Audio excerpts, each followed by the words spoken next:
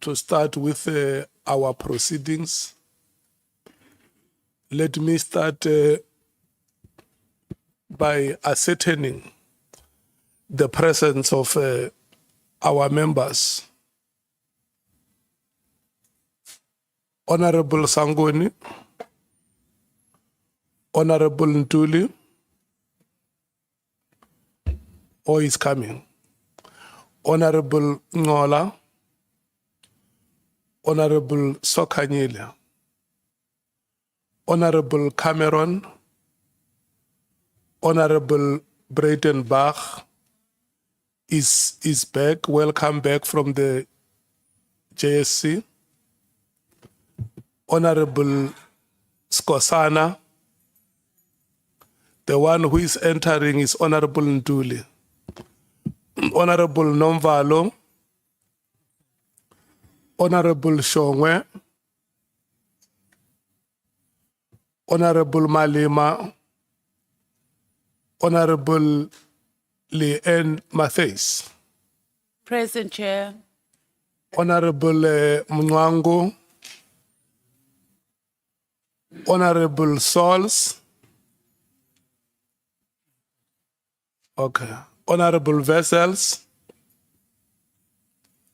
Honorable James. Thank you so much. I hope that Honorable Nomvalo, Skosana, and Shongwe will join us as we proceed. Honorable Pambo, we recognize your presence. Thank you so much. Let me take this opportunity and welcome you, National Police Commissioner, Major General Setlatle, Fannie Masemola, Tauyatswako, Khoshiaka. Honorable members, we have our second witness here, who is the leader of the institution of the SAPS.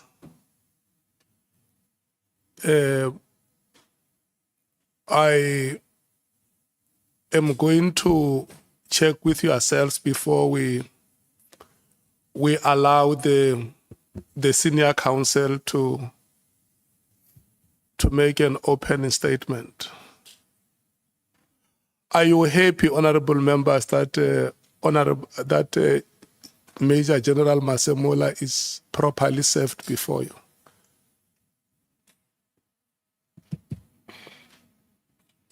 The statement has been uploaded with yourselves on Monday. There were improvements that were made to the statement, and it has been accordingly sent to yourselves. I do not see any member who wishes to speak.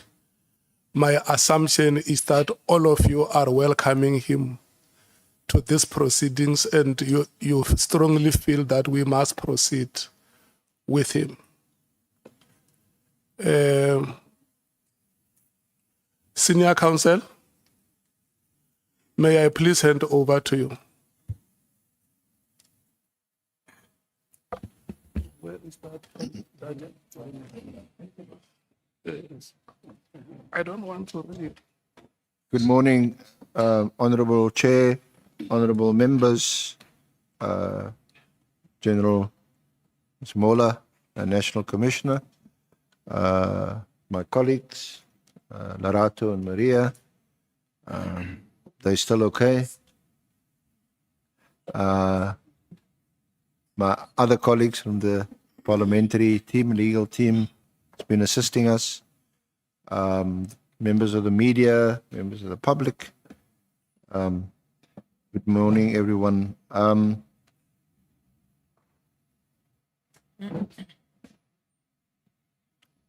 Honorable Chair, Before you proceed, there is something that we must correct, this ranks in the police is General Masemola, not Major General. I'm being corrected. When you say Major General, I thought it was the highest rank. So the highest rank is General. So that is what he is. The appropriate title is General Masemola. Thank you so much. Thank you. Thank you, Chairperson, Honorable Chairperson. Chairperson, we had made an opening statement in terms of the evidence that we intend to present, the order of witnesses, etc. So that's already part of the record. Just by way of opening, the statement, General Masemola's statement, was posted on SharePoint on Monday already. The hard copies were only made available yesterday, however, and that was due to the fact that we wanted to avoid a similar situation to what happened the other day when Lieutenant General Mkonazi testified and there was an issue about his statement. That has now been fixed, and General Masemola has been through his statement.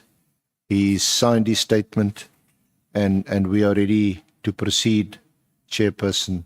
And I would humbly request that that General Masemola be sworn in as a witness, and we can commence.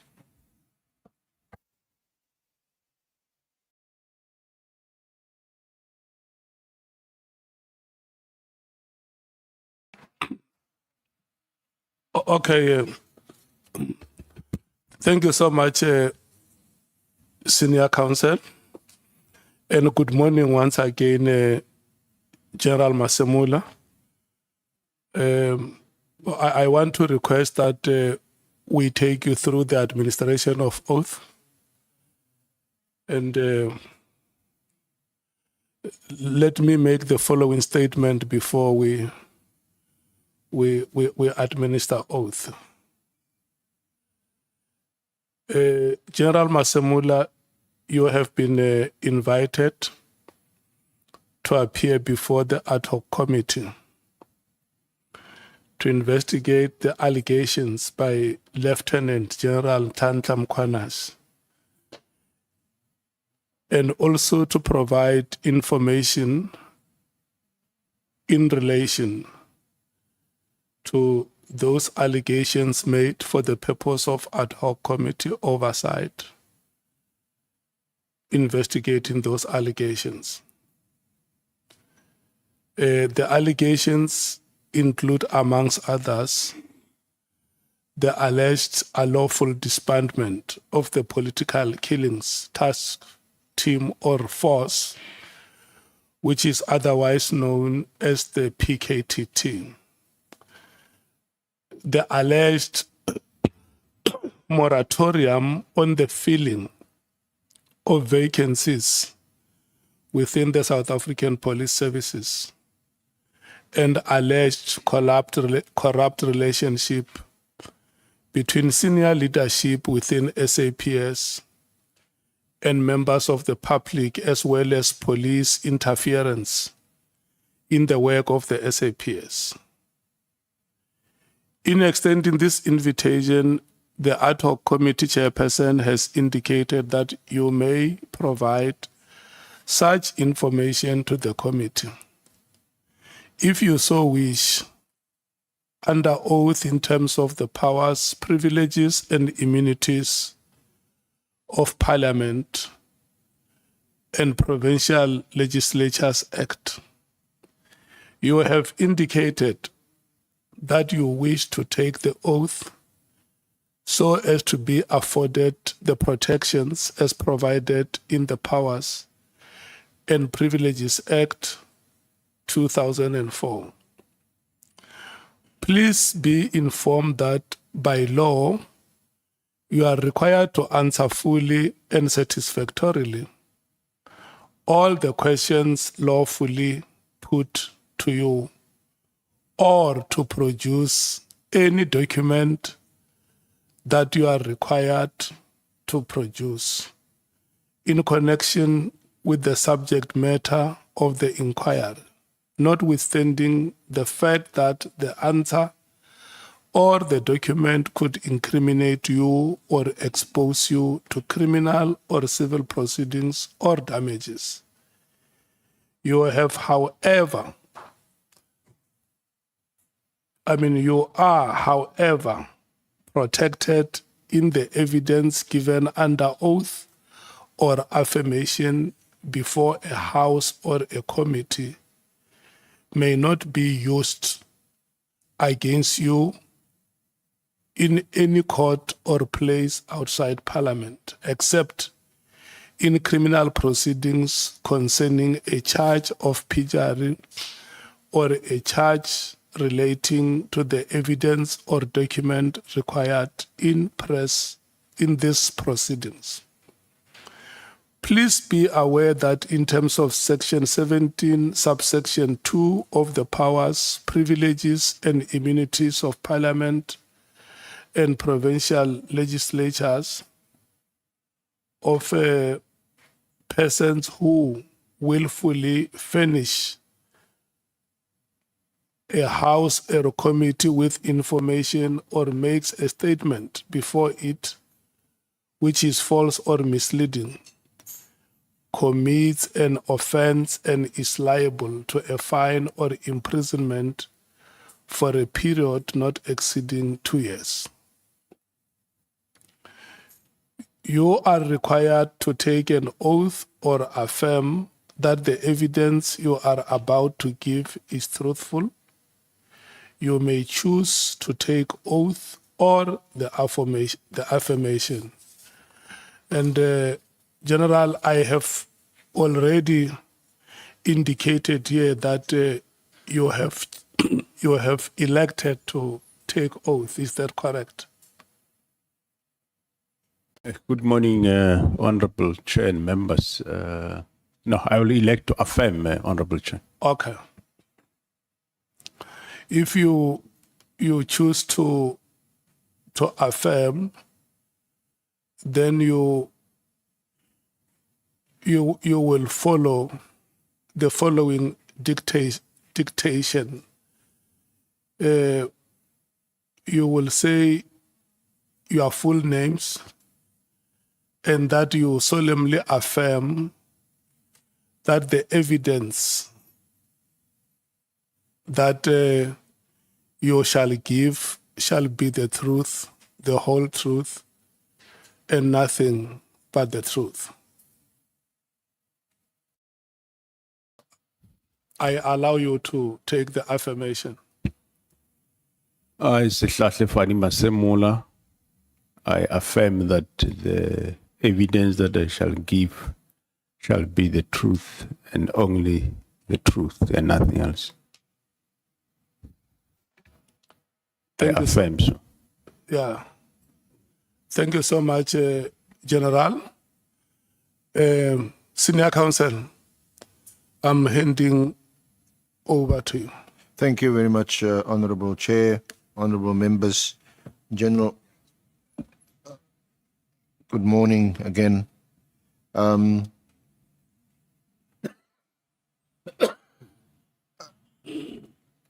In terms of the approach that I am going to adopt, I've discussed it briefly with you. I don't intend to ask you to read your statement. You've obviously read your statement, and you've signed your statement, and you've made that available to the Honourable Committee. And in due course, that statement will also become available to the media and to the public. It's a statement. Can you just confirm that this is your statement that you made to the evidence leaders in your consultations that you've had with us?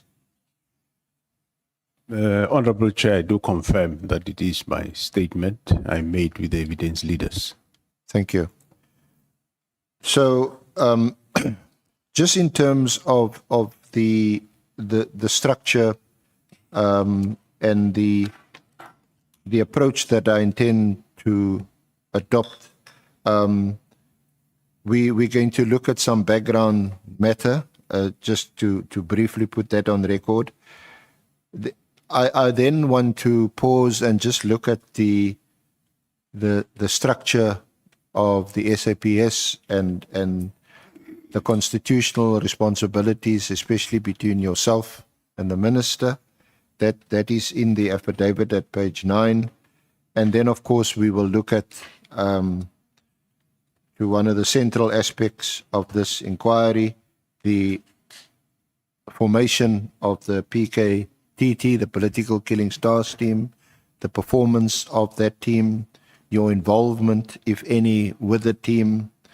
Then we look at the minister's directive that calls for the immediate disestablishment of the team. We will then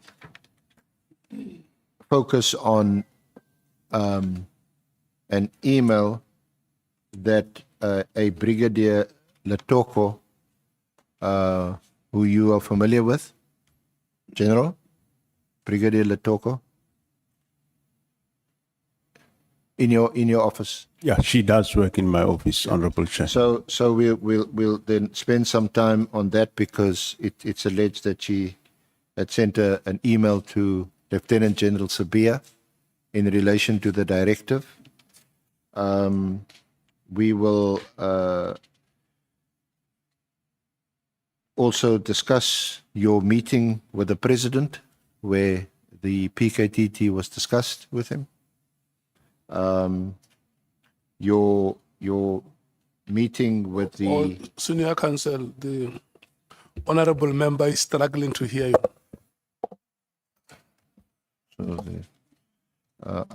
Chair, maybe if you can pull the mic towards him a little bit. I was struggling to hear him. Thank you, Honourable Chair. Apologies, Honourable Members. Is that a bit better? Let's just hold it there. Honorable Ngola.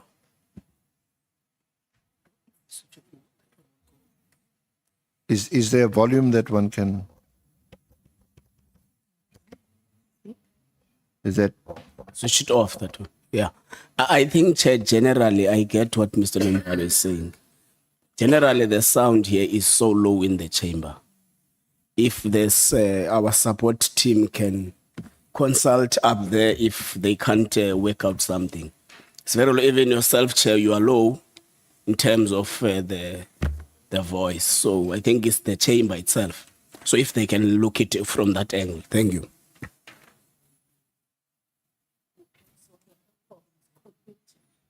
Yeah, we do need the aircon, but it is also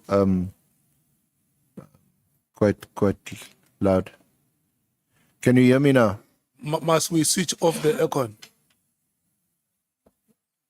Sorry. Okay. May I proceed, Honourable Chair? Thank you. Sorry, General. So we're just looking at the themes that we will focus on. The meeting that you attended on the 5th of March before the Police Committee here in Parliament. The meeting the very next day, the 6th of March, where there was a presentation. Minister was also, there was a presentation on the winding down plans for the task team. We will spend some time looking at the Media 24 Tswani contract. the Medicare contract.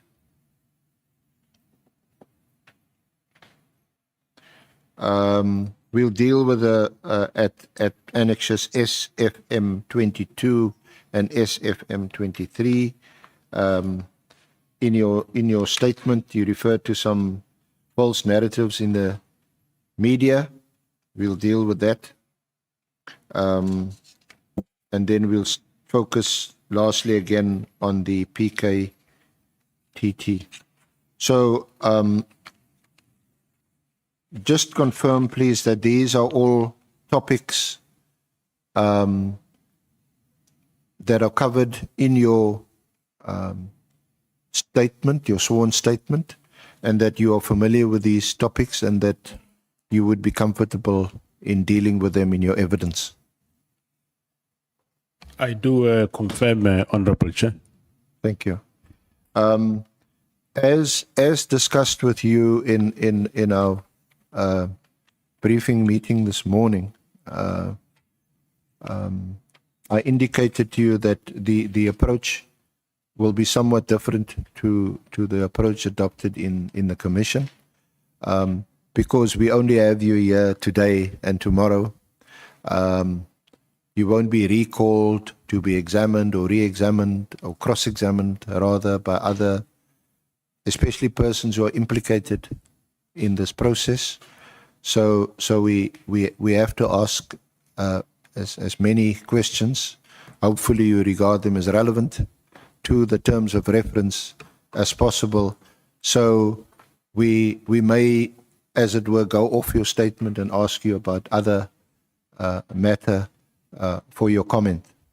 If you have any knowledge about them, then you will no doubt respond. If you don't, you just need to indicate that you are not able to comment. Is that in order?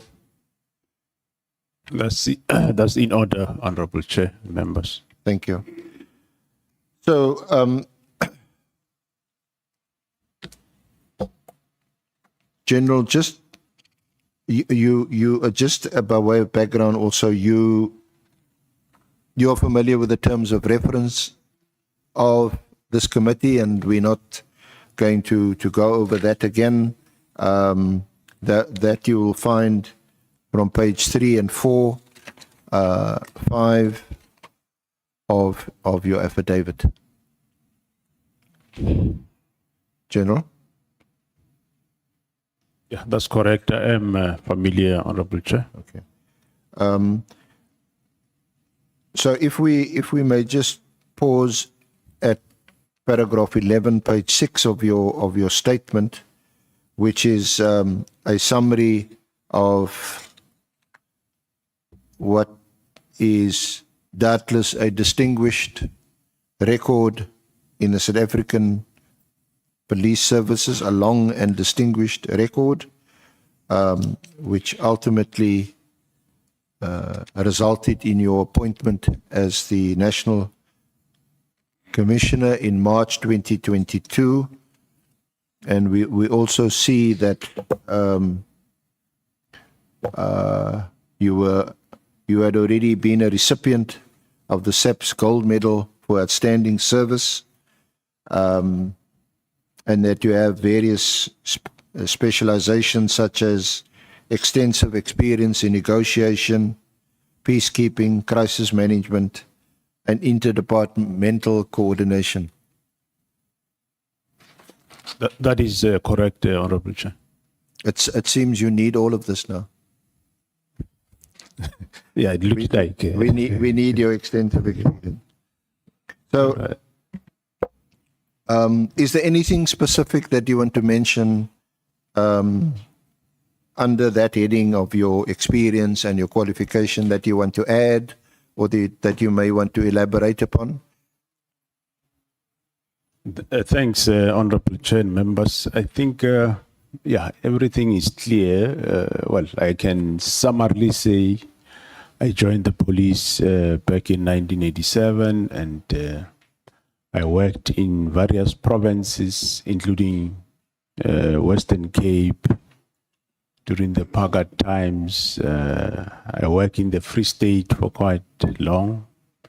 I worked in Gauteng worked in KZN as unit commander, POP, and later I work as national head of operations in Pretoria, head office. And I work as a deputy provincial commissioner in KwaZulu-Natal for 10 years. I left in 2010 and work as a divisional commissioner for protection and security service from 2010 until 2011. And 5 months I worked as acting divisional commissioner for crime intelligence, and thereafter I worked as a deputy national commissioner for policing in 2012. In 2013, I went to Limpopo as a provincial commissioner, and in 2016, back to head office as a deputy national commissioner policing, and in 2022, 1st of April, as you say, then I was appointed as national commissioner of subs. Thanks, General. Honorable Chair, there's some. Okay. Yeah, we can. Is it outside? Yeah.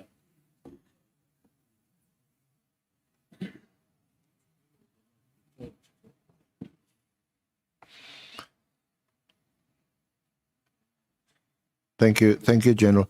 So,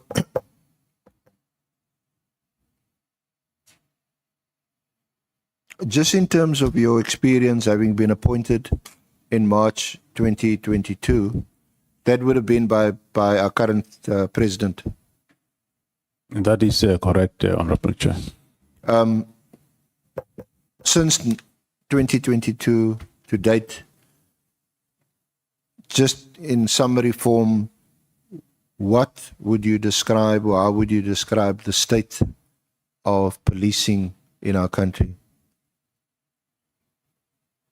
Well, I will describe the state of policing as, quite challenging, taking into account various factors that the country is facing since COVID-19.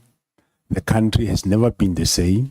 There is a lot of unemployment, and that also brings the element of crime and new crime.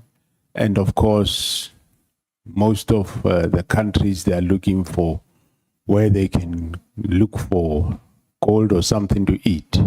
And that South Africa, unfortunately, becomes a destination of choice. It recall a few years ago that South Africa as a country signed quite a number of treaties. We have a free protocol on movement, freedom of movement in Africa, AU. We have got also the protocol on freedom of movement in SADC, but that does not in practice mean people will move from here to north. It means they all move south, which makes the resources of the country to be under pressure, and as a result, crime becomes a problem, new forms of crime that is imported in the country. Policing is quite under pressure, and unfortunately, the society look for everything from police. They expect if a child don't go to school, it's a problem of police. If the spouses have confrontation, where were the police? And so it's quite challenging. The policing of today can never be associated or described as the policing of 30 years ago. It's quite challenging, and it requires, of course, new ideas. And currently, South African Police Service, we are trying our best to cope with what we have, but we do have, of course, limitation of resources. Resources are not in abundance, and population and challenges are growing far more faster than what we have. Thank you very much. So, General, just in summary, well, firstly, the one thing I didn't notice is that you don't have expertise in social work or social development, because it seems to me that's a necessary qualification now for a police officer too. Just Yeah. from what you describe, you now expected when children are not going to school and there's issues with them. Of course, domestic violence, especially gender-based violence, is a huge problem in our country.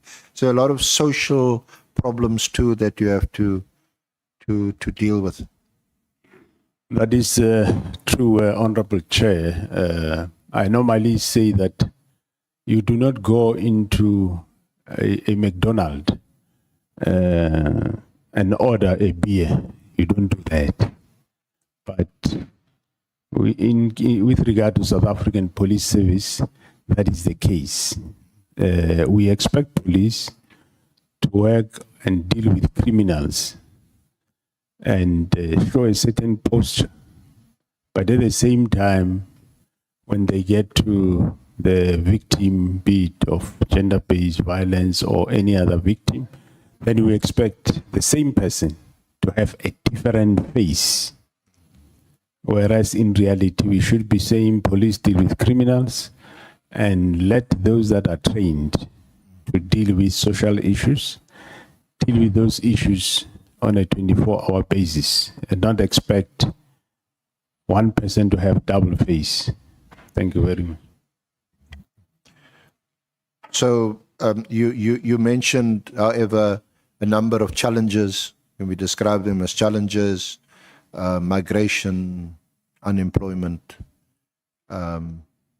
poverty, those kinds of challenges which tend to give rise to crime and puts the police service under tremendous strain.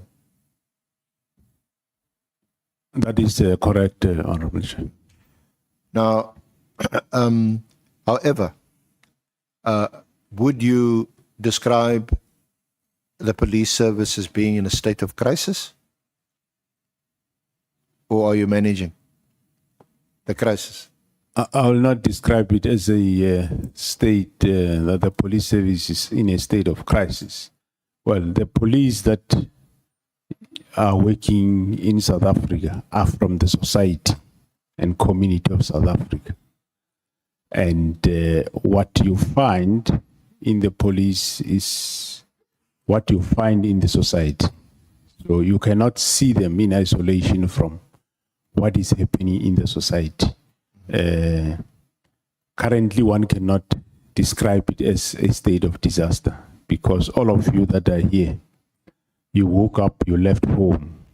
You either left a domestic worker alone, and or you left a gardener, or you left somebody, and you will go back home and still find everything intact, find your vehicle. And banks are out there. We know that there is money in the bank. It was there last night. It is still there now. Well, there will be now and then crimes that happens. So that tells you that there is police in the country that are doing their work. Not that we don't have challenges. We do have challenges, both internal and external. But however, also internally, we are doing our best to correct the wrongs that are there and root out and address those that off-ramp from the principles. But of course, also there is external challenges from the society that also is getting into the organization and infiltrating the organization. So I will not say there is problems in the country, but I will not say we reach a stage of crisis. No, thank you very much. Now, thank you, General. Now, some of the wrongs that you refer or allude to, some of it were manifested in a media briefing on the 6th of July by Lieutenant General Mkwanazi.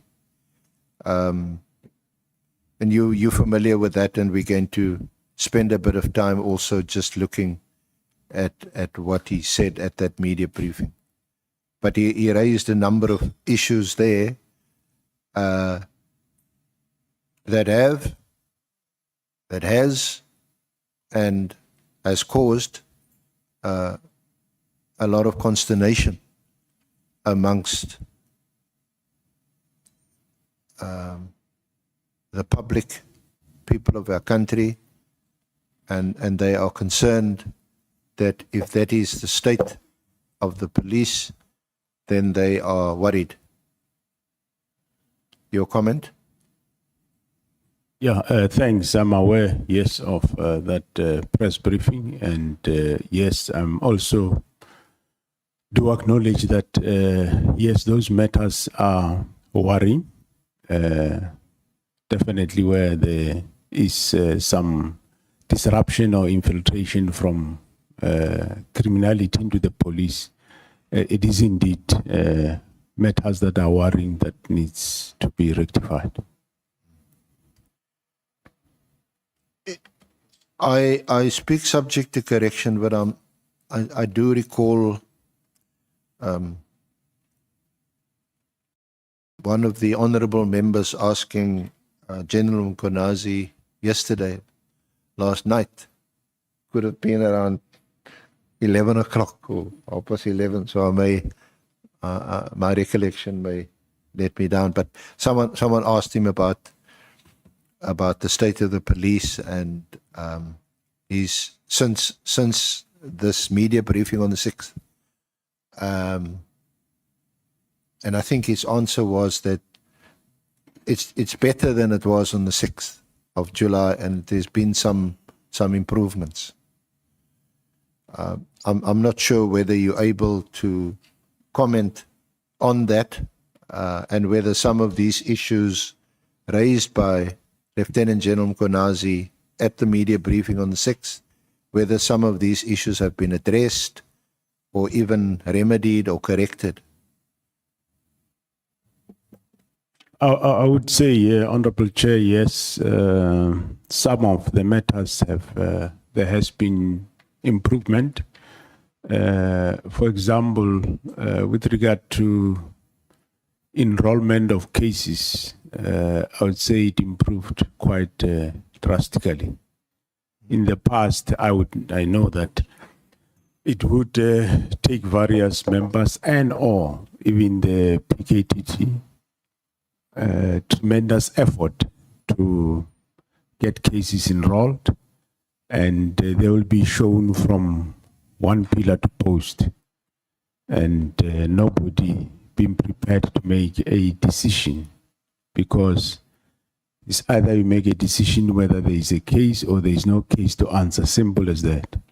But they will be shown from pillar to post, but I'm sure the relevant team members, if any of them comes here, will be able to be specific on those, which required number of meetings. But yes, there's been a difference since then to today. And I think, to be fair, I didn't hear Lieutenant General Mkonazi say that that the police is in a state of crisis, certainly not in a crisis of a nature that we can't fix. He said very clearly that by and large, things still work. Police still do their work. There's a lot of, I think, as he described them, good men and women in the force doing an honest day's work.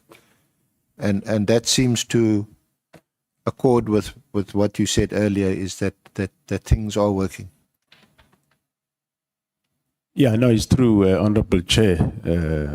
As I said, yes, there are problems. We agree in the police, and we are trying our best to fix them. But we need support of everyone. We need support of the executive. We need support of parliamentarians, we need support of society. But of course, the practice is when you try to fix problems in the police, and people will run all over and involve yourself as members of parliament, involve other people, the executive, twisting facts and making facts to sound as if they are being victimized. And as a result, that disrupt the whole process of fixing or overhauling certain areas. So that, unfortunately, is what continues to repeat itself. Not that we are not doing anything as management of SAPS. We do attend to the problems. If I may be specific, let's say problems of crime intelligence. We were trying to fix them. With the former minister, Kele, I must say, we had a plan on how to fix it. We started halfway, it was new administration, he left, and then the new minister came, and unfortunately I never had opportunity to brief him, but we had plans to agree that let's make time brief and talk about the problems that are there in order to fix. So yes, they come a long way. And it's not that people are being targeted. It's about just correcting the wrongs and getting the organization to work more better. That's what we actually were looking for, or we were doing. Now, apart from the social and other ills that we have in our country, which impact on the police service,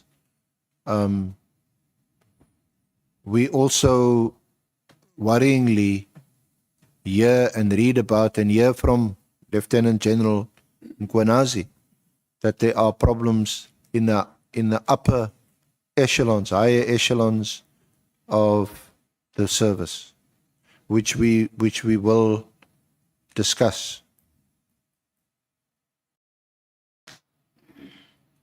Yes, yeah, there are problems, but it's not problems that are beyond to be resolved. They can be resolved. Yeah, no, I think we're all happy to hear that they're not unsolvable or irresolvable, and that we can fix them.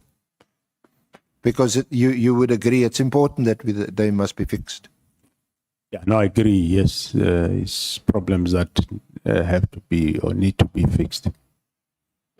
I mean, if we look at your own position as the highest ranking official in our police service,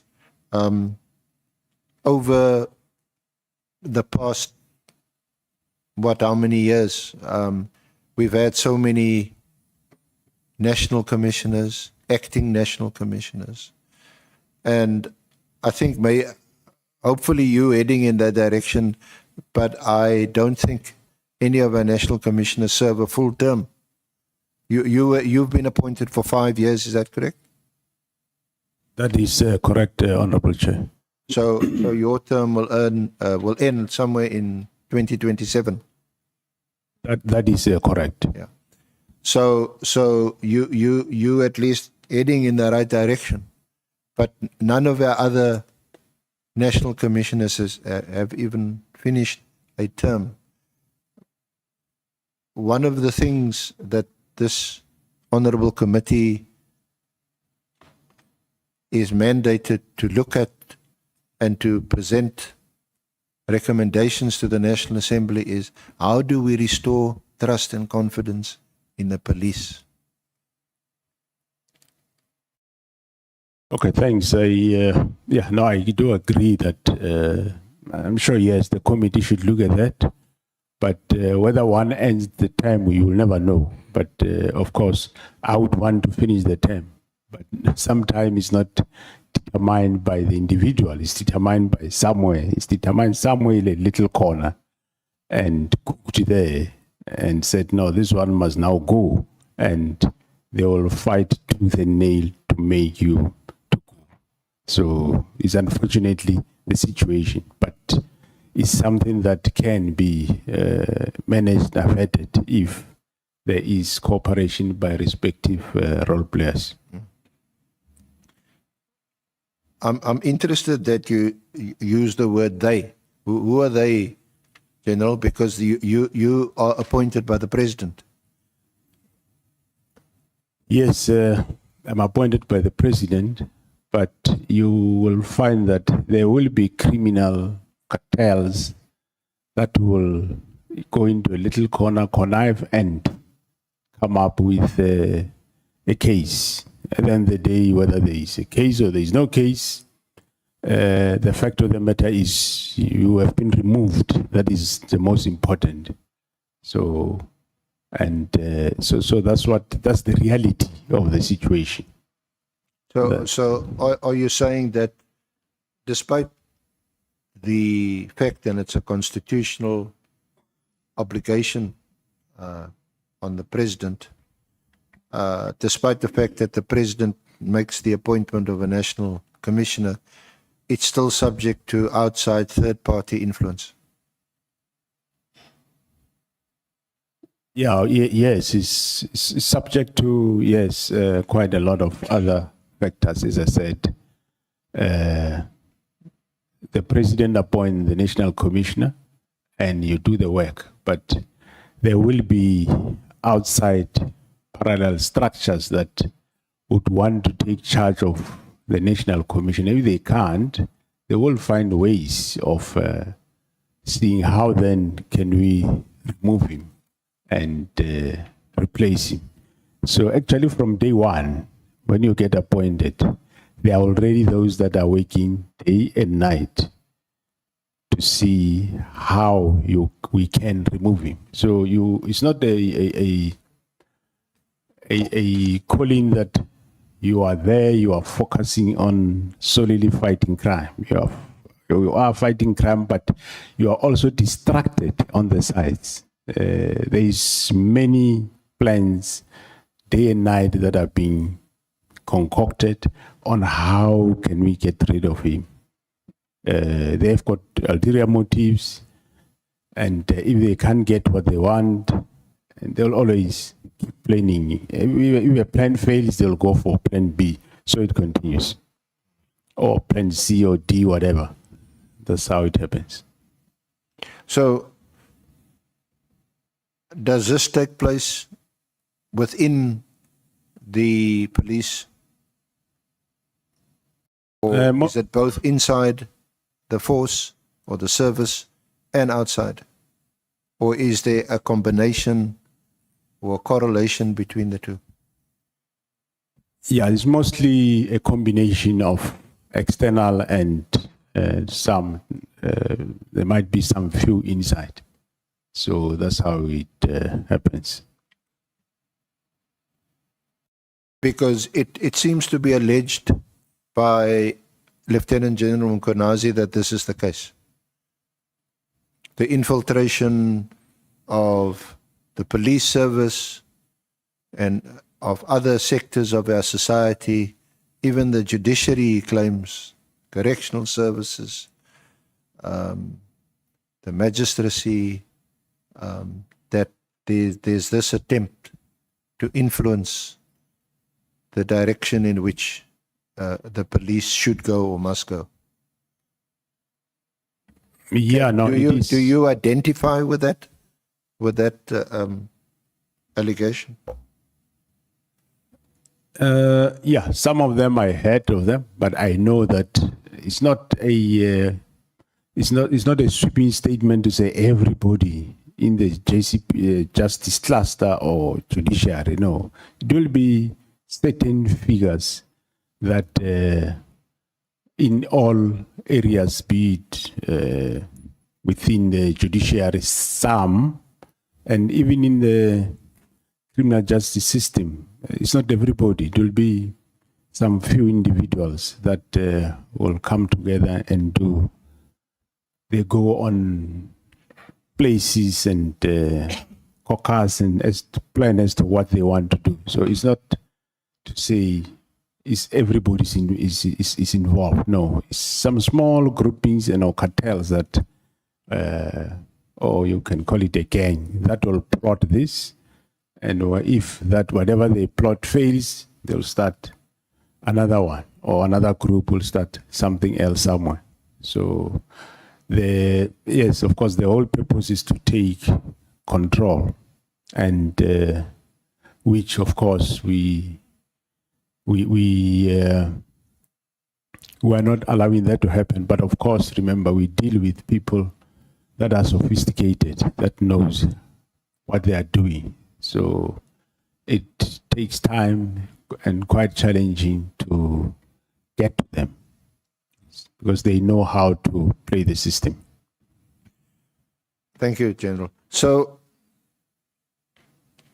I suppose we, and especially in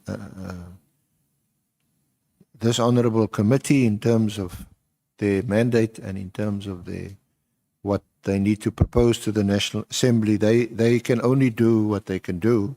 Now, one of the issues raised by Lieutenant General Gwenazi, and which this honorable committee can perhaps give guidance to the National Assembly on how to fix it, is a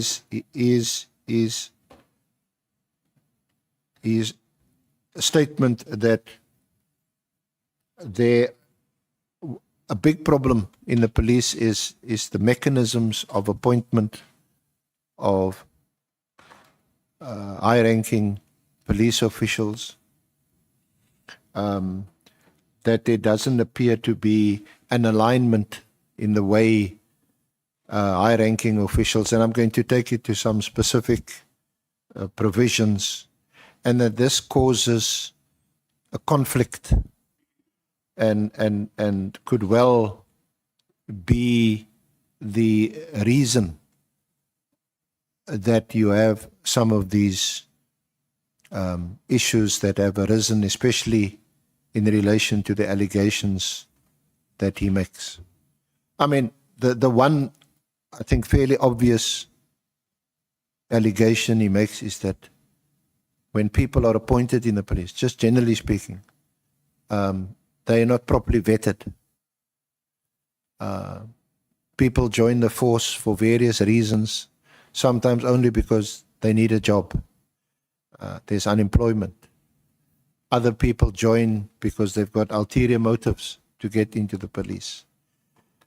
Other people join because there's nepotism. There's all kinds of reasons other than what he says are the right reasons, certainly why he joined the police, and that is to serve his country. So perhaps just that first comment about the sort of proper due diligence and vetting of individuals joining the police. Are you satisfied that proper procedures and processes are being followed to make sure that we have the right caliber of person becoming a police officer in this country? Yeah, I think we are doing our best, but I will not say yes, all of them are vetted. Let me put it in this fashion. For quite some time, the division that is responsible for doing this function, that is vetting, that is crime intelligence. Well, people planned at some point earlier, the years around 2009, 2010, most of the systems, especially in the JCPS systems, have been scrambled, and of course, coming from in the previous, for example, the vetting capacity of crime intelligence, I think around 2010, 11, there were not more than 7 people. And if you take 7 people against well, at some point, the police service was 200,000. Surely you can see that the plan is for sure that they can't really touch anywhere. And we have since increased the number, but of course, they are not yet at the right number. At least we increased the number to vet, but I can confirm that we are not at a stage where we can say we are comfortable. But with regard to our senior management, yes, every year they submit financial disclosures. We do a lifestyle audit internally. Where there are red flags, we investigate them, and we identify risks. So much so that I can even say that the IMSA, which is the risk management institution of South Africa, this year they gave an award to, last week they gave an award to South African Police Service as the best public department in managing and applying risk management. But what then is not yet home is that we don't have the capacity to fully vet the whole 186 workforce. We are still building that capacity. But luckily, with regard to senior management in April this year, in as much as we have internally done our own lifestyle audit, I approached the SIU, Special Investigation Unit, and they do have a capacity. I said, no, come and vet us so that we can be vetted by an independent body, not that I undermine the internal, but it's best to have it done externally. And we had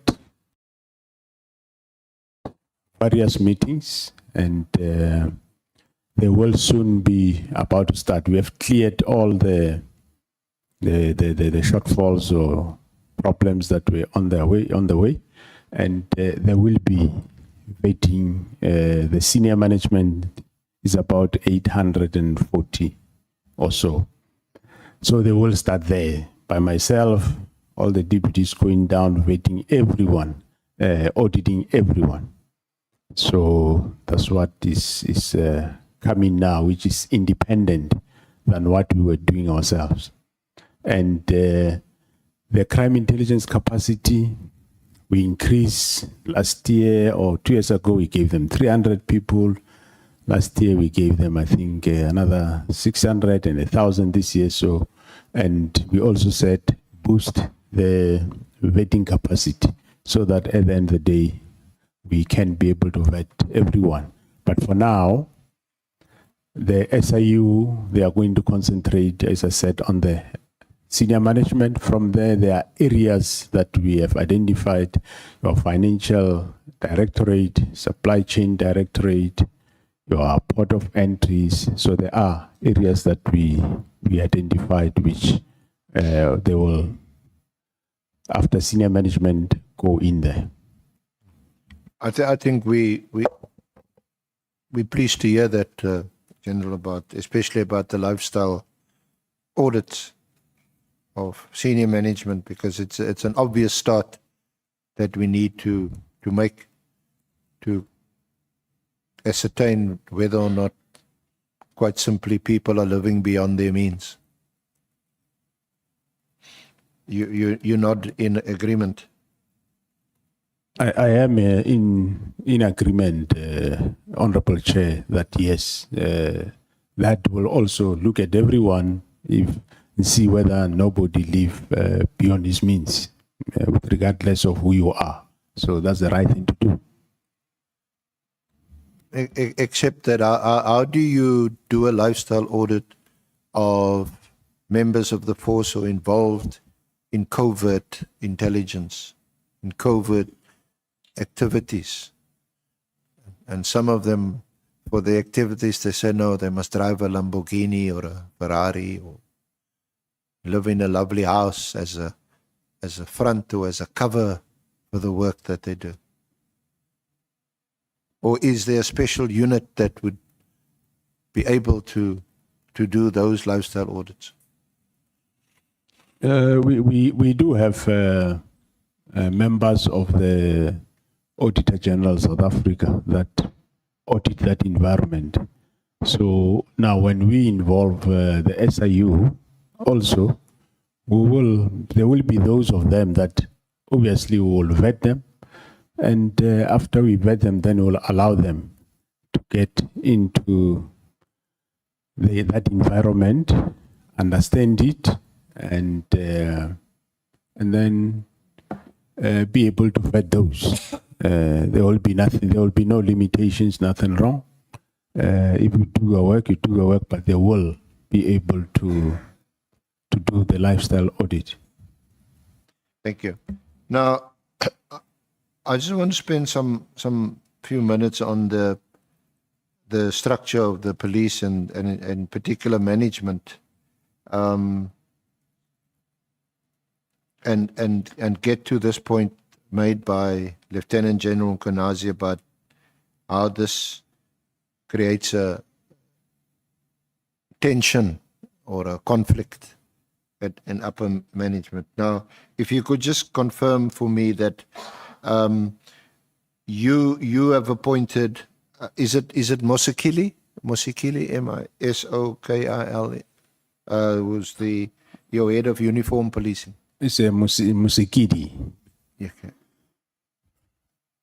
Okay. And then you've appointed Lieutenant General Sabia as the head of the detectives. That's correct. But does he, and under that falls crime intelligence, of course, detective services and forensic services? That is correct, Honorable Chair. And then you've got, is it Lieutenant General Vuma for police support? That is correct. Now those appointments, you make those appointments as the National Commissioner. Yeah, well, some I appointed, some I found them there. You yourself, you're appointed, and the provincial commissioners are appointed in terms of our Constitution and the Police Act by the President. I am appointed by the President, and then I appoint provincial commissioners In concurrence with concurrence with the provincial executive. That's right. And your appointment would be for a limited period of 5 years, although renewable. Yeah, it's limited to 5 years, myself and also the provincial commissioners. But where you make appointments like you have,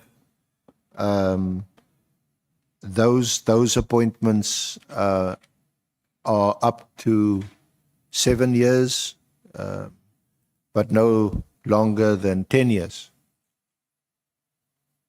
No, the appointments we make, if it's deputy national commissioners or divisional commissioners or any other senior manager,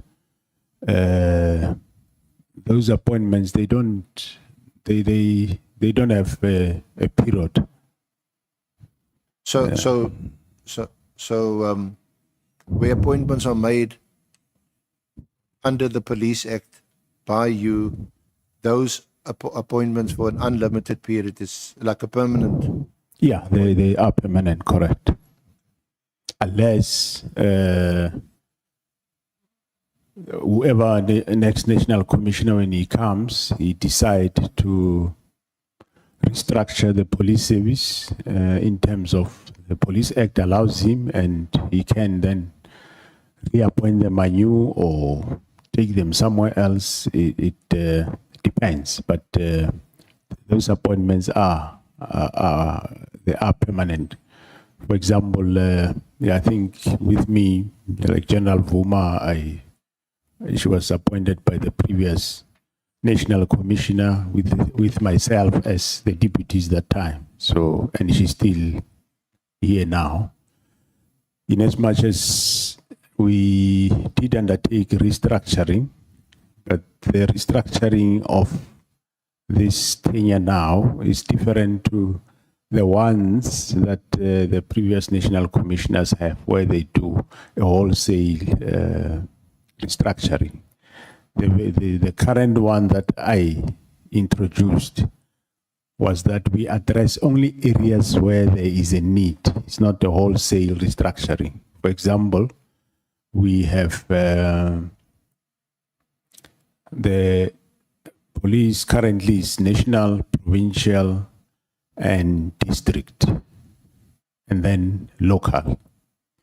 But the districts are very big, very huge, unmanageable for one person. So the restructuring that I undertook now, well, did touch on some of the national components a little bit. Not everybody is affected, but it's more concentrated on districts that are too big. For example, let's take Johannesburg as a district. There is over 40 police stations, or over 60 police stations. Even here in Western Cape, over 40 police stations in the Cape Metropole. So to expect one person to manage those number of police stations is just unacceptable. You can't manage so many. So the current restructuring, which we are still implementing, is focusing more on creating sub-districts so that there are small manageable sub-district reporting to the district. I want us just to focus though on the sort of most senior positions and to try and explore this issue of a tension and a conflict, because we also see that in terms of Chapter 6A of the Police Act, the Directorate for Priority Crime Prevention, established under the Act, that's a ministerial appointment with the concurrence of the Cabinet for a period of not shorter than 7 and not exceeding 10 years. Yeah, that is correct, but that is a ministerial appointment, which the National Commissioner have got nothing to do with it. Now, is that not a problem, that you have nothing to do with it? Given this position, I mean, just briefly described as we can look at the Act, but the Directorate of Priority Crime Prevention is clearly a very critical position, and arguably a number of these offences allegedly committed by certain individuals mentioned by Lieutenant Mkwanazi would fall under this category of priority crimes, wouldn't it? Yes, Honorable Chair, it is correct. The National Commissioner is not involved in the appointment. Well, it looks like it depends, I'm sure, from minister to minister. Some ministers will involve the National Commissioner in the selection of the appointment of the national head of DPCI. Some will choose not to involve the National Commissioner. So it looks like it's a prerogative of the minister. However, yes, National Commissioner is the accounting officer for the whole department. But the legislation do allow, to dictate that the national head of DPCI reports to the minister, and the National Commissioner is responsible for administrative support. In other words, budget-wise, I provide, and he will manage the budget and the resources and determination of posts. He will finalize that with the minister, and on this side I do provide only support, and if there is insufficient funds, well, there is nothing I can do. But the challenge with this type of configuration is that you are partially accounting for something. You are partially accounting and not fully accounting. So I'm responsible for administration of the organization. But the same law says the national head of DPCI will determine the fixed establishment of the DPCI. He is responsible for mobility of the members, that is promotion, appointment, and so on, independently so. So it is a challenge for me, I would say, to this committee. They should look at it very clear. It's either you have a bread, you can't have half a bread, or at some point you don't know how to manage this. It creates management problems, because at some point I will have a viewpoint on a specific matter, and the national head of DPCI, he will see it differently, and it becomes an impasse and a problem. So I think the legislature should decide DPCI is part of SAPS, managed under the SAPS by the National Commissioner, or they are out, they are there independent, and they are managing themselves separately given the separate budget. If I can give you practical challenges, every year we allocate budget.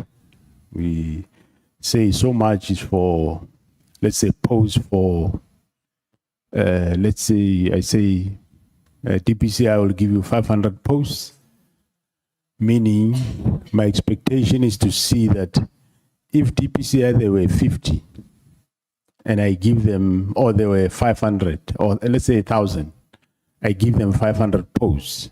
More or less, I expect them to be 1,500. But after you give them the budget, they go and they take the people below, they promote them up, and they remain 500. And the next year you give another money, they take the people below, they take them up, they remain the same number, and they say we are short. Now what do you do? I've got no powers to change whatever they are doing. So they become like, normally the structure is a pyramid, like the leadership at the top is very minimal and it goes down. And theirs start small and it goes up.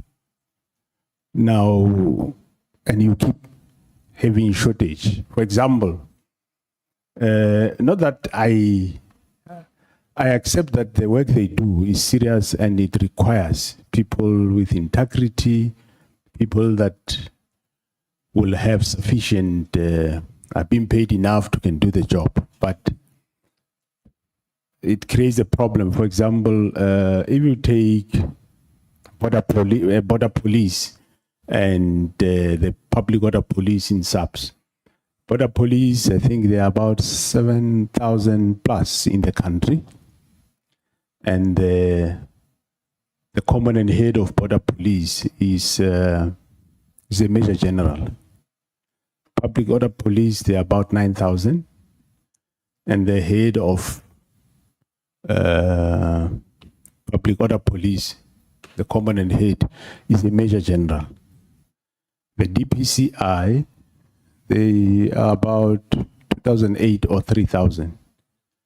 And the national head of DPCI is a lieutenant general. So that is equivalent to a deputy national commissioner, because the law says he must be created equivalent to a deputy national commissioner. Actually, the most senior deputy national commissioner. In other words, even when he gets appointed, he must be paid at the level of a senior deputy national commissioner. And you have a deputy national head who's also a lieutenant general, and you have a divisional commissioner who's also a lieutenant general. And you have about 2.8 or 3,000. Compare that with 9,000 and a level 14 major general. So it's those things that one says, I'm sure they need to be a relook. I'm not saying they shouldn't be compensated well. Well, they are being given an allowance. And as of 1st of October, myself and Minister, we approved a detective investigator allowance for our general detectives, including the DPCI. They're going to also benefit out of that. But the problem here is, yes, how it is managed, it creates a problem. Thank you.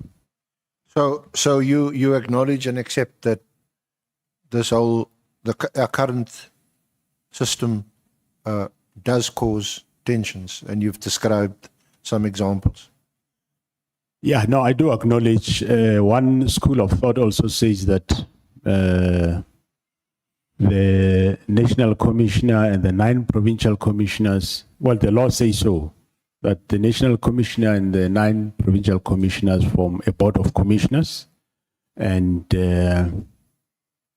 then, of course, we have got members of the service, and the national commissioner then, in terms of certain proclamations, appoint deputy national commissioners, appoint divisional commissioners, and all other ranks going on.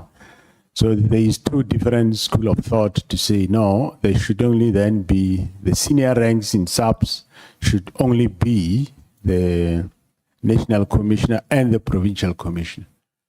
And then everybody else should be lower ranks. So, but also another school of thought says the national commissioner can organize and reorganize the service, and in order to manage, you can establish certain ranks. Hence, we have the deputy national commissioners and the divisional commissioners. So it's an area that was never interrogated quite thoroughly, because of course the whole police service, you can't have national commissioner and the 9 provincial commissioners alone, but at the same time you can't have the national commissioner alone at head office managing the police service. Otherwise, how are you going to deal with all these other facets? Hence the necessity to have the other lieutenant generals managing certain groupings of divisions. Yeah, so for example, attention clearly is where the head of the HOCs appointed by the minister, and you've described how that creates problems in terms of even building capacity within the HOCs. It's a decision taken by the head of the HOCs, appointed by the minister. You've described the problem with the ranks and seniority, and it's something that Lieutenant Kwanazi touched on. For example, even though he's a lieutenant general, and Sabia is also a lieutenant general, you know, he would expect Lieutenant General Sabia to respect him as a more senior officer in the police service. But even it seems worse for Lieutenant General Kunazi is that here is a person who's been appointed not in terms of the Constitution, but in terms of the Police Act. Sabia is now head of detectives, head of forensics, and now coming sort of into his territory, his jurisdiction in KZN, and wanting literally to pull rank and ordering dockets to be removed from his domain, KZN, and these dockets must be taken to head office in Pretoria. You've heard of that tension described by Lieutenant General Mkonazi. Yeah. That's why I raised the issue of the appointment procedures and so on. In that, to contextualize it, it's this issue that's raised by Lieutenant General Konazi. I did, Honorable Chair, heard of that dispute or contention. Yes, the the deputy national commissioners and the divisional commissioners, of course, the rule is when they go and do something in a province, normally you will liaise with the head of police in the province, which is the provincial commissioner.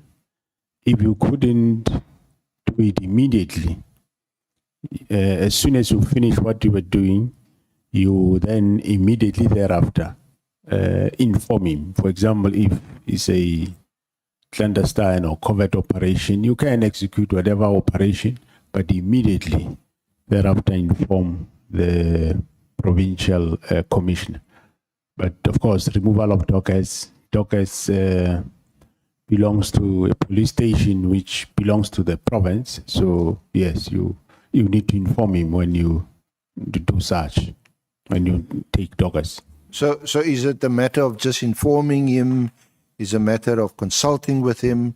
Or is a matter where, like Lieutenant General Sabia is coming to say when he appears here, is that I'm the head of the detectives. Any detective that I give an instruction to anywhere in the country must comply with my instructions. I want that docket. I want to look at that docket. Yeah, that's not how it works. Even myself, I can't just go into a province and say, no, I want that docket. What would be the reason? You must consult the provincial commissioner and tell him why you are doing that which you are doing. If the provincial commissioner is involved in a crime, yes, you might have a reason not to tell him. But if he's not, why would you then just get into a province and do it? It's not that to say if you are a deputy national commissioner, you have absolute power or authority on any detective in the country. You have authority in terms of policy that we will draft, it gets sent into the organization. But when it comes to the implementation of that policy, it is implemented by the provincial commissioner down there. And in case there are problems, they will inform you what is the problem with policy. But when it comes to the execution of the job or the work, the provincial commissioner in that province is responsible for policing there, of course, subject to whatever directives I can give, and or if it's delegated to the deputy national commissioner, yes, he can talk to the provincial commissioner. Under normal working circumstances, people will talk, there will be no problem. But if it's a matter of where you must then want to issue an instruction and there are problems, obviously, you do have the national commissioner that you can consult to say, I have a problem in this area or whatever it is. But you can't go into a province and just do anything or act without involving the provincial commission. If it happens, sometimes it does happen, yes, but immediately thereafter, you must bring the provincial commissioner into the picture. Now, there's two issues. Seemingly, the one is, or perhaps I want to ask you to comment. Is that a structural issue? Is it a personality issue? Or is it an issue? Is it a jurisdictional issue? Because surely, if a crime is, because the Act provides for it, isn't it? The Act provides for how you define a priority crime. We're not going to go through that. So it's a priority crime. it falls under that directorate, doesn't it? Irrespective of whether that crime was committed in any part of the country. That is correct. Priority crime, yes, it will be a prioritized wherever, doesn't matter which area of the country it happens. And when it comes to the legally priority crimes, of course, that's where we have the DPCI, which is responsible for investigating priority crimes. And it is that head of the DPCI that can declare a specific crime as a priority crime. But generally, crimes that myself and the general police prioritize, there's nothing wrong in that. We can do it anywhere in the country. The structure of the organization is like is a matrix structure.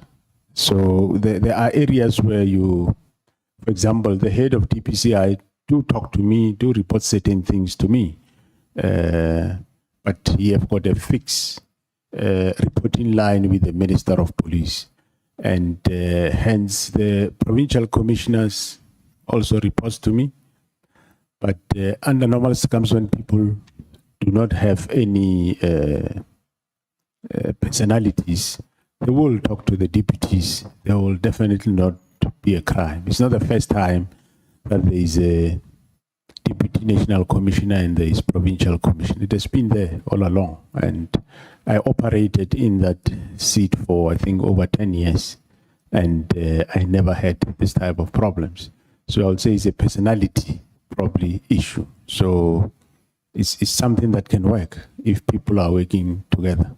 Yeah, unfortunately, you can't legislate or prescribe personality issues. But what you can do is to try and avoid those clashes by making sure that the procedures are prescribed and must be followed. In other words, if a procedure is prescribed, stay in your lane. This is what you do, this is what I do. But we're not going to resolve the personality issues today. The problem, isn't it, also that priority crime, the HOCs, they have provincial offices and they have heads in those provinces. It is correct, they do. And those heads report to the director of priority crimes, the head of the HOCs. That is correct, Honorable Chair. And the provincial directors account to the head of the HOCs. They don't account, say, for example, if a priority crime in KZN, that director is not going to account to the provincial commissioner of KZN. Yeah, that's correct. But he will attend meetings of the provincial commissioner. He will report whatever he wants to report. And some of the matters he might not report. He will only report to the national head of the DPCI.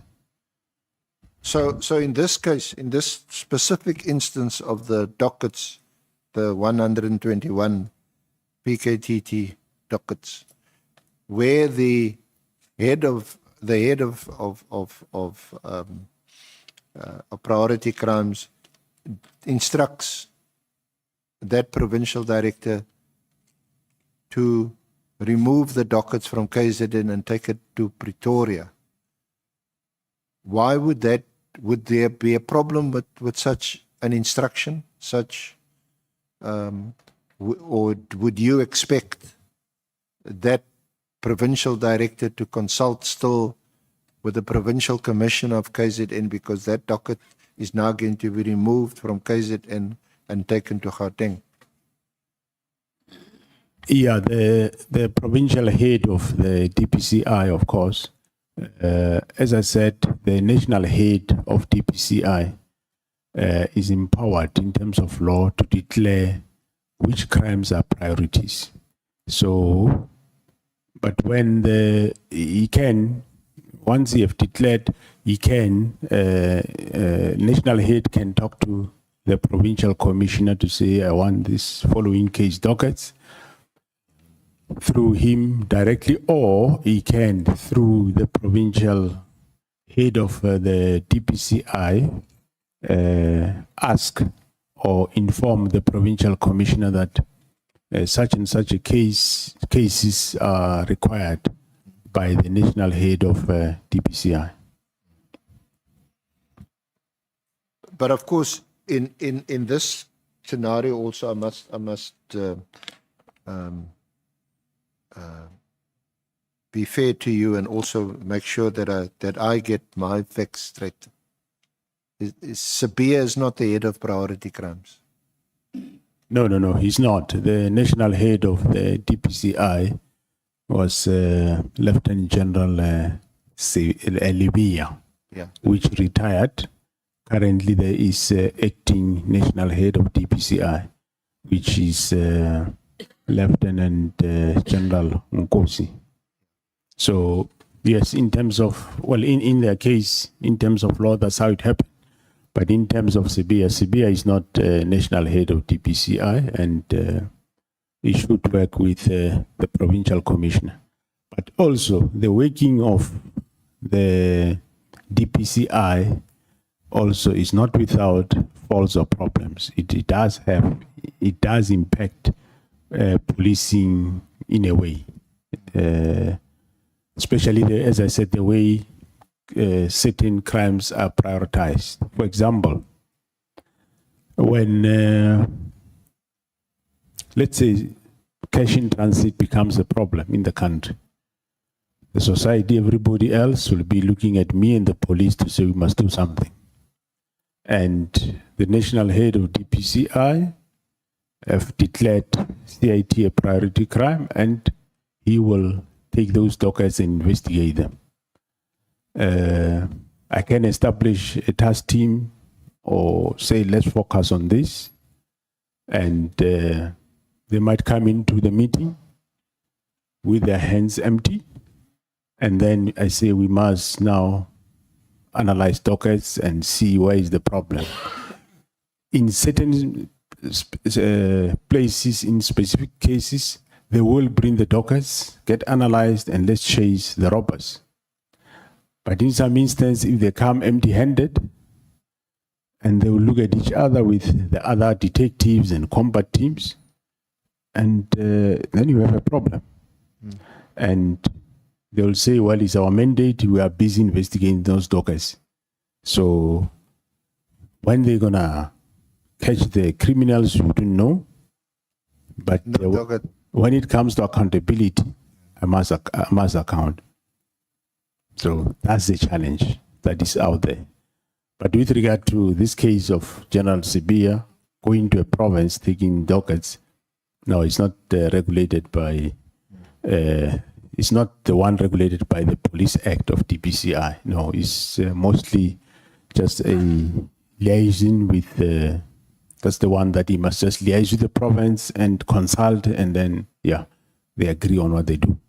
Yeah, because Sabia falls under you. You appointed him. He must conform to your directives as a national commissioner, and where cooperation, consultation is required so that you can make the system work, that must be followed. That is correct, Honorable Chair. But if you have a situation as you described, which is quite scary, if not worrying for us as citizens, where they're coming to a meeting and say, hey, where's the docket? No one knows where the docket is. And it's exacerbated, like maybe in the cases that Lieutenant General Kwanazi is talking about, where this problem is induced artificially by certain people, especially in the case of organized crime. It becomes a huge problem, doesn't it? Yeah, no, I do agree, yes. It becomes a problem. It's something I'm sure the committee at some point will have to look at on how to structure it. That's why I was saying you cannot have half a loaf of bread. It's either you have a bread or you have no bread. So I think that will be a best solution. because sometimes if you say, no, I want progress on this case, and they've got no obligation to tell you the progress of the case, they report somewhere. So it becomes an issue. Now, just to round off on the structures, there's the Act, the Police Act, Section 10 makes provision for a board of commissioners, which consists of the national and provincial commissioners. And the function of that board is to promote cooperation and coordination of the service. Now, how many times do you meet this board of commissioners? We meet once a quarter, but how it is constituted currently is that it is not only the 10 people that you are counting there. We also include, we had quite long deliberations, I think it's before my time, and we included the Deputy National Commissioners and the Divisional Commissioners in the Board of Commissioners. So yeah, we meet once a quarter. And some of, yes, it's an area, of course, that is subject to deliberations. At some point, we had the board consisting of the 10 coming to give feedback to others. And at some point, as I said, I think it's 2019, before I became National Commissioner, where then we decided to include both the Divisional Commissioners and the Deputy National Commissioners, so that the executive management is all on board of whatever decisions are made in the organization. Now that is the position de facto, as a matter of fact, but it's not prescribed in the legislation. Correct, it's not prescribed in the legislation. All we did is just we added the extra people to what is in the legislation. So would you be in favor of at least what appears to be a fairly obvious an amendment to the legislation, that this board, well, it obviously will have to be renamed because it's the Board of Commissioners. It's no longer, because it's the National Commission and the 9 provincial commissioners, some maybe Board of Senior Management or something like that, where all these heads that you appoint, there's the priority crimes appointed by the minister, all of these heads and the deputies are all included in this consultative body. Would you be in favor of such an amendment to the law? Yeah, I would be in favor of such. Hence I took over also. I didn't change it to what it is. I left it the way it is. The reason why I will do that is the current, what is in the legislation, the 9 provincial commissioners and the national commissioner, 10 people. It practically it brings quite a number of challenges to the table. You have 10 people. To put it practically is to say you have 10 people in a boardroom. They are all temporary workers. Myself, if I finish my term, I'm left with about a year left. I think yesterday you asked Mkonazi as to how far he goes. I think he said next year early. March 20. Yes. Then you will have somebody who's finishing January next year, somebody finishing December 2025, somebody finishing April next year. So you have 10 people who are in a boardroom to decide and make long-term decisions of an organization. But they are human beings, and they might also have their own interest at times. Now, if we look at it practically, these 10 temporary workers, maybe they are all left in less than 6 years. but they must take decisions, that far-reaching decisions for an organization that will remain there even after they've left. Even the one leaving next month must take a decision that will have a long-term impact in the organization. So that's what motivated the idea that let's involve people that will have at least carry forward the memory lane, have a brain, that have a memory book of the organization going forward. That's what motivated that. And we have seen it in the past where, for example, a provincial commissioner will promote certain people, and when he moves to the next province, he will promote those very same people above those that he finds in that province, even if he's left with a year or so. So that, National must intervene and rectify that, but that's one of the challenges that there is. Yes, the law says the Board of Commissioners have these 10 people, but practically these people are driving an organization that will be there tomorrow and still in the future. So the interest of the organization will have, it's long term, it's far reaching, it's not short term of tomorrow.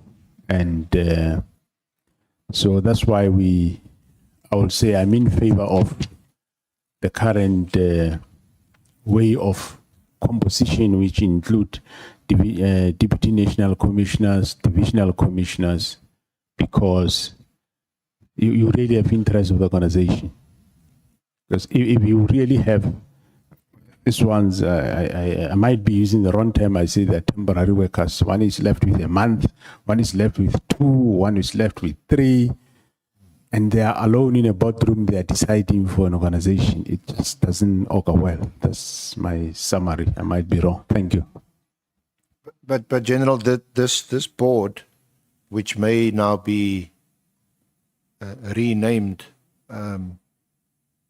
if changes are made which you accept, that board doesn't have any decision-making powers, so it doesn't affect the organization going forward.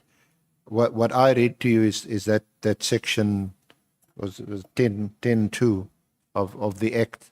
It talks about, or the main function of that board is to discuss ways of facilitation and consultation. In other words, these jurisdictional issues, the conflicts that arises from national appointments, provincial appointments, it seems to me that that's the main function of that board, is to iron out any of those differences and issues.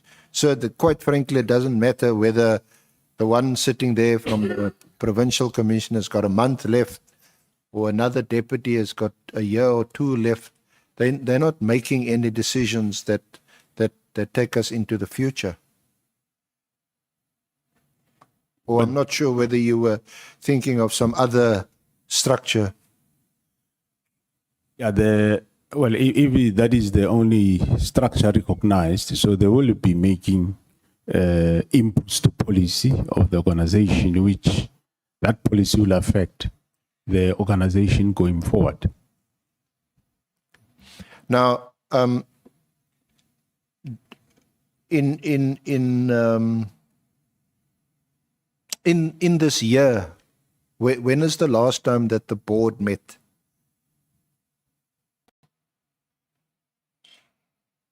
Yeah, I can't remember, but must be somewhere in May, June, I'm sure, somewhere there. So if you met in May, June, Lieutenant General Nkonazi would have been in such a meeting. And from what you say, even though it's not prescribed in the Act, your other heads of divisions would also have been in such a meeting in May or June. Would that be correct? Yeah, that's correct. Yeah, he would have been in such a meeting, yes. So the issues raised by General Nkonazi in July on the 6th, were any of those issues raised or touched upon in this Board of Commissioners meeting? If so, why were they not raised? They clearly issues of national importance, great importance to all of us. Yeah, no, well, I'm sure you can answer that, but no, they were not raised as far as I remember.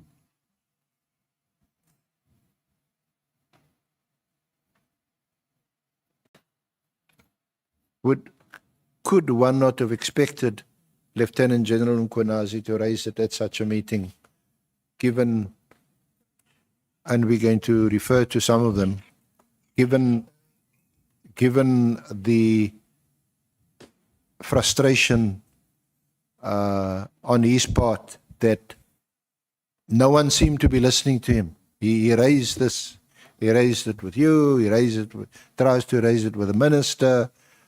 It's not getting anywhere, and then he said, "No, because the 6th of July for him was, was the straw that broke the camel's back. He's had enough. He can only now appeal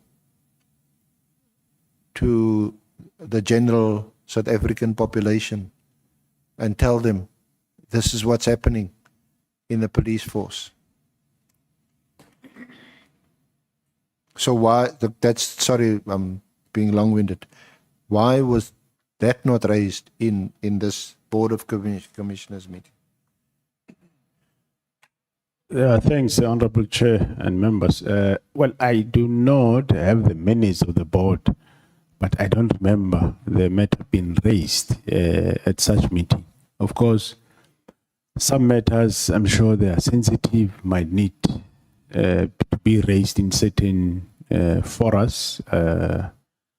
So I won't be able to say whether he raised it or he didn't raise it, but I don't remember the matter has been raised. So, yeah.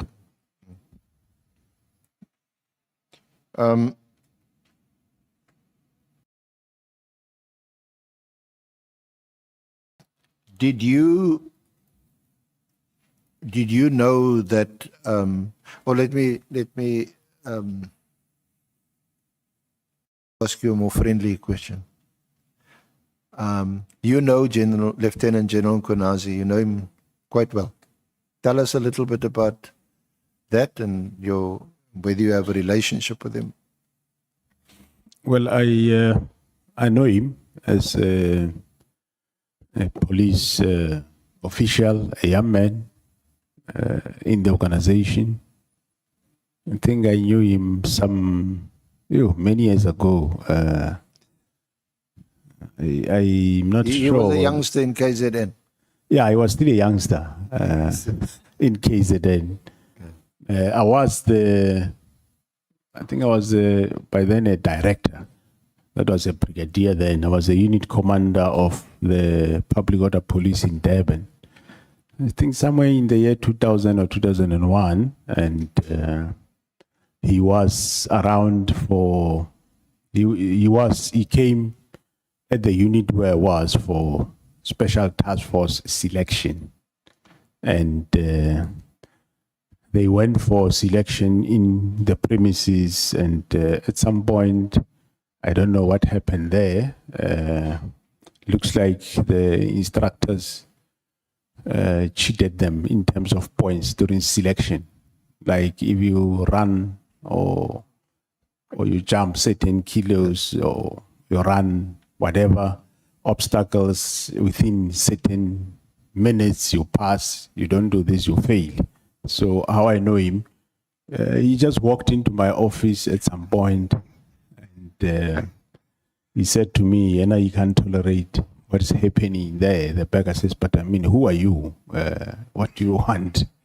Then he explained himself that I think he was from Public Order Police, Shepston. He's here for selection for task force, and either two of them and him were robbed or cheated on the selection. They are being made to fail, whereas there's one or two white guys that came behind them. They were made to pass. And so I said, okay, I could see that he was very unhappy. So I went there, the back. Well, I wasn't in charge of those people. They just came to use my premises for selection. So I went to see the instructor and ask as to what was happening. And I did find that, yeah, indeed there is a problem in terms of how they made some pass and some failed. And I said, no, you must rectify this. And they rectified it immediately. And he went for the special task force training. And he came back stationed at Special Task Force Durban. He worked there. I forgot about him. And then one day he ventured again in my office and said, no, and I can't tolerate what's happening there because the whites are oppressing them and this and that. He wants to go out of this unit. And then I said, okay, how many Africans you are there? I think there were 2 or 3 amongst over 20 or 8 or 12 whites. And I says, no, but there is a beginning for everything. You don't run away, you stay there. Then I engaged the section commander in Pretoria for Special Task Force and the divisional commissioner about the conditions. And they addressed them, and then he stayed there for some time. And at some point, he was promoted, I think, a captain at the same unit. And he continued working. And later, I think he was promoted. I don't know whether he was promoted. He became a lieutenant colonel, I'm not sure. But I suspect he might have moved from captain to colonel. Appointed commander of Special Task Force in Pretoria. And he went Pretoria, he worked there. And at some point, he came to say, no, he's tired of this discrimination. He wants out of this thing.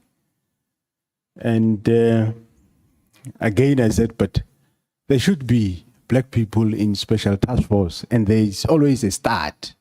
If those that we start with, you run away, and we can't tolerate this. And he referred to me, other people, like the guy he found in Durban, that guy is there in Durban, he's not moving anywhere, he's working nicely there, so why can't I be like him?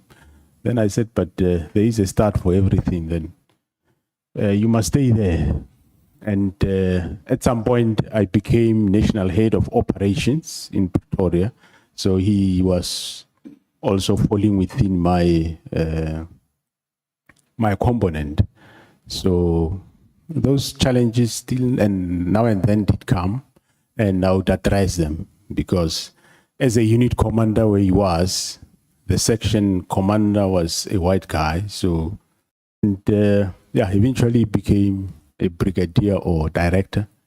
And yeah, then he flew on his own. That's how I know him. So you gave him wings. And he Yeah, just it took wasn't easy, but Well, and he seems to be the same. If he sees or senses or feels that he's not being fairly treated, he will complain and take up the issue. Is that how you know him? yeah, no, that's how I know him. Even former Minister Cele described him as a really top cop. You're not surprised with that description? No, I am not surprised. I know how he thinks and how he works. But former Minister Cele did ever say that he's not a politician? And he confirmed last night, he said he's got no interest in politics. No. He definitely have no interest in politics. He's just a cop doing his work, and that is it. Yeah.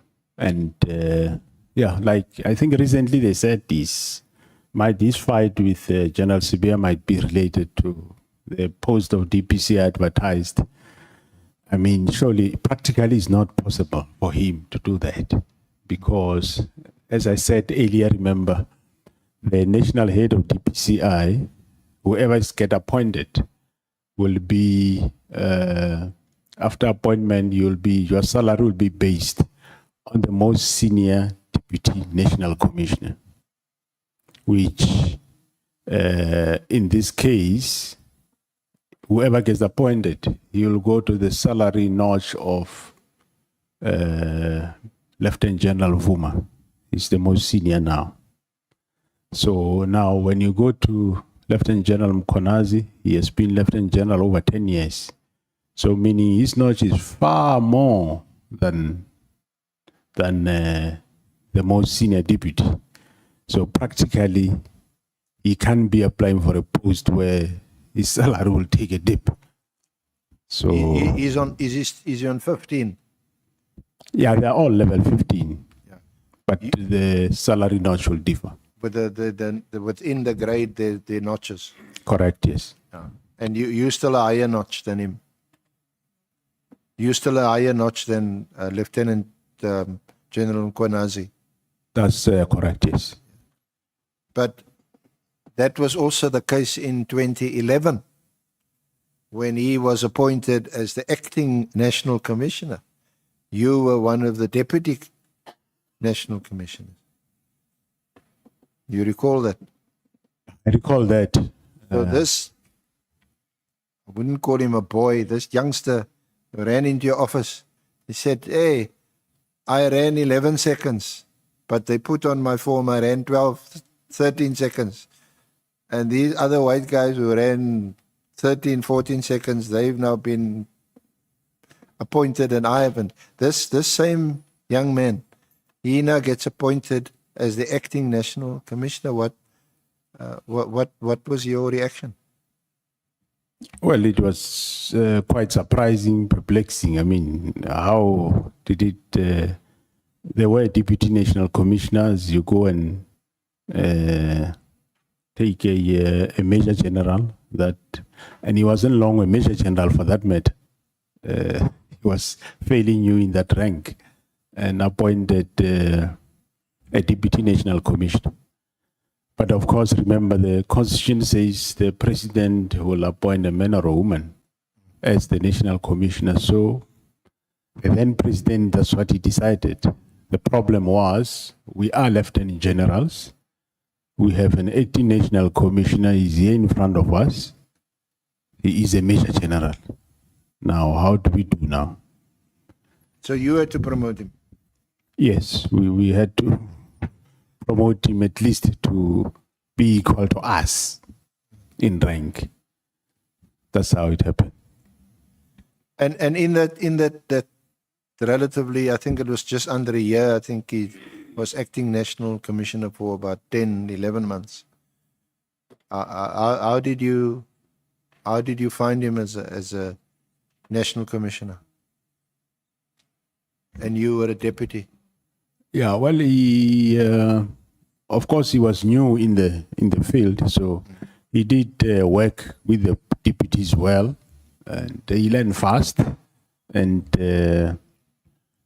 even the divisional commissioners, he did learn fast, and he did his best, I think. You know now, of course, after many years as a fact, but did you know what the reason was that he then asked to be relieved of that acting appointment? Yeah, well, he told us that the way he was asked, or the way he was treated by the then minister, he didn't like it. Whatever they said he must do, he didn't like it. So he said they would rather part ways so that he go back where he was. So, yeah, he alleged, and I think we know some of the detail of that. Out of respect, I don't want to explore that. It's also not particularly relevant to our terms of reference. But it seems he alleged ministerial interference. So he appears to be a man of principle. Is that how you got to know him? Lieutenant General Konazi. Yeah, no, that's how I understood him that time and now, yes, that they differed on that, and he walked away. Thank you. Honorable Chair, is this a convenient time to take a lunch break? Yes, I wanted to say that when you finish this part, it's 1 o'clock. We must break for lunch, and then honorable members, we will come back at 2.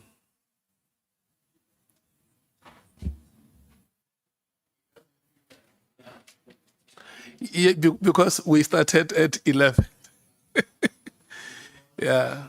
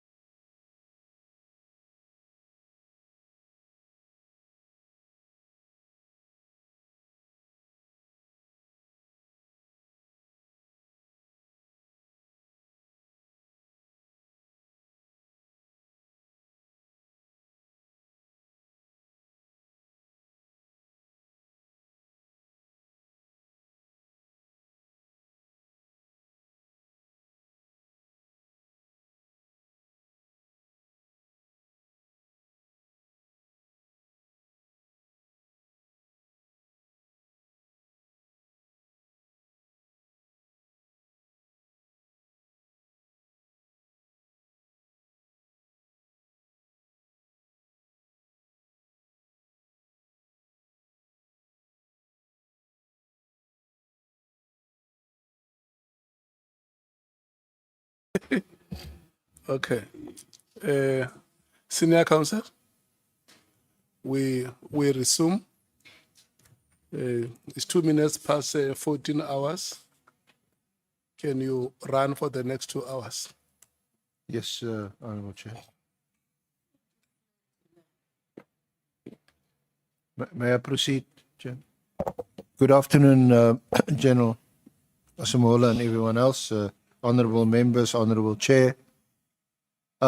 Just before I proceed, Chair, maybe it's a point of criticism. I proceeded on the basis that you and all the honorable members have at least had the opportunity of reading General Masemola's statement. And that's why I didn't ask him just to simply read it, so that I assume that at least you and the honorable members have that background. Okay, thank you.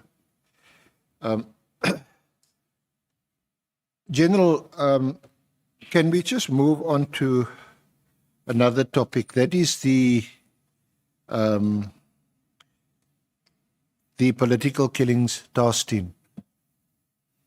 And as you know, the terms of reference requires us to evaluate the effectiveness of this political killings task team and its official status.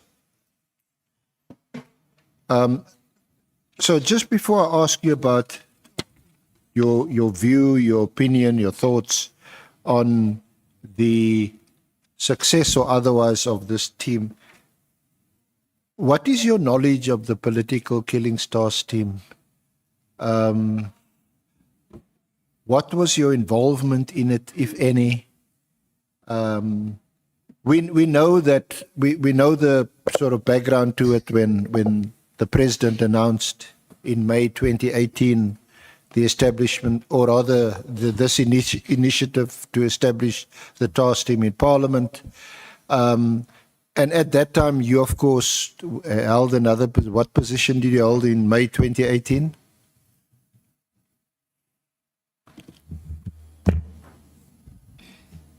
Sorry, General. Just switch yours off. Switch mine. Thank you, Honorable Chair and members. Yeah, my involvement, maybe it, I think one needs to get the background to understand where it come from. It started somewhere around, I think, 2017, early, if not 2016. I'm not precisely. Can't remember the precise period. There were, of course, matters in KwaZulu-Natal, political matters or matters that are related to the killing of politicians.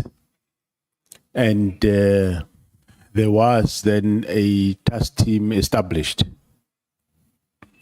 That task team, I might just miss the date, but I remember very well that I established that task team. It was a provincial task team. It was established by myself together with the then Minister of Police, Fikile Mbalula. Because I remember. If you don't mind, so I just need to speed up a bit, given our time. But you do deal with it from paragraphs 19 through to 25 of your affidavit. So if you want to refresh your memory, or you want to look at some aspect, you may refer to your affidavit, to your statement. All right, thanks, Honorable Chair. Yeah, it was around 2017, I think, early, if not 2016, when the matter of political killings in the province of KwaZulu-Natal was a problem. And we went there. It was myself and the then Minister of Police, Fikile Mbalula. I was still a deputy national commissioner by then. What I remember very well is because we flew there, one of the smaller aircraft of subs to Durban, and from Durban we flew straight here in Cape Town. So we established a provincial task team consisting of members of various stations from within KwaZulu-Natal, headed by a brigadier from DPCI in the province of KwaZulu-Natal, who is currently the Deputy Provincial Commissioner of Detectives here in this province in Cape Town. So that team worked, as I said, it might have been late 2016 probably, and it worked, and it did not really yield quite good results. So then in May 2018, when the president visited the scene of the killing of an ANC member, Kashanam Khunu in Pietermaritzburg, then he announced that the IMC should establish or should do something about political killings in the province. And members met, the DGs and commissioners, they met, and as officials, we assessed the work of the team that was there, and we find that it's not really yielding much result. It's blocked by local politics and so on. And then we advised the then National Commissioner to dissolve that team. It was dissolved, and we restarted afresh. And as we started afresh, now we move from taking members from local stations in KZN. We went out of other provinces to go and then get members from the other provinces. And in that time, we also included, we took there was a task team that was existing dealing with rhino poaching, which was successful, headed by the then Brigadier Khumalo. And we brought that skills to come and assist us. And the current provincial commissioner, I think he was acting in that province by then.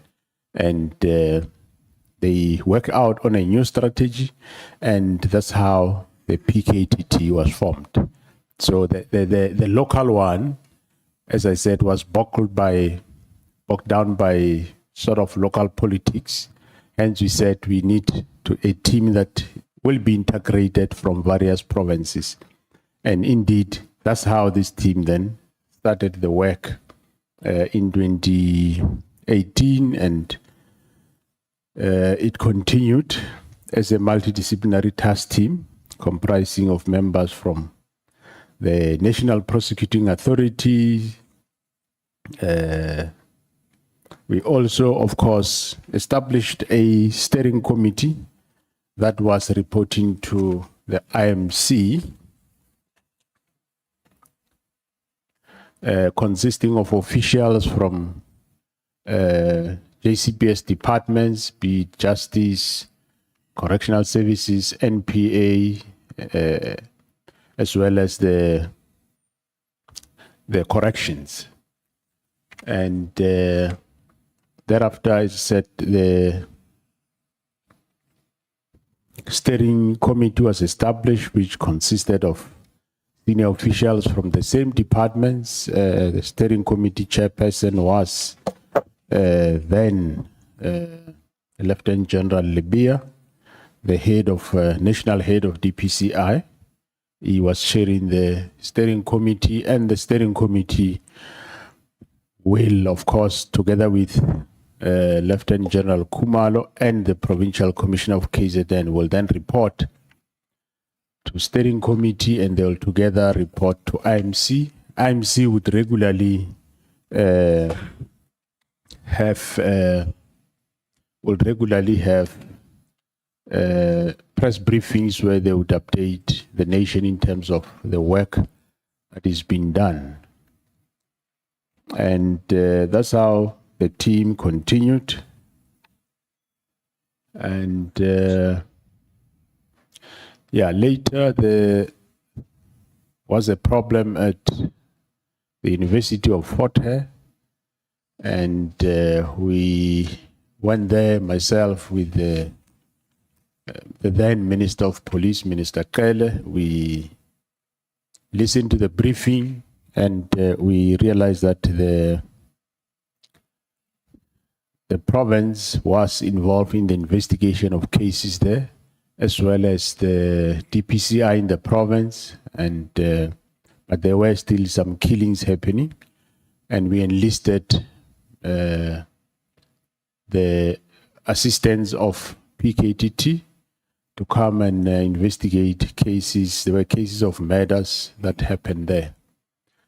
And after the PKTT got involved, there was some progress that they have made, because they did arrest a number of people that they brought to book for murder, as well as other crimes of fraud and or corruption. Yeah, just to pause there is just two things.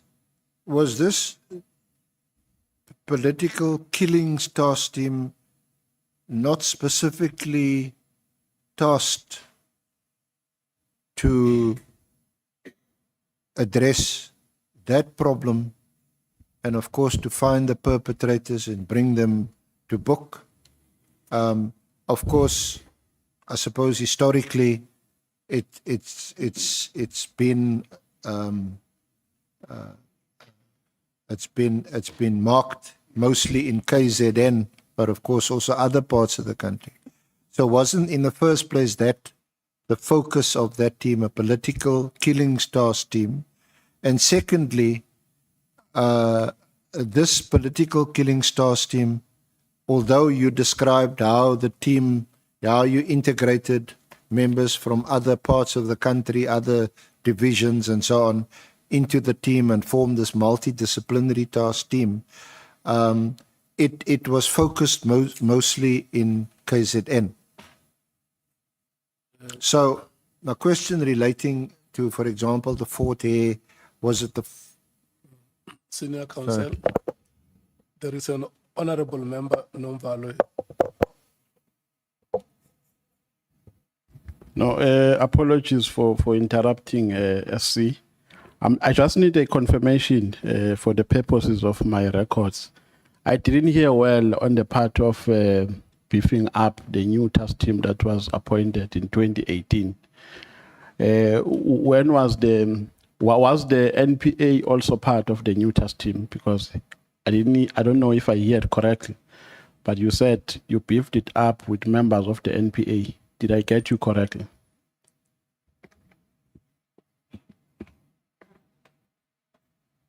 Yeah, thanks, Honorable Chairperson. Yes, when one of the flaws or the failures of the previous team was that they were working in silos, alone, and they had no prosecutor-guided investigation. Then in 2018, the new team, the PKTT, then we seek also the assistance of the National Prosecuting Authority to have advocates that are dedicated to assist the team. And indeed, yes, they were made available that we're working with the team.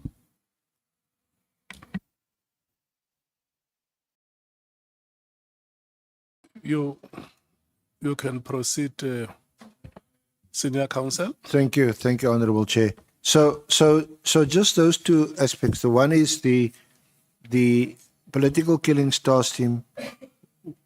Was it only confined to political killings in KZN, even though as the team changed its membership, its focus became multidisciplinary?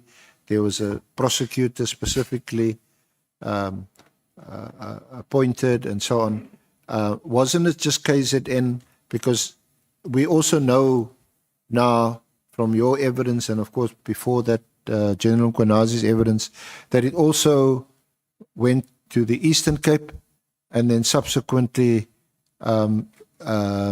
not in any detail, but also in Gauteng. Yeah, that is correct, Honorable Chairperson. The team was established for political killings in the province of KwaZulu-Natal, and they function mainly there.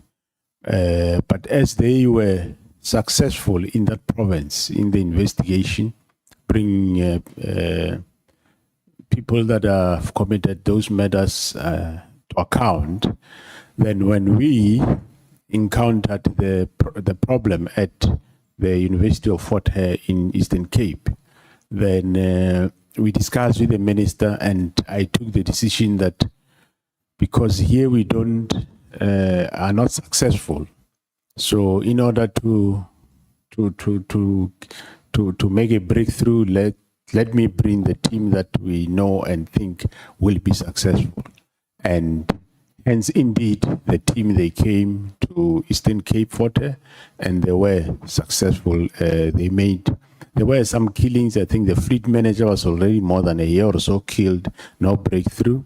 And when we went there, it was the driver of the vice chancellor who was killed, and still there was no breakthrough. And after we brought the team, they were able to make a breakthrough in all those cases and other cases. But it also seems, and there's I'm sure you read it. They also ventured into the complaints of corruption at Fort Hare University, and you would have seen recently that one of the forensic lawyers, attorneys who was arrested, who had subsequently now been released from the case. I think charges were withdrawn, had complained about the conduct of the political killing stars team. Yeah, I did hear about that. And of course, when there are allegations, those allegations are being investigated. I'm aware. General Sibia did make me aware that they are investigating such allegations. And of course, we will then wait for the investigation and see what comes out. But what I was told was that as the team arrived there, they worked with the security manager of the university, like we do whenever there is violence, whatever, in the university. The entry there, the person that you work with is normally the security manager of the institution, which in this case, they did the same as they arrived at Fort Hare. And I understand from the brief that I get that they trusted and worked with the security manager. They drank tea, they ate with him, he assisted them where he can, voluntarily so, but they continued with their investigation. And as the case unravels going forward, their breakthrough in those murder cases turn out to be the same person that is next door to them that was assisting them. The same team, they didn't say we're drinking tea with you yesterday, or you assisted me with a fare to go home, whatever. They arrested him for where they find him to be wrong. So I'm aware of those. Yeah, I suppose if you're investigating a particular crime and you come across other crimes being committed, then as a police officer, you're duty bound to pursue that alleged crime and also to investigate it. So, point being, in this case, we know that there were some murders that took place there in the Eastern Cape at Fort Hare. But I suppose the background to that was the corruption that was uncovered. That is correct. Yes, there was corruption at the university, which was being investigated for quite some time. And when they were investigating these matters, it led them to the corruption, and they find quite a lot of other people that were involved. And I won't know the details of everybody who was arrested and charged, but I know that uncovered and unraveled that there is a number of people involved, and they charged those people and brought them to book. Now, just to quickly get through these facts, the political killings task team became a national project. It was sourced or resourced and funded from the budget, your budget, as the national commissioner, and the life of that task team was extended from time to time. Most recently until I think March 2026. 2026.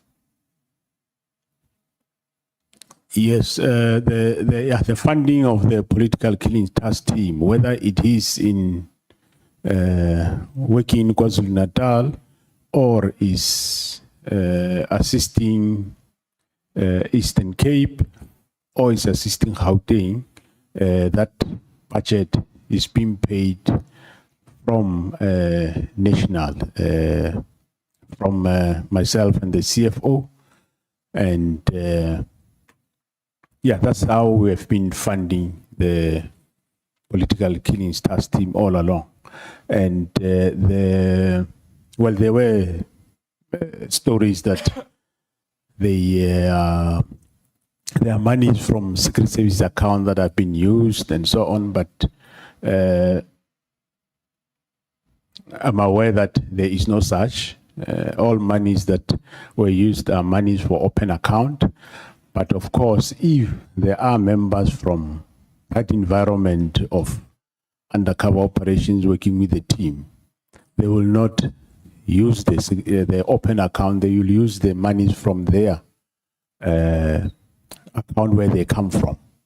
But the political task team in its entirety, they use the budget from national open account in terms of be it vehicles, resources, any other, and SNT and accommodation all the way. Now, we also know that that you, as the National Commissioner, together with your team, you would have reported to this interministerial committee that was initially appointed, established by the President. You would report to them on I think twice a year, and have meetings with that interministerial committee, police, defense, justice and constitution development, state security, defense, about 5 or 6 ministers. Correct. Yeah, indeed, we were reporting to the IMC on a quarterly basis.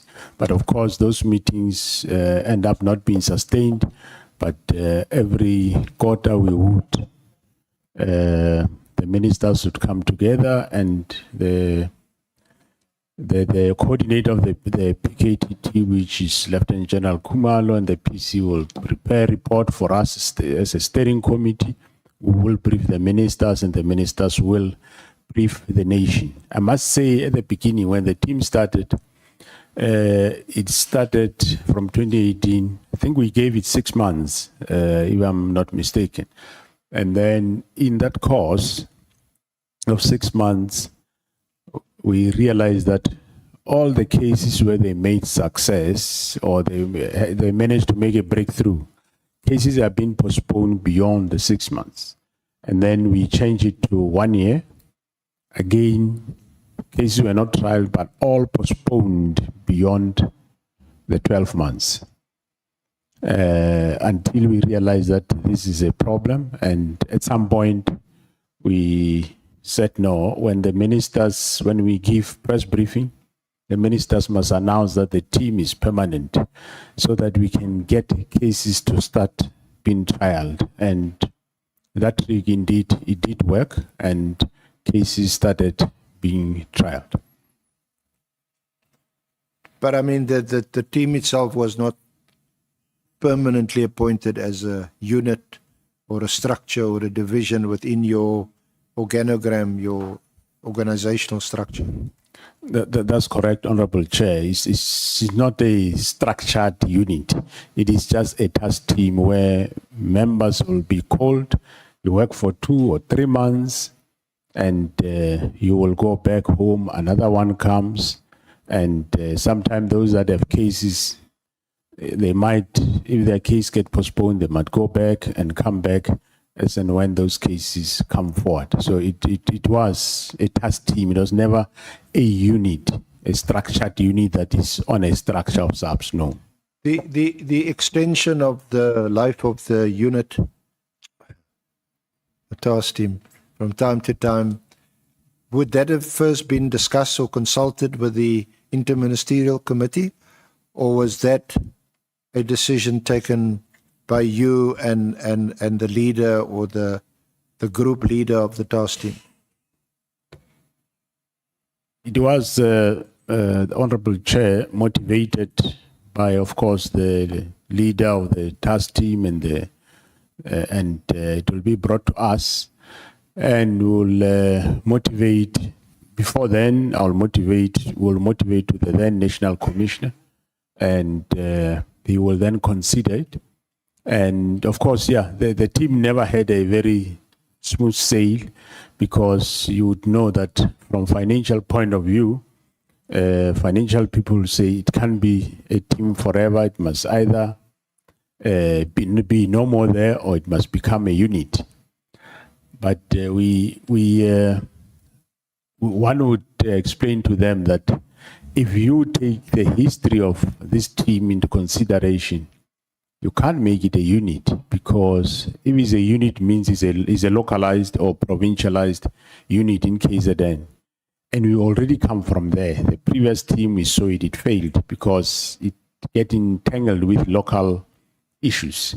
So we had to now and then convince the leadership or the then National Commissioner that it continues. And even now under myself, there were those ups and downs where at some point people say, no, this team must either be done away with or become a unit. But if one understands the work they do and the impact that normal, ordinary detectives have tried this, have traveled this, and they could not make any breakthrough. So we need the team. So that's how the team kept on then surviving.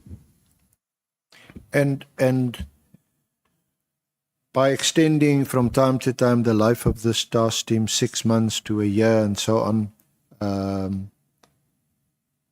and rotating the membership of the team, making sure that cases don't collapse because the team must continue and prosecutions continue.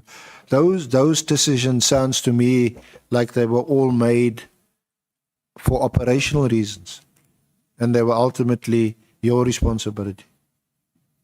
Yeah, that is correct. And yes, we were, myself and of course the team, I was making those decisions as we go along.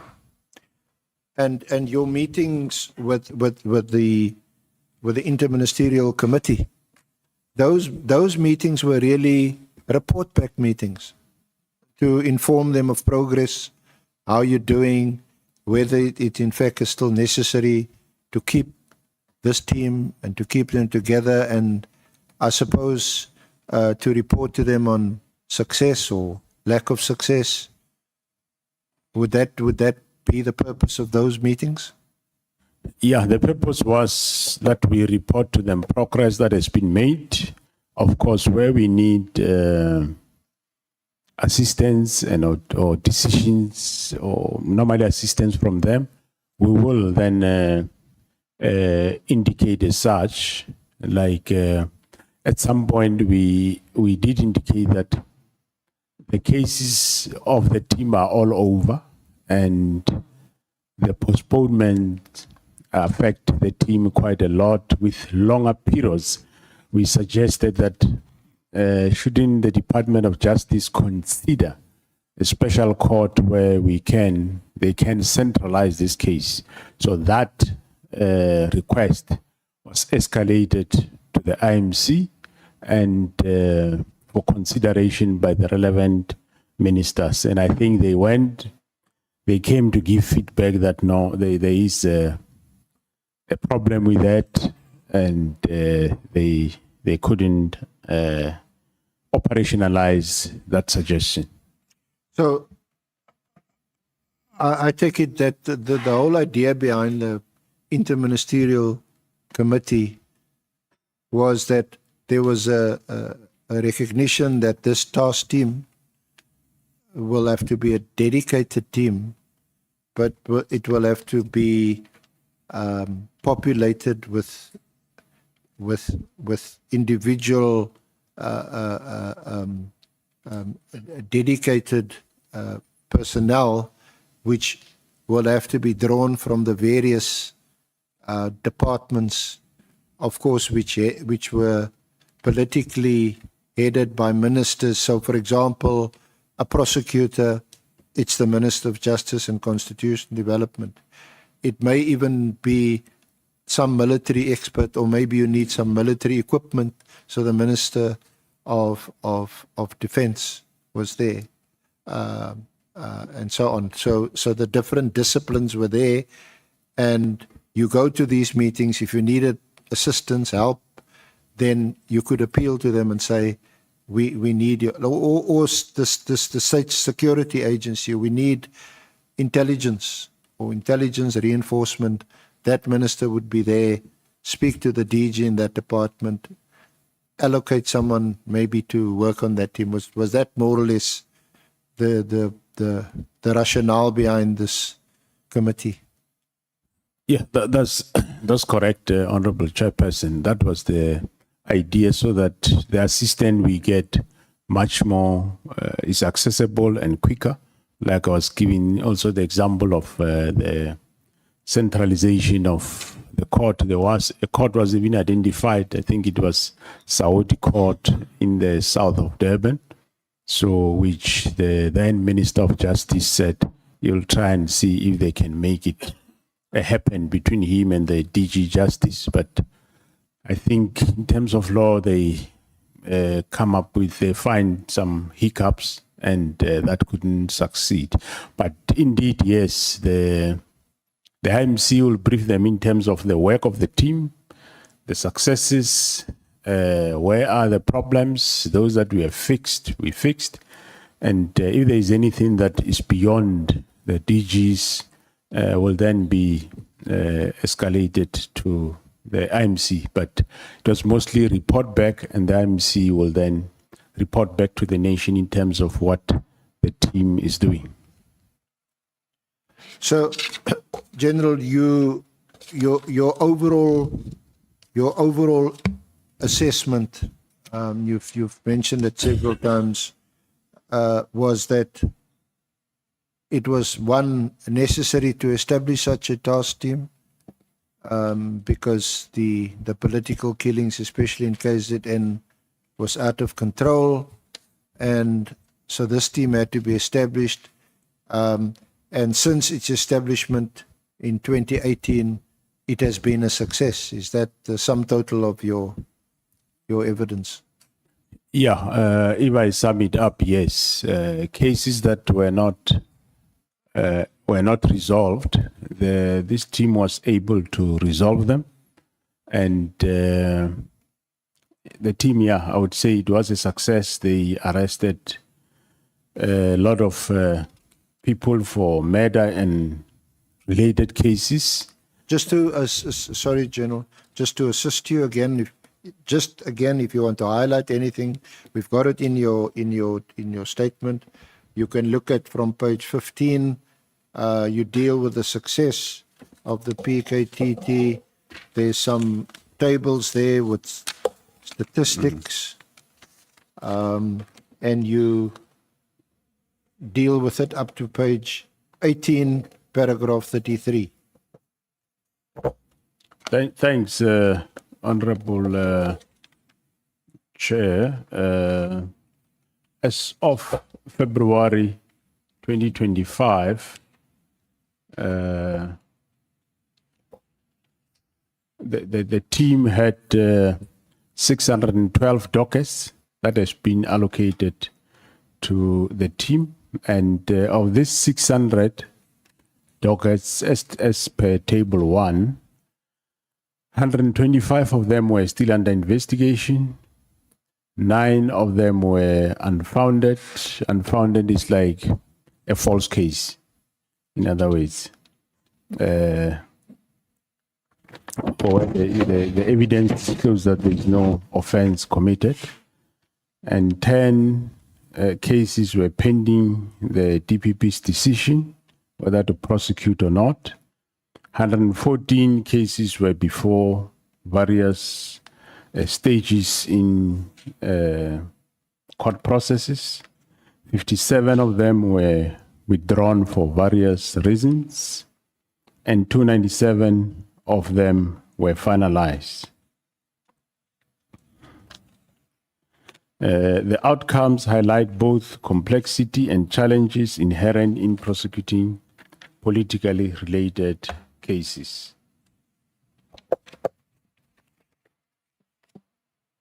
Specifically regarding the politically related cases, the following statistics can be highlighted on the successes of the 333 dockets. With regard to murder, 171 dockets were for murder cases, with a total of 173 victims among those killed. And of these, 59 were local government or were councillors, 58 were political party members, 31 were political party office bearers, and 21 were officials. Officials is your administrative officials. This illustrates the prevalence of violence targeting individuals holding public office or political office, the various affiliations. Was it mostly the councillor, local councillors, and the officials? Were they mainly municipal officials? Yes, there were mostly municipal officials, be it your municipal manager or supply chain manager or the CFO or a traffic official in the municipality. That's what the official refers. But in terms of councillors, of course, it refers to councillors of the municipality. And of course, the killings, some were within the parties, political parties. Some will be from party to party, from one party to another party. Yeah. So we know that we have municipal or local government elections next year in 2026, and given this pattern of killings, especially in KZN, but also elsewhere in the country, of local councillors and municipal officials, one would expect that this team would now remain on high alert, even higher alert, with the elections coming in 2026. Yeah, that is correct. Yes, we'll expect that the presence of the team, of course, the people knows the existence of the team, so it assists with reduction in the political related matters. Its presence. A deterrent. Yeah, it deter. The presence of the team do deter the further killings. They still do happen, but quite minimal. So you go on leave at the end of December 2024.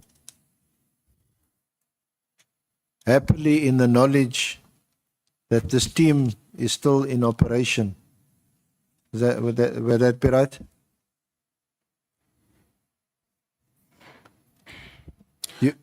You heard them? Yes. Yeah. Well, I'll deal that on paragraph 34 of my statement that I went on leave from the 30th of December 2024 to the 13th of January 2025. And of course, the minister was aware of the leave and he did approve it, that I would be out of office from the 30th. Okay, so we're going to deal with the minister's directive now, which is our second theme.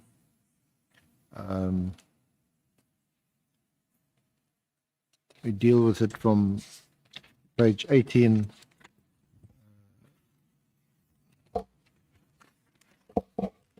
through to 23 and following. So we will just ask a few related questions. Or was there a meeting with the Interministerial Committee in 2024? No, as far as I remember, the last record we could find, I think, is somewhere September 2023. 2023, yes. That was the last meeting. Yeah, that was the last IMC. Well, there would have been briefings, of course, to the former Minister of Police by the team to update him. And yeah, the IMC, no, there was never one.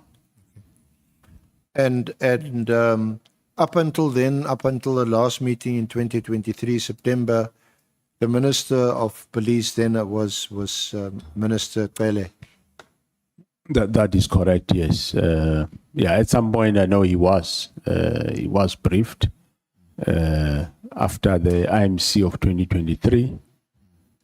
And yeah, at some point, I think somewhere around April, March 2024, I think March 17 also, the team did brief the Minister of Police together with the President in Durban.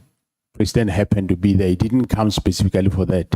He happened to be in Durban, and the Minister requested that they brief himself and the team. So the minister then, Pele, and our president, they were last briefed about the workings of the political killing stars team in March or so of 2024. That is correct, Honorable Chair. Now, that wouldn't have been an IMC briefing. That was just a briefing to the minister and the president. That is correct. That is not an IMC. Yeah. Since the September 2023, I think that was the last IMC briefing. So who would have been present at that briefing in March of 2024? This is now before the elections. When were the elections? April, May. Yeah, in that March 2024, the IMC would have been still in existence. They could have been briefed. But of course, in this current administration, there was never an IMC for this specific function. So at that March meeting, would Lieutenant General Mkonazi have been there? Would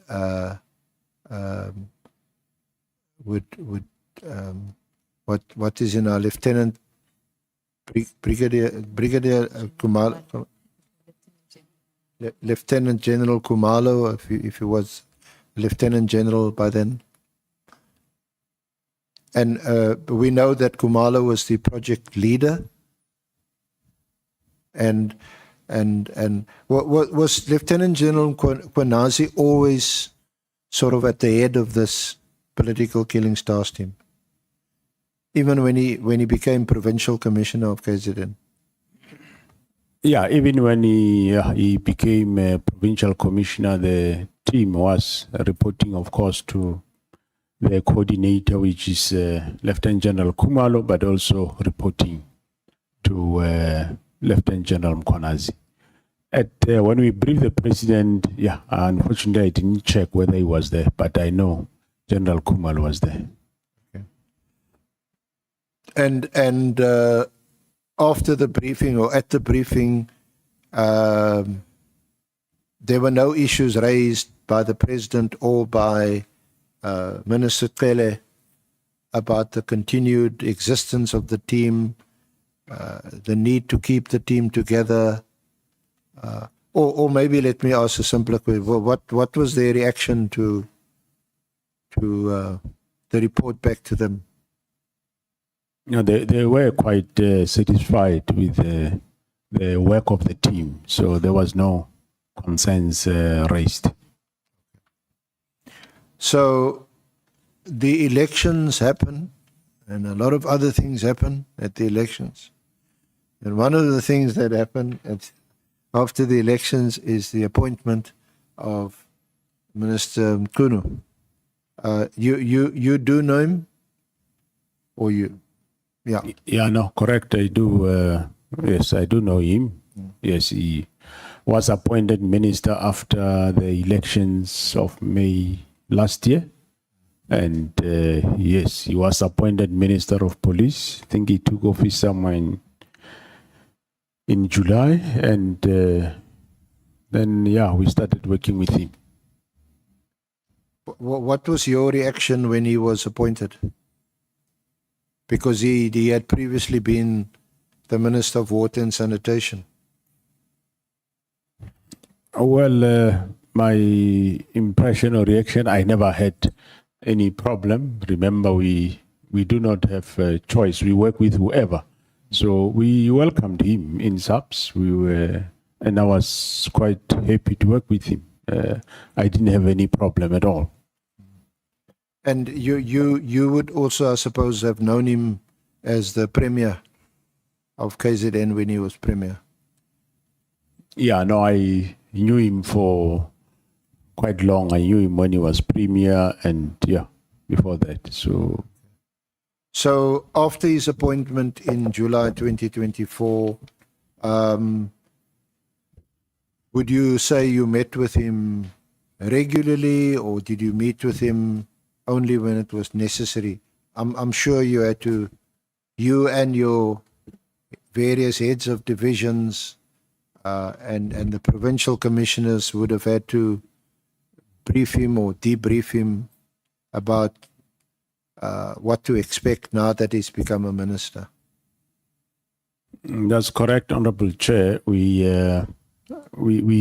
did what we normally do. We will call all the executive members, the members of the executive management, including provincial commissioners, divisional commissioners, and the deputies, and we brief him about the departments, and provincial commissioners will also have the opportunity to brief him about each province, and thereafter will then come to directorates. Of course, the briefing doesn't happen one day.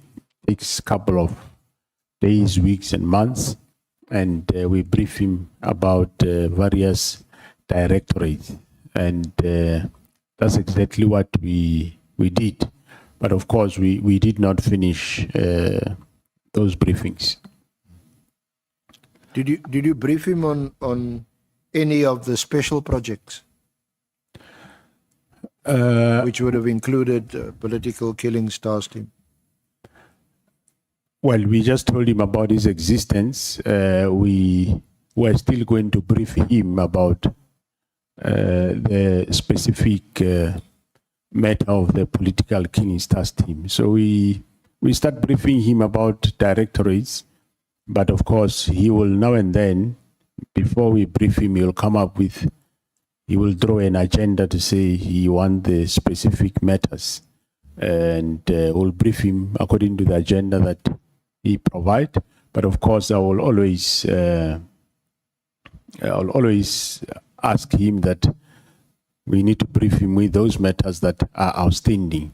For example, in a specific directorate, let's say Vispol, he might choose to be briefed on, let's say, Central Firearm Registry, and we'll brief him on that. On CI, he'll choose maybe, let's say, matters of be it IT, whatever. But then the rest might be left outstanding. But we'll always advise him that we need to complete the briefings. Briefing about CI, briefing about political task team. It is one of those briefings that were outstanding that were not yet done, but he did promise that he'll make time for those briefings. So you briefed him also about the political killings task team, although it may have been incomplete, but it was raised with him. Yeah, no, it was raised with him. Yeah, there's quite a number of other areas which we haven't finished briefing him about. Yeah, I'm sure. I mean, it's a massive. It's a massive organization. Massive department, massive organization. Maybe I'm not qualified to answer this question, but it must be the largest or one of the largest departments in the public administration. It is quite so, Honorable Chair. I hope you're being compensated commensurately if it's the biggest. Anyway, so, but in any of those briefings, did the minister show any interest in this political killings task team? Did he ask any questions about it? Did he come back ever and say, sorry, can you please come back to me and complete your presentation about the task team? Well, no. Yeah, the only time he was briefed about the task team, it was after the 31st of January. Before that, he was never briefed about political killing task team. No, 31st of December 2024. Sorry, pardon me, Honorable Chair. Yeah. So before that, he was never briefed on the PKTT. Now, we know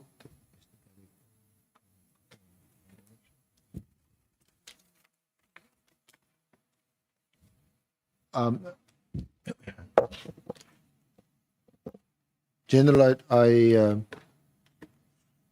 sure by now you must be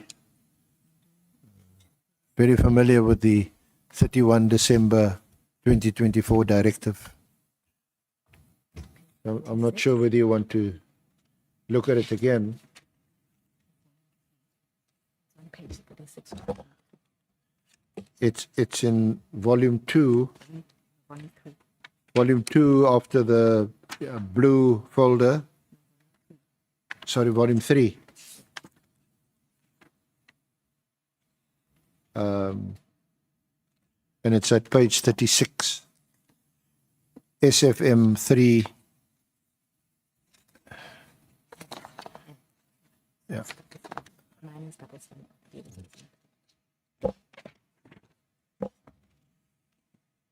You find it? Page 36. I got it, Honorable Chair. So it's addressed to you and is dated and signed 31 December 2024. And I'm not sure whether you're familiar with the minister's signature, but that appears or purports to be signature. You see that on page 37 at the back?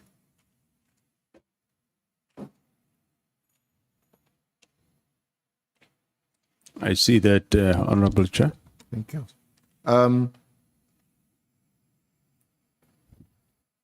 It's dated the 31st. Did you get it on the 31st? Yeah, Honorable Chair, I was on leave. Actually, my last working day was the Saturday, the 28th of December. And on the, just to pause there, on the 28th, you actually saw them. You were in the company of the minister. Yeah, I was. And Lieutenant General Nkonazi. You were together. Yeah, correct. What was that occasion? The location we were at, we were at Escaleni in Richards Bay on the 28th of December at a funeral of a member of the police there. We spent the day together and we parted. It was a Saturday. We parted that Oh, day. I thought you parted. You parted. No, we not dying, but we left. We left each other last on Saturday, the 28th of December. When I came back, and I told him that now I'm going to rest for a week or so. You were off until the 14th of January. That is correct. I think the 13th of. Yeah. Okay, so Yeah, when- until the 13th of January, Honorable Chair. so how did you get this directive? How did you learn about it? Somewhere I think I saw something on WhatsApp, but I didn't really not read it. And eventually I was phoned by one of the officials at the office. I think it must be Major General Sebola or Letoko, Brigadier Letoko, about the directive. And I'm talking under correction, I think the acting National Commissioner, Lieutenant General Msikidi, also might have called. And I look at it, I says, no.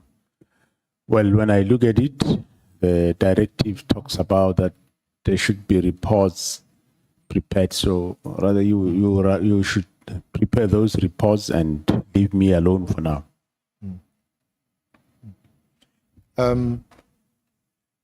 So when did you first have sight of this directive? Did you read the whole directive?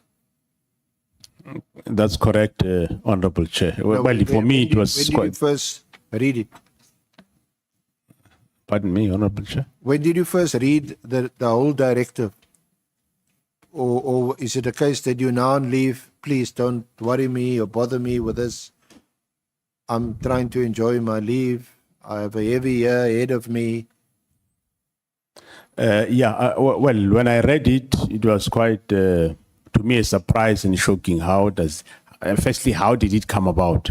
That was the main issue. And why disbandment of a team on the 31st of January, 31st of December. There's nothing wrong in sending it on that date, but the surprising part was, we spent almost the whole week with the minister, and he never uttered a word about his unhappiness about the team. Actually, before we went to the funeral at Escaleni, we had a funeral, I think, 2-3 days ago at Mpumalanga in Hammersdale together. And from there, we moved to Escaleni. Nobody said anything. Minister never said anything about there is unhappiness about the team or is about to disband the team whatsoever. Nothing. Not even to mention. So that's why when I saw the letter, I said, well, let me enjoy my leave and get away from this letter. I'll see it when I come back. Whether when I get there, they've done something about it or not, it's fine. But that's how I concluded. Now, the directive deals with three, or gives instructions in relation to three matters. The one is the filling of posts in the intelligence division. The second one is the ports of entry. And the third one is the political killings task team.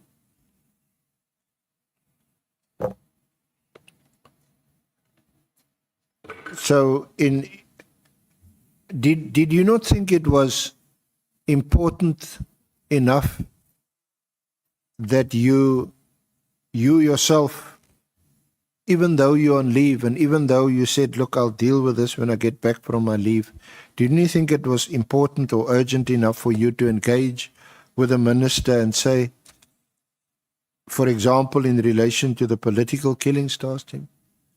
But how can you do this? I mean, we were just together the other day. We also briefed you on the political task team when you became the new minister. You never uttered a word. You never questioned the existence of the team. Why would you? And besides, this team is doing good work. We must maintain this team, not disestablish the team. Yeah, no, I didn't see it necessary, Honorable Chair, at that moment. I was with the minister a few days ago. He saw no need to talk to me. And 2 or 3 days, he sent this letter. So I just decided, let me enjoy my leave. This I'm not going to attend. But you weren't quite allowed to enjoy leave because you got some calls, amongst others, from the same young man who ran into your office years before. And he phoning you and he say, Commissioner, what is this? You got a call from Lieutenant General Mkonazi. Yeah, no, that's true, Honorable Chair. He did call me. I told him, I don't know about the letter. I don't know where this is coming from. And just give me space. Let me have my time a bit. Yeah, that's how I handle it. And so yeah. Okay. Who was then appointed by you as the acting national commissioner? It was Lieutenant General Musikidi. Okay. So at paragraph 45 of your statement, you said you received a WhatsApp message from Major General Sibola regarding the directive, and that was on the 2nd. And you also got this call from Lieutenant General Mkonazi.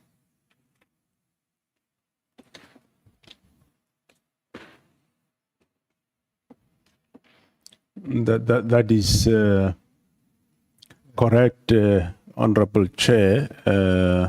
Yeah, Major General Sibola did send me a WhatsApp. From there, received a call from Lieutenant General Mkonazi on the same day, 2nd of January, and well, he told me that there is a letter in the media flying around about the disbandment, which he wanted to know whether I know about it. I told him I don't know anything about it, and I made it clear that I'm not involved in it, and that the minister had not sought any advice from me. So I have got no idea what is this all about, and that's how we ended it up. Lieutenant General Sigidi might also have called, I can't remember, and I also told her, no, I know nothing, and for now I'm not going to do anything, I'm still on leave. And whether they do something about it, that is fine. If they don't, because the letter indicated the first report is due, I think, by the 20th of January. Yeah. So it was at liberty to them whether they do something or they wait for me. Major General Sibola, who is that? Major General Sibola is the executive manager in my office. Executive manager.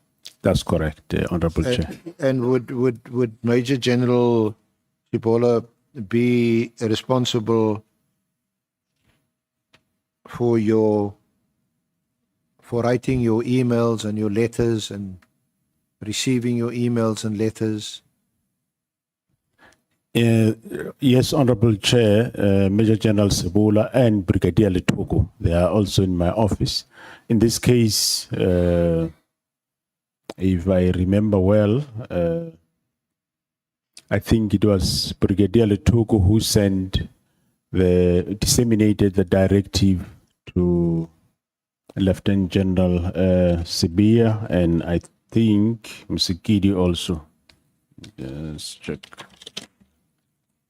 Would it be correct or fair to say that if you receive a communication from Major General Sabola out of your office, your National Commissioner's office, that one can accept or assume that such a communication is authorized by the National Commissioner? That is correct, Honorable Chair. Yes, it can be accepted that way. And just tell us briefly who is Major General Rabi and what was his job, his function in your office? Major General Rabi is head of strategic management at the South African Police Service. Now,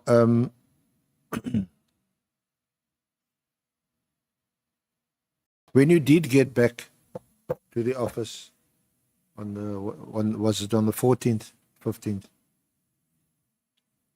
When I came back on the 14th of January, I think I went on with the work that I has to do. I think I spent the day in Lebombo border post that day. I flew directly there. You would remember that's the time when there were elections in Mozambique and there was instability. There was a problem of people coming to South Africa. So I spent the day there, and in the afternoon I came back.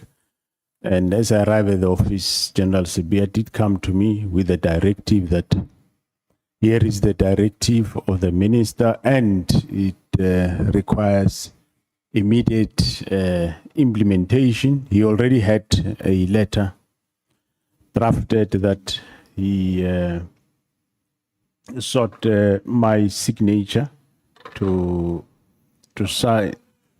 Sorry, General.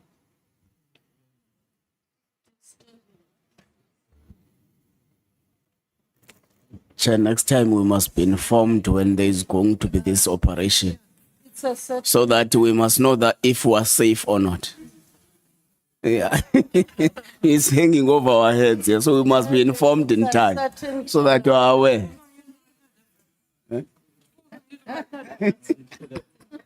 I think we must apologize. Hello, honorable members. May I proceed, Chair? Yes, no, but we must apologize for this. I don't know who is the person responsible for doing this. They may be trying to help us in the meeting, but they could have done it when we broke for lunch. I think it would have been better than to do it now. It has noble intentions, but can be very irritating and disruptive. Thank you so much. You can proceed, Senior Counsel. Thank you, General. I think you started narrating a visit by Lieutenant General Sibia to your office. Is that right? Yeah, that is correct, Honorable Chairperson. And I think you deal with that at paragraphs. It starts at 46.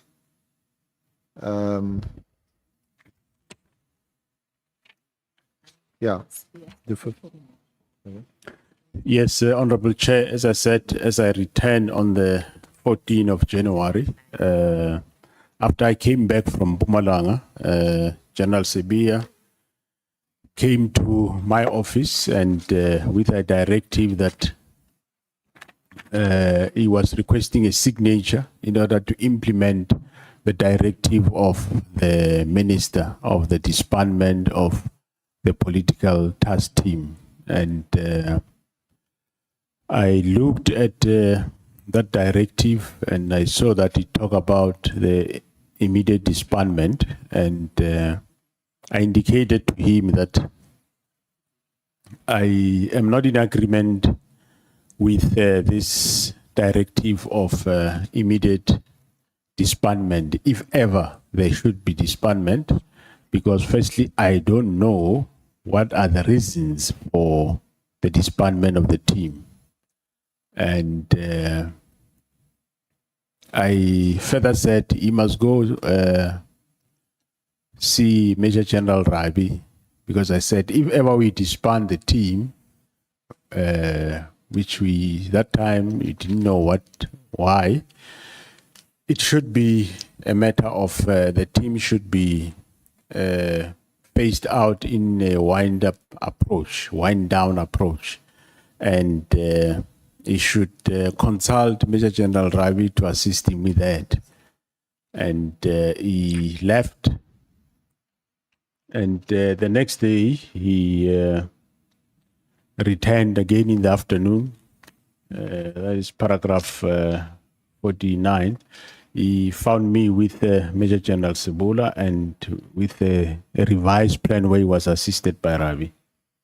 And I scanned the letter that he was having. I think it's SM4 on the bundle.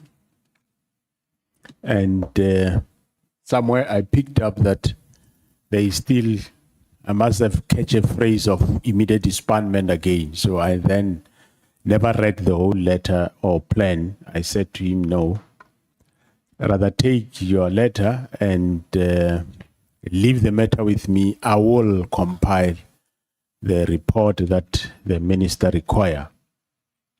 And then he left. Then I, thereafter,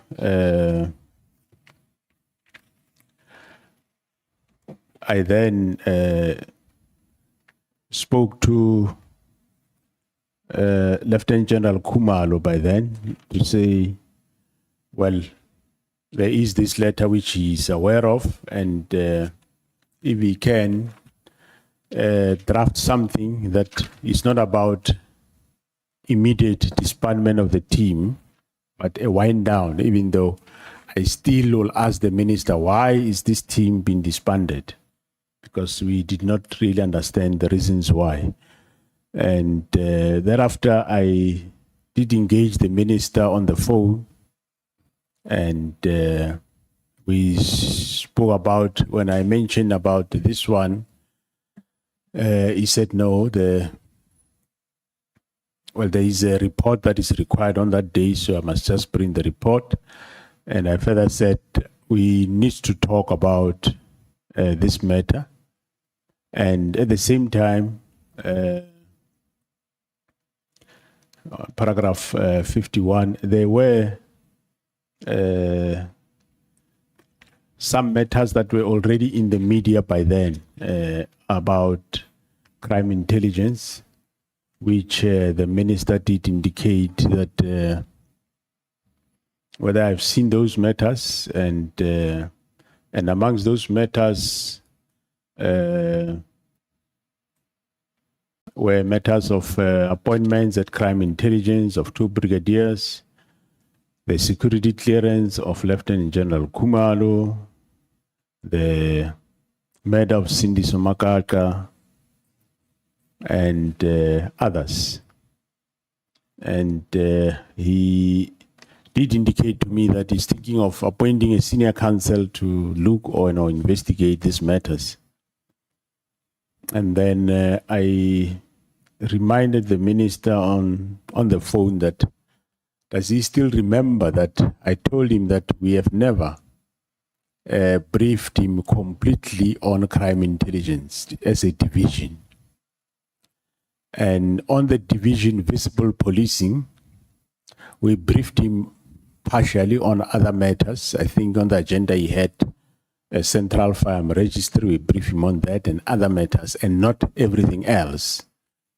And if when we're briefing him about the Directorate of Visible Policing, if we allow that we brief him about the whole directorate, this matter of border police, he shouldn't have raised it because it falls under the Directorate Visible Policing, and it should have been part of the briefing, which he would have given guidance and or directives in that regard, which he missed that opportunity. And also, I reminded him that, remember, at some point I asked you that we brief you, and for crime intelligence alone, I said you need 2 full days to be briefed up to date. Otherwise, if you don't do that, on the street, you're going to be poisoned. And once you are poisoned, it's not easy to bring you back and give you a full briefing and so that you are understanding. And of course, he asked whether all these matters that are out in the media, including the killing of Cindy Somakaka, whether it's also part of the briefing, which I did indicate to say, yes, it is. And the fact that you know about more or less who killed Cindy Somakaka is about the same PKTT. They are the ones that is one of the dockets, I think, that they make a breakthrough in 2018 after they were established under the leadership of the then Brigadier Kumalo and the Provincial Commissioner of KZN. So I said, no, what you see, what you read in the media is what they uncovered. So then he agreed to the briefing that, okay, brief me then on the 16th. And paragraph 52, on the 16th of January, we, of course, me and himself, the minister, we went to Chava for a funeral of a member. And when we come back that afternoon, we held a meeting at the minister's official residence, and myself and Kumar, we provided the minister with a briefing on the matters that he raised. And General Kumar... Sorry, General, so what is, to interrupt, Senior Counsel, there is a request from the technical team, General, that you withdraw a bit from, because it's like your voice is so vibrant that it blasts. If you may please withdraw a bit. Thank you very much, Honorable Chair. Yeah, so on the 16th, we briefed then the minister, myself, and General Kumalo. And General Kumalo did brief him on some other matters of syndicates that involves the Big Five, that then he alleged that my deputy is involved in that regard. And when it comes to the PKTT, then the minister did indicate that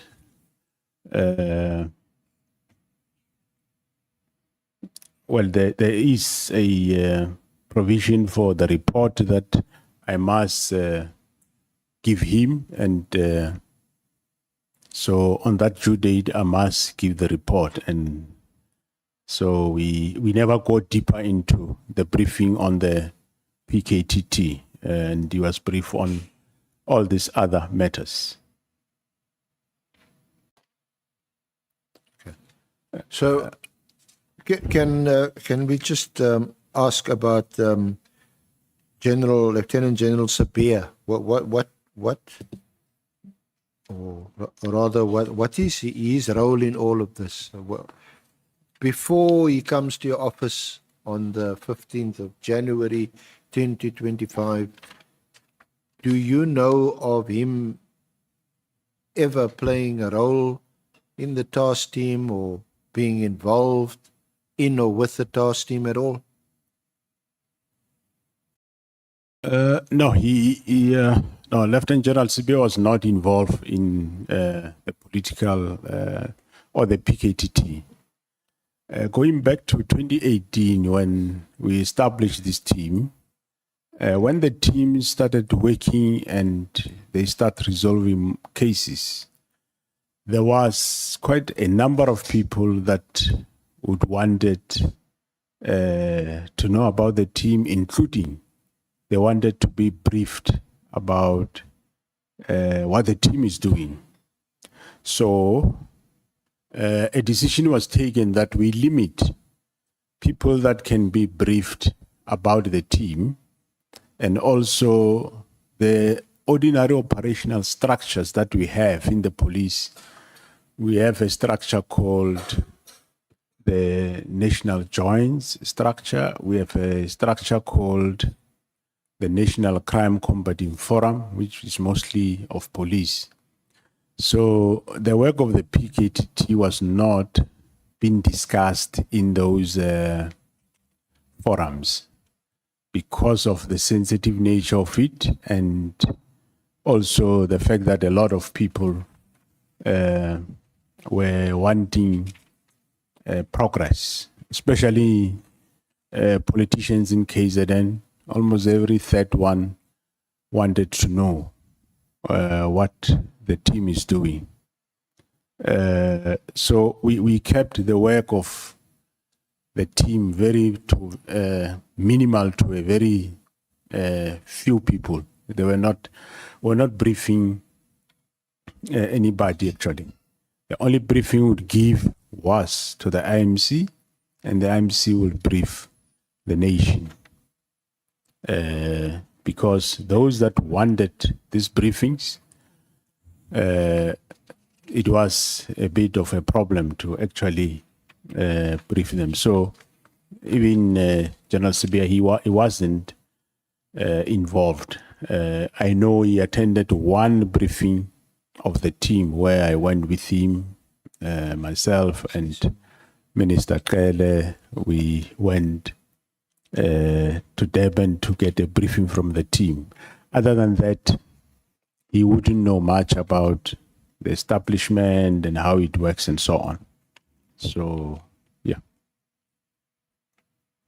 Why didn't you tell or ask Lieutenant General Sabia, but what are you doing here in my office about this matter? You have never been, or you're not involved in it. Why are you here? Yeah, well, I take it that because he's head of investigation, so that's why he came with this letter of a plan. But then after the 14 and the 15, after those meetings, I did indicate to him that leave the matter, don't write anything, because he said, well, he was of the view that the disbandment should happen immediately. And I said, no. I think that will be responsible to do that. That's why he even explained to me that no, the way it is done correct in the directive, because it's done like how the Scorpions was disbanded, because he was a member of the Scorpions. And I asked him, how was the Scorpions disbanded? And he said to me, they were called one by one with their dockets into an office by police leadership. And when they arrived, they were told, they sign for your docket, you hand them over, and they give you your new station where you are going to station, be it a unit or a police station or a branch, and then you leave. And then he said this directive is in line with that, so it's quite the right way of doing it. And I indicated to him that I'm not those people. And I'm not going to be responsible like those people. Firstly, I still don't know why is this thing happening. It looks like when I don't know. But which he said he doesn't know also why it is being disbanded. And then I said, no. Write it my way. Go and write. The first day I said, go and write the directive. The way I say it must be phased-out approach, take into account cases that are on, witnesses that are in witness protection. Let's be responsible, which the second day he failed, he couldn't do. That's when I says, no, then leave this thing and I will do it myself. Hence, I phoned Kumalo. I explained the same way I explained to General Sibia. Kumalo was able to understand what I mean when I say in a phase-out approach. And he then submitted a report which I edited and then sent to the minister. I think that report is. So you did send a report on the 22nd of January. You were required to give it to the minister on the 20th. It's SFM 6 at page 48 in volume 2 of the bundle.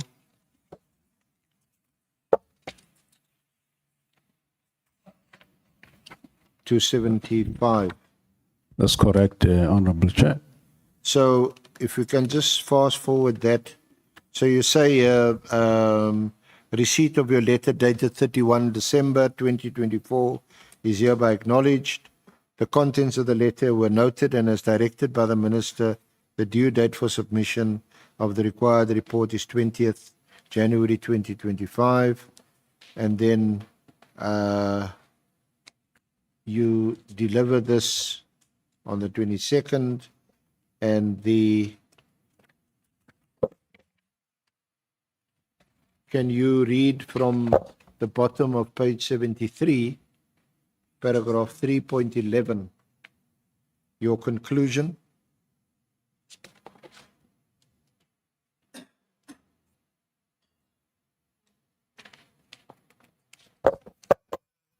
General, is up on the screen.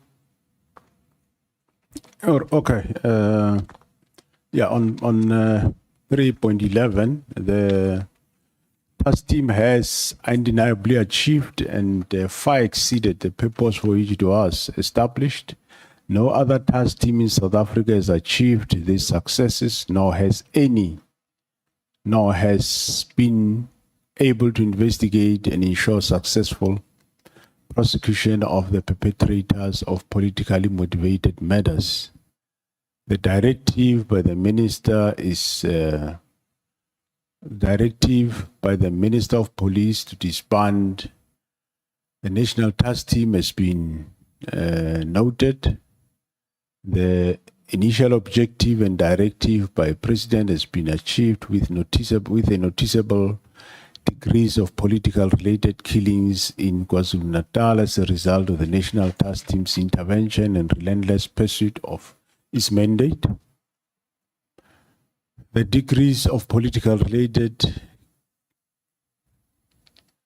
the South African Police Service remains responsible for finalization of those dockets in the process of the task team, as well as the finalization of dockets which are currently before court.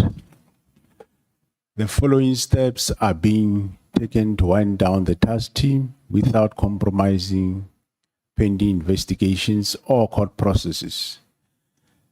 Stakeholder engagement to be conducted with the other external role players in the task team, especially the NPA, who have dedicated capacity of prosecutors working with the team. The 128 dockets which are under investigation and allocated to The National Task Team will be retained by the task team. An investigation will be finalized. An audit will be done on those dockets still under investigation in order to establish which dockets can be returned to station of origin or allocated to other investigating units within SAPS. No new dockets will be taken or allocated to the task team. The 115 case dockets which are currently pending at court will be retained by the National Task Team until finalization in order to avoid challenges during court processes which may result in charges being withdrawn against some of the accused, leading to unnecessary civil claims. These possible challenges might include unsuccessful prosecution as a result of new investigating officers not familiar with evidence in the dockets, witnesses not willing to cooperate and testify due to lack of trust to new investigators, further investigations still outstanding, and attend to prosecutors' queries will be negatively affected.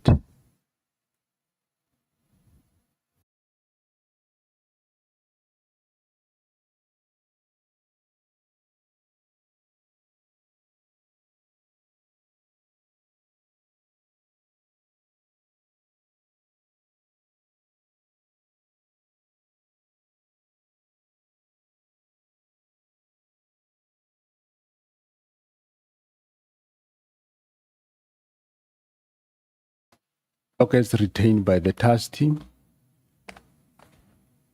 The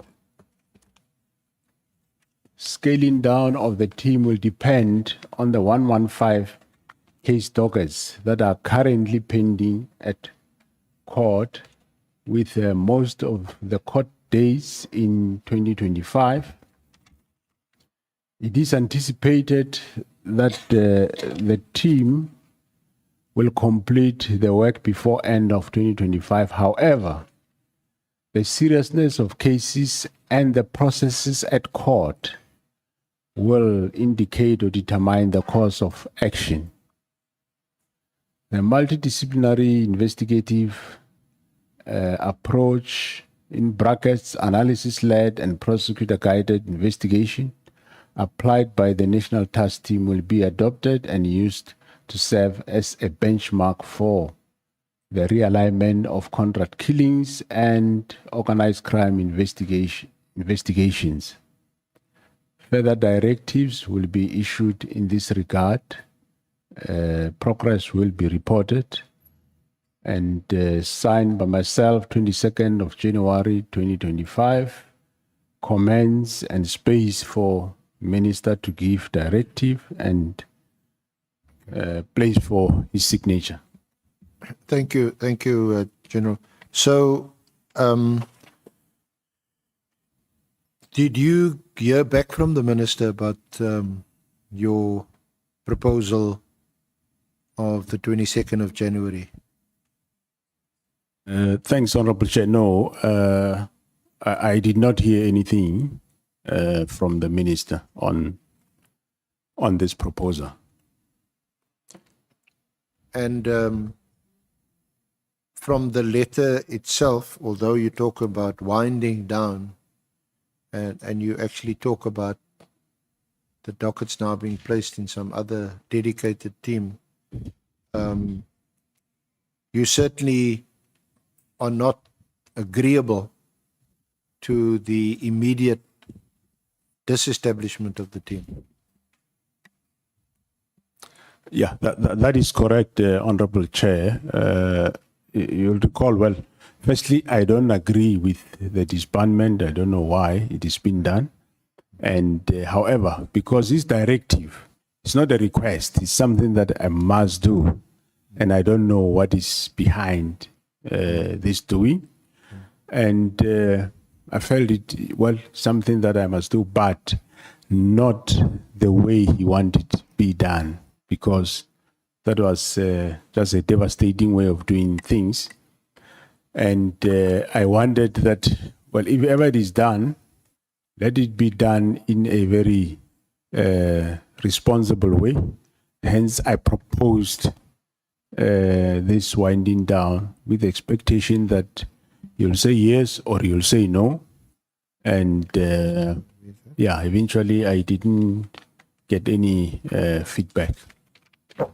But of course, all the time one had suspicion as to why is this thing done. Even the way it was done, you'd recall, as I said, 31st of December, there's nothing wrong to do it that way, but how do you, because if you read the directive, you talk about the task team not being relevant anymore after his assessment. Well, if he did assessment, he did it with who and where? To say the task team is no more relevant doesn't add value to policing in South Africa. I mean, we know that is not true, and hence I made sure every time me and him talk about this matter of task team, like in meetings of days to come, I would always ask him, "Can you tell us what is the reason for disbanding this task team?" And unfortunately, he wouldn't give those reasons. So yeah, the letter has a few mixed messages, but the one thing you are clear about is you praise or highlight the success of this team and how they've conducted themselves. But the other obvious thing is also you don't say to the minister, "No, I don't agree with you. Can we discuss this?" Maybe that would have been a shorter response. I'm in a respectful disagreement with you. Can we not meet to discuss this matter? That's not what your letter says, obviously. Yeah, no, the letter doesn't say that, but obviously on the 14, 15, when we spoke on the phone, I mentioned that I want us to discuss this, which he agreed that no, let's also discuss it with other matters on the 16th. And on the 16th, introduce the topic as to, let's discuss the disbandment, why disbandment? And he cut short the matter to say, no, there is a report required on that. So submit the report by the due date. Can I now direct your attention to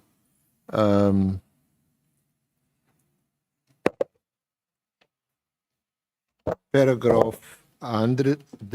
Can you go to volume 2, or I'll ask for it to go up on the screen. But for honourable chair and members, honourable members, it's the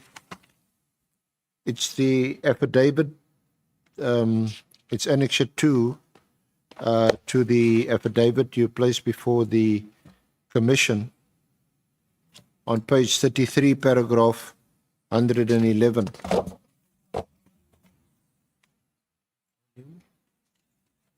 Volume 2, the first blue folder, it's SFM1.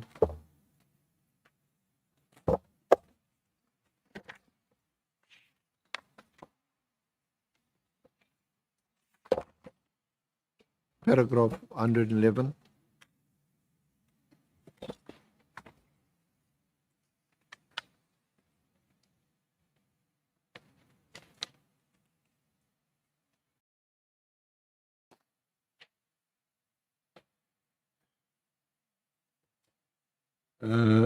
That is paragraph 111, you see. So did you, you said, Yeah, I said, Honorable Chair, I said on that statement that given the fact that the Minister was instructing, not soliciting our views on the disbandment of the PKTT, I deem it necessary to speak to the president about the issue. And I spoke to the president on the 1st of February 2025. And during that meeting,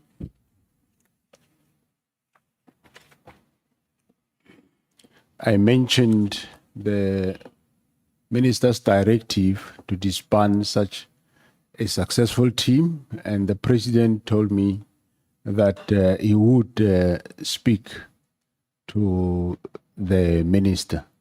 Of course, in our discussion, I explained to him that I don't know why is the team being disbanded, and if ever it is, because it is a directive, it's not a request, at least it should be a process of winding down the team and not the abrupt or immediate disbandment. So that's what I said to the president. Did you meet with the president specifically on this matter, or did you raise it in the context also of other matters, and it was opportune for you to also raise this issue of the task team? No, I did want to meet him specifically just for this one matter of the task team. Is this your Waterkloof meeting? Pardon me? Was this meeting at Waterkloof? Yeah, it was at the Waterkloof Air Force Base, correct. What did you tell the president? What did you inform the president about? As I explained, Honorable Chair, I did say to the President, you know that this team, I reminded him that this is the team that briefed you at in March, just before the election, and is a successful team that is bringing down political killings and is doing well in the province of KZN. And of course, I reminded him about the Fort Hare matter, which he knows very well. And I told him that, yes, I received a directive that the team should be disbanded, and I don't know why. If ever it is done, Mr. President, I would rather prefer it be done in a very responsible way, in a phased-out approach, which he agreed that, well, he also don't know, but if ever it is done, what I'm suggesting makes sense. And he said he will speak to the minister. Did you get any impression, or was it your impression that the president knew about the directive at all? What impression did he give you when you mentioned it to him? No, the impression was he didn't know about the matter. Of course, I don't expect him to know. It's a much more operational matter, I would think. So what was your what was his reaction when you told him, and what was the outcome of your discussion? Thanks, Honorable Chair. As I said, well, he seems to be surprised when he heard that, because I reminded him that the team that we briefed in Durban that is quite successful in these matters of political killings, and the team that did work in Fort Hare, and it's been disbanded. He was taken aback, sort of.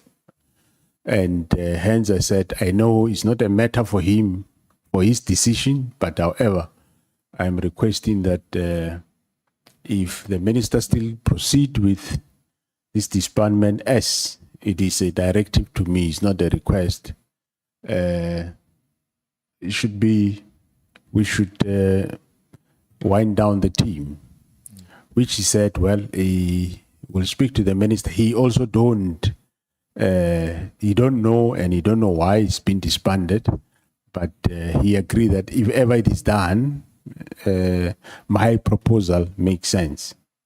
And that's how we ended our meeting. So again, even at that point, your proposal was a winding down as opposed to an immediate termination or disestablishment of the team.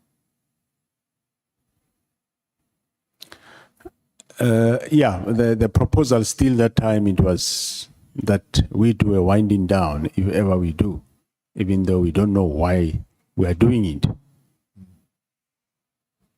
And of course, a winding down could be 6 months, it could be a year, it could be until after the local government elections next year, which may well be the case because you've now agreed a budget for the task team to continue until, I think, March next year.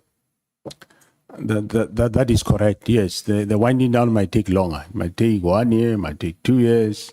It might take quite long, depending on the work of the team. So what you're saying is that a smart way of disagreeing. You didn't say no. You just said, okay, no, maybe, yes. Well, what was behind that was the problem was one did not understand why is this happening and the manner in which it was done. There was just suspicion all along, but we didn't know what actually is behind, what was behind. But what now fuels that suspicion is, yes, you mentioned it to the president. What was that, 1 February? Yeah. it's- Yeah, 1st of February. The president said, I'll speak to the minister. You don't hear again after that from the president? Yeah, no, I didn't hear that from the president until I think we heard from the minister in the portfolio committee of the. But you do say at paragraph 112 of the same affidavit that at a later stage, the president informed me that he did discuss the issue with the minister. He did not inform me of the details of his discussion. Yeah, later, I don't know whether it was before the 5th of March portfolio committee or after, but there was an opportunity where we met on other matters, and he did indicate to me that no, he did speak to the minister about the matter of the task team. But Okay. I don't know the details, of course. So the next time it wasn't the next theme we're moving to is the parliamentary police portfolio committee meeting, which was held on the 5th of March. That was an online meeting. You recall that meeting? Yeah, that is correct, Honorable Chair. And the political killings task team was on the agenda, and you had to report on it.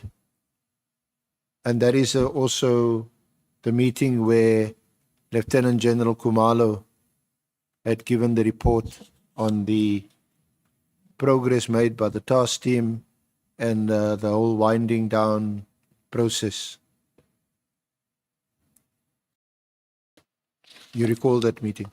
That is correct, Honorable Chair. Yes, we had a meeting, a portfolio committee meeting, and in attendance was there, and Lieutenant General Kumalo and Lieutenant General Mkonazi, both deputy ministers and the Minister of Police, and of course other officials were part of that meeting. And amongst the agenda for the portfolio committee was a matter of the political killings task team, which I introduced the presentation, and Lieutenant General Kumalo did the presentation which is attached as SFM8. So in that meeting, in summary, I think we did spend a bit of time with Lieutenant General Kunazi. So, Honourable Chair, Honourable Committee members, you would be familiar with what happened in that meeting. But in summary, Lieutenant General Kumalo explained the performance of the task team, and then he informed the committee that there was a plan to wind down the task team. Yeah, that is correct. He presented what the proposal that we discussed, that yes, we propose that the winding down of the team, and with proposals to say maybe in that winding down, some of the dockets can be taken to the provincial head office of KwaZulu-Natal, and where there is a murder and robbery unit, and the members of KwaZulu-Natal can form part of that murder and robbery unit, and it can be a nucleus for establishment of the murder and robbery unit. So that is the presentation that we gave to the portfolio committee.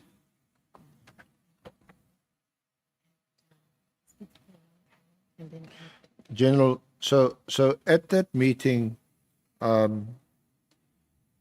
you never expressly told the portfolio committee in the presence of the minister that you did not disagree.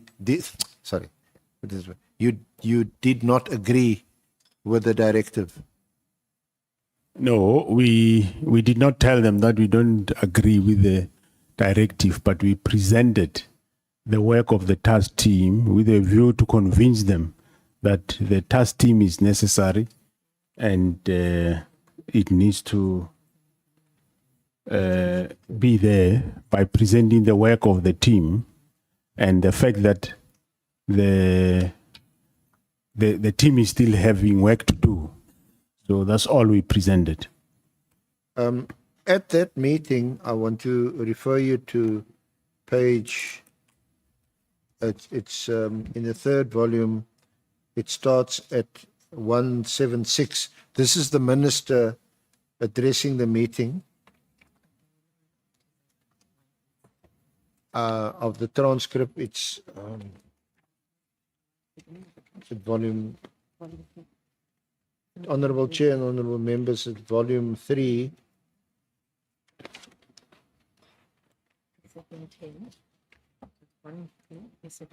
SFM 10, which starts at page 123, and the minister is speaking from 176, and the relevant part we want to refer you to is at 187.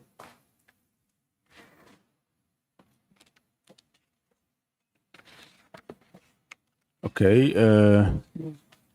So, through you, Honorable Chair, you say I should start reading where it says Minister of Police up to.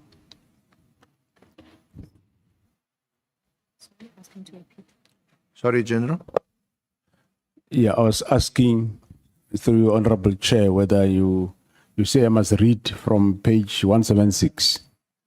No, I want to just refer you to page 187 at line 20.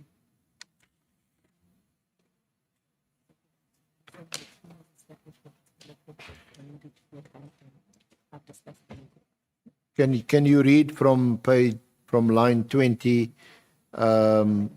the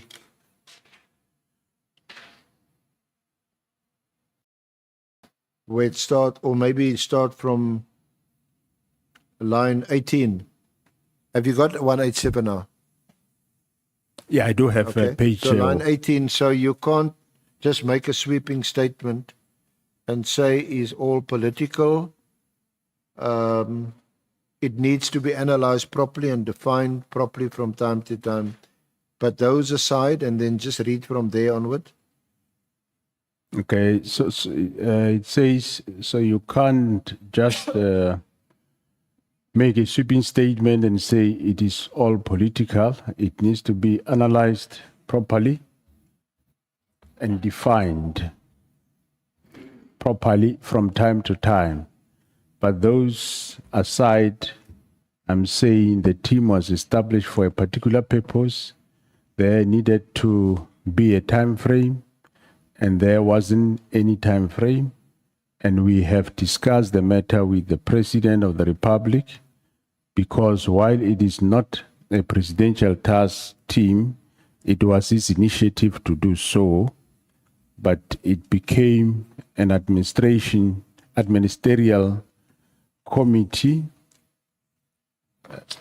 in practice, and therefore we have had discussion with the President of the Republic, and we are in agreement that we can look into the matter the way that we have looked at it currently. So the minister appears to want to justify that decision, defend the decision, and then he says, because while it was not a presidential task team, it was his initiative to do so, but it became an administrative committee in practice. And therefore we had a discussion with the president, and we are in agreement that we can look into the matter the way we have looked at it currently. And the current position was clearly what he said in his letter to you, that he wants the team to be disbanded or disestablished. That is correct, Honorable Chair. Just so that we get these two other matters out of the way, nothing was said about the ports of entry or the not filling any of the posts in intelligence. The other two parts of the letter. No, they were not on the agenda, Honorable Chair. They were not on the agenda of the Portfolio Committee.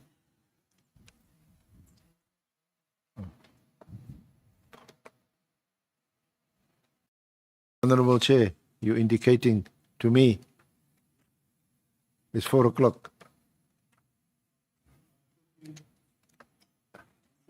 You to say it is now 16 hours, we can break for tea. Yeah, it's tea this time. So, honorable members, let's break for tea, and then we will come back 20 minutes later.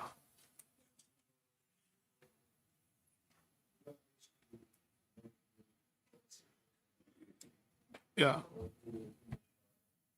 Yeah. Yeah, I think this is the end of the second round.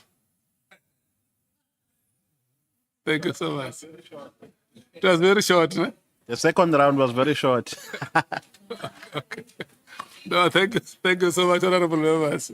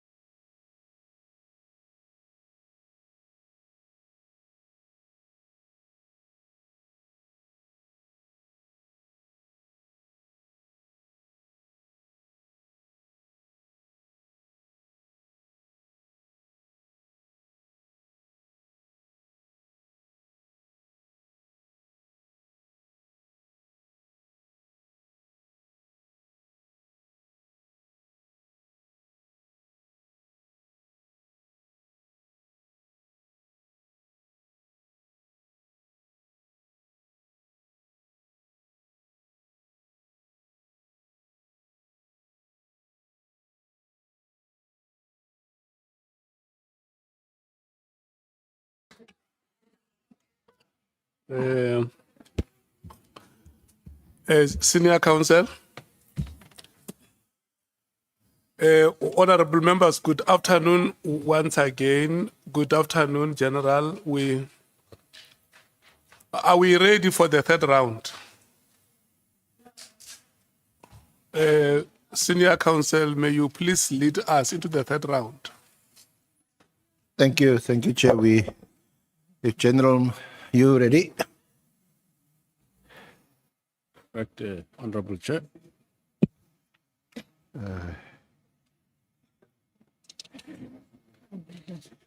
Okay, yeah. So we've done the we've done- information, so it's 6 and 27. Okay.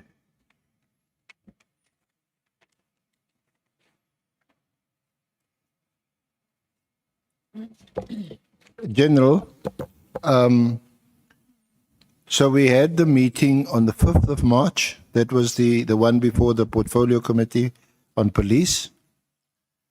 And just not that it really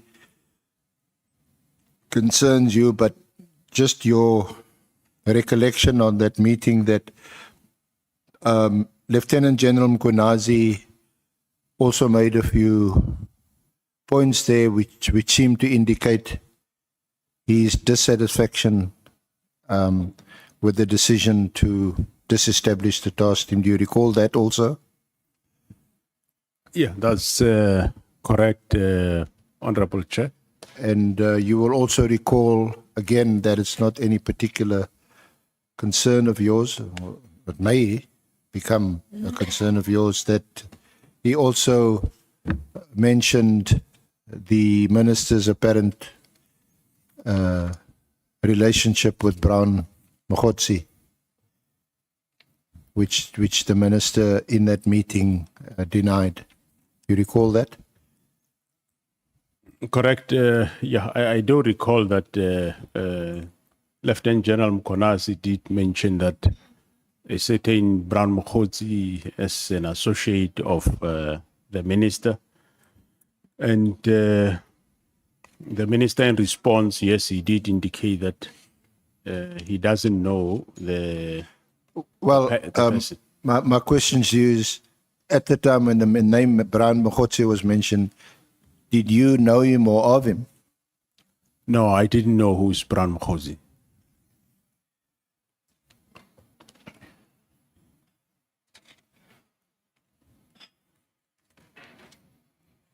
So talking about that, there was another meeting on the 6th of March, the very next day, where there was a similar presentation made to the minister by senior management. Lieutenant General Mkhonazi wasn't at that meeting. That's the presentation you see on the screen, SFM 11 to 12. You familiar with that presentation? That's correct, Honorable Chair and members. Do you want to just comment briefly on what happened at that meeting? Perhaps because it doesn't appear from the presentation, perhaps some of the comments made at that meeting, particularly by the minister.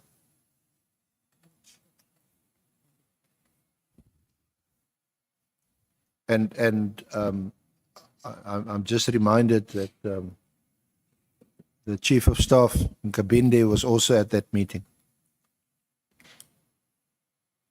Yeah, thanks, Honorable Chair. At that meeting of the 6th of December, which I attended, myself, the Minister of Police, Mr. Senzo Mqunu, the Deputy National Commissioners, Lieutenant General Musikidi, Lieutenant General Sibia and Kumalo, the Chief of Staff, Mr.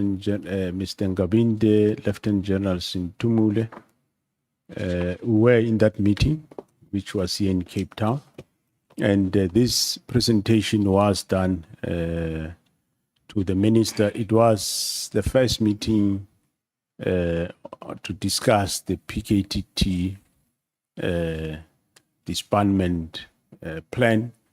That was what the meeting was called for. And it was during this meeting that after the presentation, there was a discussion, or maybe let me also say right at the beginning of this meeting on the 6th of December, as we start the meeting, I did, in my opening remarks, to say, Minister, I'm sure at this meeting you will, Minister will tell us, as the senior officers, as to what are the reasons for disbanding the political task team. And then thereafter, this presentation was made by General Kumalo at that meeting. And there was discussions about the presentation, and in summary, Lieutenant General Sibia and the Chief of Staff did indicate that dockets that were with the task team should be returned to the police station of origin, which you'd recall in my previous report to the minister, I did say they go to the police station of origin or they go to the provincial head office where they can be part of the murder and robbery unit. And that was not supported, of course, it wasn't supported by Lieutenant General Sibia and the Chief of Staff, that if we take them to the province, we are, in a way, just carrying on with the PKTT under the auspices of murder and robbery, which question I asked as to what is the problem if that is the case. And they emphasize that the instruction is to disband, not to shift, which then eventually after the meeting, the plan was partially sort of accepted, which the minister said then, I think before the minister closed, he did respond to the first question that I asked as to what are the reasons, where he responded to say that political killings were happening pre-1994, and currently it's just murders that are happening. And this presentation then was partially accepted to say, no, there should be, General Sintumile and Kumalo should go and update the presentation, effect those changes. For example, dockets should go to station of origin and nowhere else. And yeah, there were other matters that were, of course, that were also said to be, they should be adjusted. Like the minister emphasized that in as much as there is this proposed winding down, but the final date of winding down should be in 2025. And then it was decided that a further meeting will be on the 27th of March 2025 in the Pretoria College. What was, because it can't be described, was not apparent from the presentation and can't be described in the affidavit, what was the body language of the minister, firstly, and secondly, of Ngabinde in that meeting? Well, the minister was, I didn't observe any strange thing, but from my observation to General Ngabinde and Sibia was, they were adamant that the disbandment should happen, and no dockets must go anywhere. All dockets must go to the police station of origin. So the in this case, these dockets did they all relate to police stations in KZN? Or were there also some outside of KZN? Well, there were dockets related to police station in KZN, and of course there were those that were related to the Eastern Cape. You'd recall the Fort Hare, and I think there was one docket from Tata. Now is it? I suppose it's just common sense that if you have a specific task team, that task team and those working in the task team, they would retain the dockets at one specific place, and not at the stations, because that's of course the problem that you want to deal with, is that leaving dockets of political killings, or especially high-profile killings, you're not going to leave them at a vulnerable police station. You're going to take them away, lock them away, keep them in one office or at one venue. Was that the case here also? No, the dockets of course this nature, you would reallocate them. You won't lock them up anywhere. You would reallocate either to another team, depending how big or small the team might be, but or you'll give them to a specific unit, be a murder and robbery unit or a serious and violent, whatever. That's how you would handle them. But of course, the emphasis was actually status quo, where they, before the establishment of the team. In other words, that's what they require that should happen. I wouldn't know whether is that lack of knowledge how this team came about. Why is there this team existing? I wouldn't know. Okay. And then there was another meeting on the 27th of March, and you deal with that from paragraph 74 on page 14. Describe to us how that meeting went. Thanks, Honorable Chair. Yeah, on the meeting of the 27th March, which was at the college, there was a presentation led by General Kumalo, and which was being presented to him, of course, showing the same winding down of the team, showing also members that I will still remain working on cases under investigation. And there was, at this case, on this instance, there was, instead of the cases of the task team going down, there was an addition of a case, I think one or two cases on the cases of the task team. And that additional case then made the minister to say you feel undermined because the team is not being disbanded, and that also that the minister stated that the establishment of the team required a political decision, and consequently the disbandment would also, that is paragraph 75, the disbandment would also need a political decision. So he further said, he instructed that there should be no further meetings on this matter, and he will engage further with myself and nobody else. So here what I was explaining is that there was an additional case that the team took. There was a case of the killing of a councillor in Mandeni, Sidumbili in KZN, and it looks like that case, the district commissioner of the case, of the area where the case was, that is King Ketroy, he phoned the team to come and assist him in the investigation of the case. After the councillor was killed, the local public order police arrested two young men with a firearm.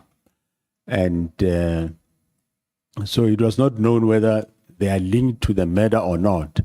So the district commissioner phoned the PKTT to say, come and assist us in the investigation, which they went and they collected the docket and they investigated, and they were able to link the two young men with the murder of the councillor. And that has made then the dockets to increase instead of going down. So hence that made the minister angry to say, but the dockets, instead of going down, they are going up. So one is aware that, yes, we said the team will not take further dockets, but they did take further dockets here because the district commissioner did ask them to come and assist, which the assistant was fruitful because they were able to make a breakthrough and a link. But that, of course, angered him to say, why are they still doing work? Why are they still existing? Okay. So, again, either the expression via body language or whether verbally expressed, the minister and Kabinde, were they now more upset? This is now on the 27th. You again playing the long game. You didn't quite say you don't agree with the directive, but talking about a winding down, and it's there's the parliamentary meeting on the 5th, presentation on the 6th, and again on the 27th. Are they now even more adamant that this establishment should take place? That is correct. That was the situation. Yes, he was angered by that, and that was the end of the meeting. And subsequent to that meeting, were there any further meetings or engagements or telephone calls or WhatsApps between you and the minister, or between the minister and Lieutenant General Kumalo or Lieutenant General Mkunazi about the PKTT that you know of or might be aware of? No. We never engage further on the matter. We never engage further on the matter until I think until after the 6th of July. We never engaged thereafter on the PKTT. So was there ever a resolution to this issue? The minister has now written to you on the 31st of December, disestablish immediately. You don't do it immediately. You send him a presentation on the 22nd of January.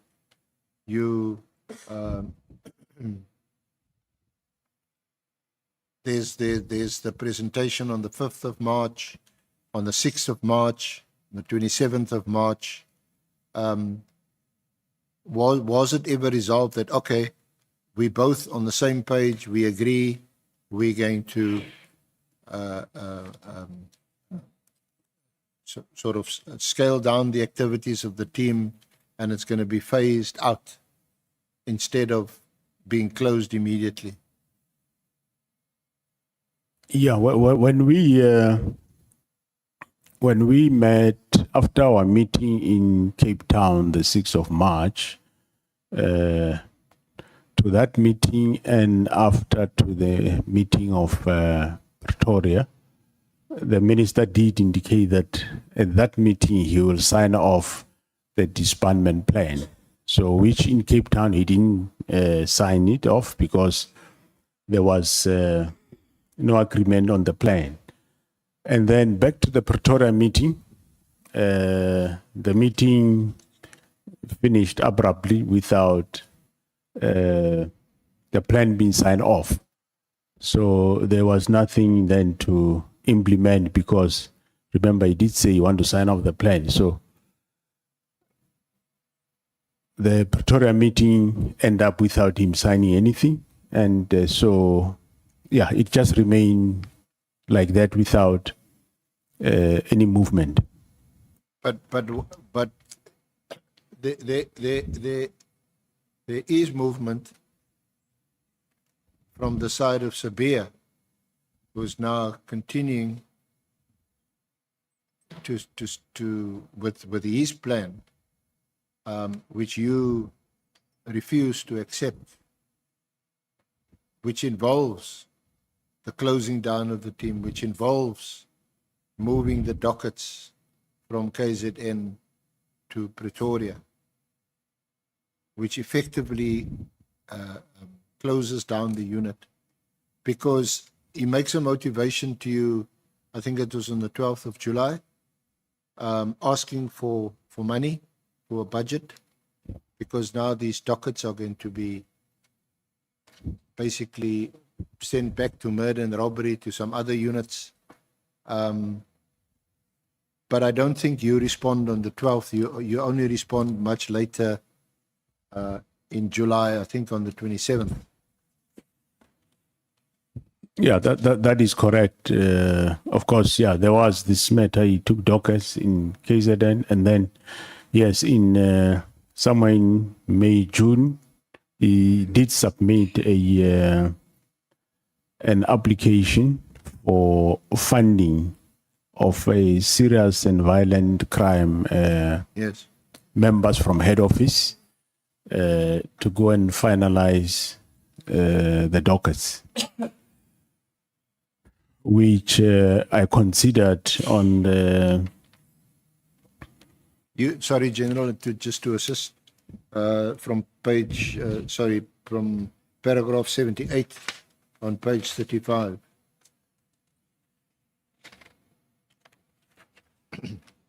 And 79.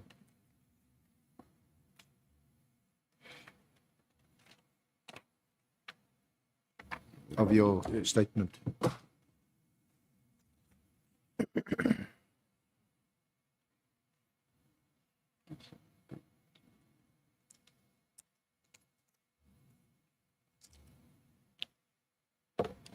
So it's 78. 78. Or start at 70. It starts at 76 under the It's page what? page 35 of your statement. Oh, okay. Sorry, your statement, the funding and ongoing status of the PKTT. Yes, paragraph 70, From 76 onwards. 76. Yeah, that's where you narrate Okay. the issue Yeah. of funding and Sabia's requests. Thanks, Honorable Chair and members. After I learned about the removal of the one-to-one dockets around April, May 2025, which were under investigation relating to PKTT and were handed over to Lieutenant General Sintumule under the instruction of Lieutenant General Sibia, which I attach a copy of that. No briefing or report was made to me by General Sibia on the dockets. I do not know where the dockets of the PKTT were stored after they were transferred to head office. I was at some stage verbally informed by General Sintumule that General Mkhwanazi refused to take back dockets. However, General Mkhwanazi did not discuss the matter with me, nor did he explain the reason behind his position on the matter. And on the 8th of July, following General Mkhwanazi's press statement, Lieutenant General Sibia sought to approve a request for funding for investigation of political killing dockets that were taken to head office by members of serious and violent crime investigation. The funding request is as per SFM 14. So he was requesting that a group of members from Pretoria be deployed to KwaZulu-Natal to go and investigate this one-to-one case dockets. On the 22nd of July 2025,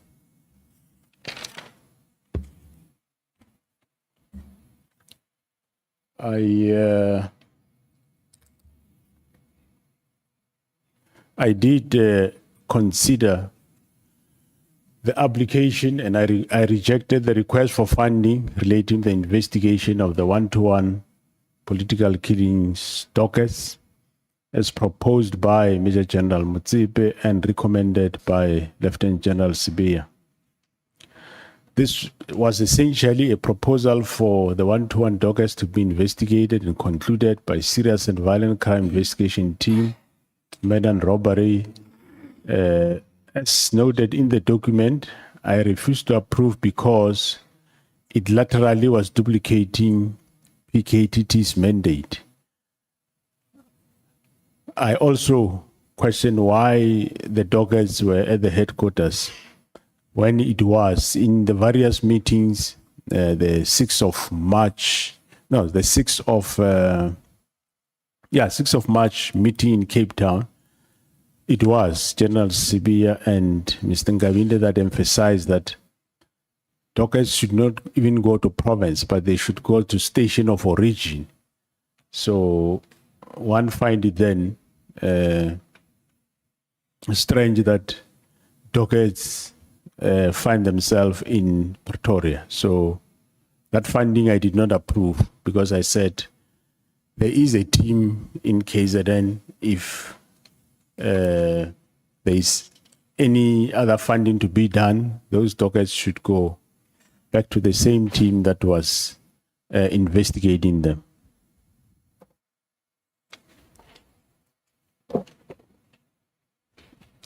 So, that when did you order? Just to remind us, when did you order Lieutenant General Sibiya to stay at home? Was Pardon, that in July? When? When did you order Lieutenant General Sibiya to stay at home? Before you use the word suspend. Yeah, it must be somewhere after 6th of July. Yeah. So, and that was after he made the request on the 12th of July. When you rejected his request, he was now at home. Is that right? No, I think he signed the request before he stayed at home. Let me just... Yeah, you rejected the request on the 22nd of July. Correct. Because on the 28th, you also received a request from Lieutenant General Nkwenazi for further extension of the PKTT and approval of the attached budget.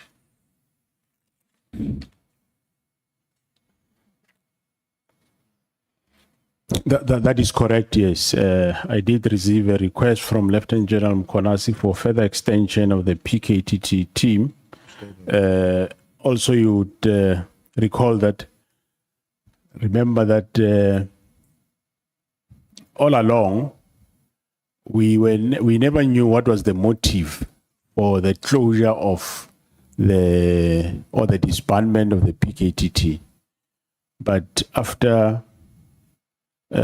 somewhere in May, I think 14 May, when Mr. Matlala was arrested, and the team then made us aware somewhere late in June as to they found messages on the phones that indicates or show that what was the real motive for the disbandment of the team.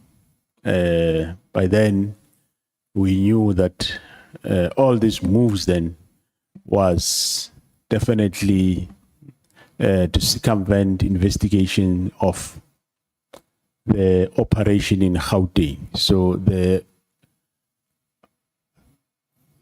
bringing the disbandment of the team and also the bringing of the dockets have a direct link, or it was actually to circumvent the arrest of the people, the Ket Matlalas and the others.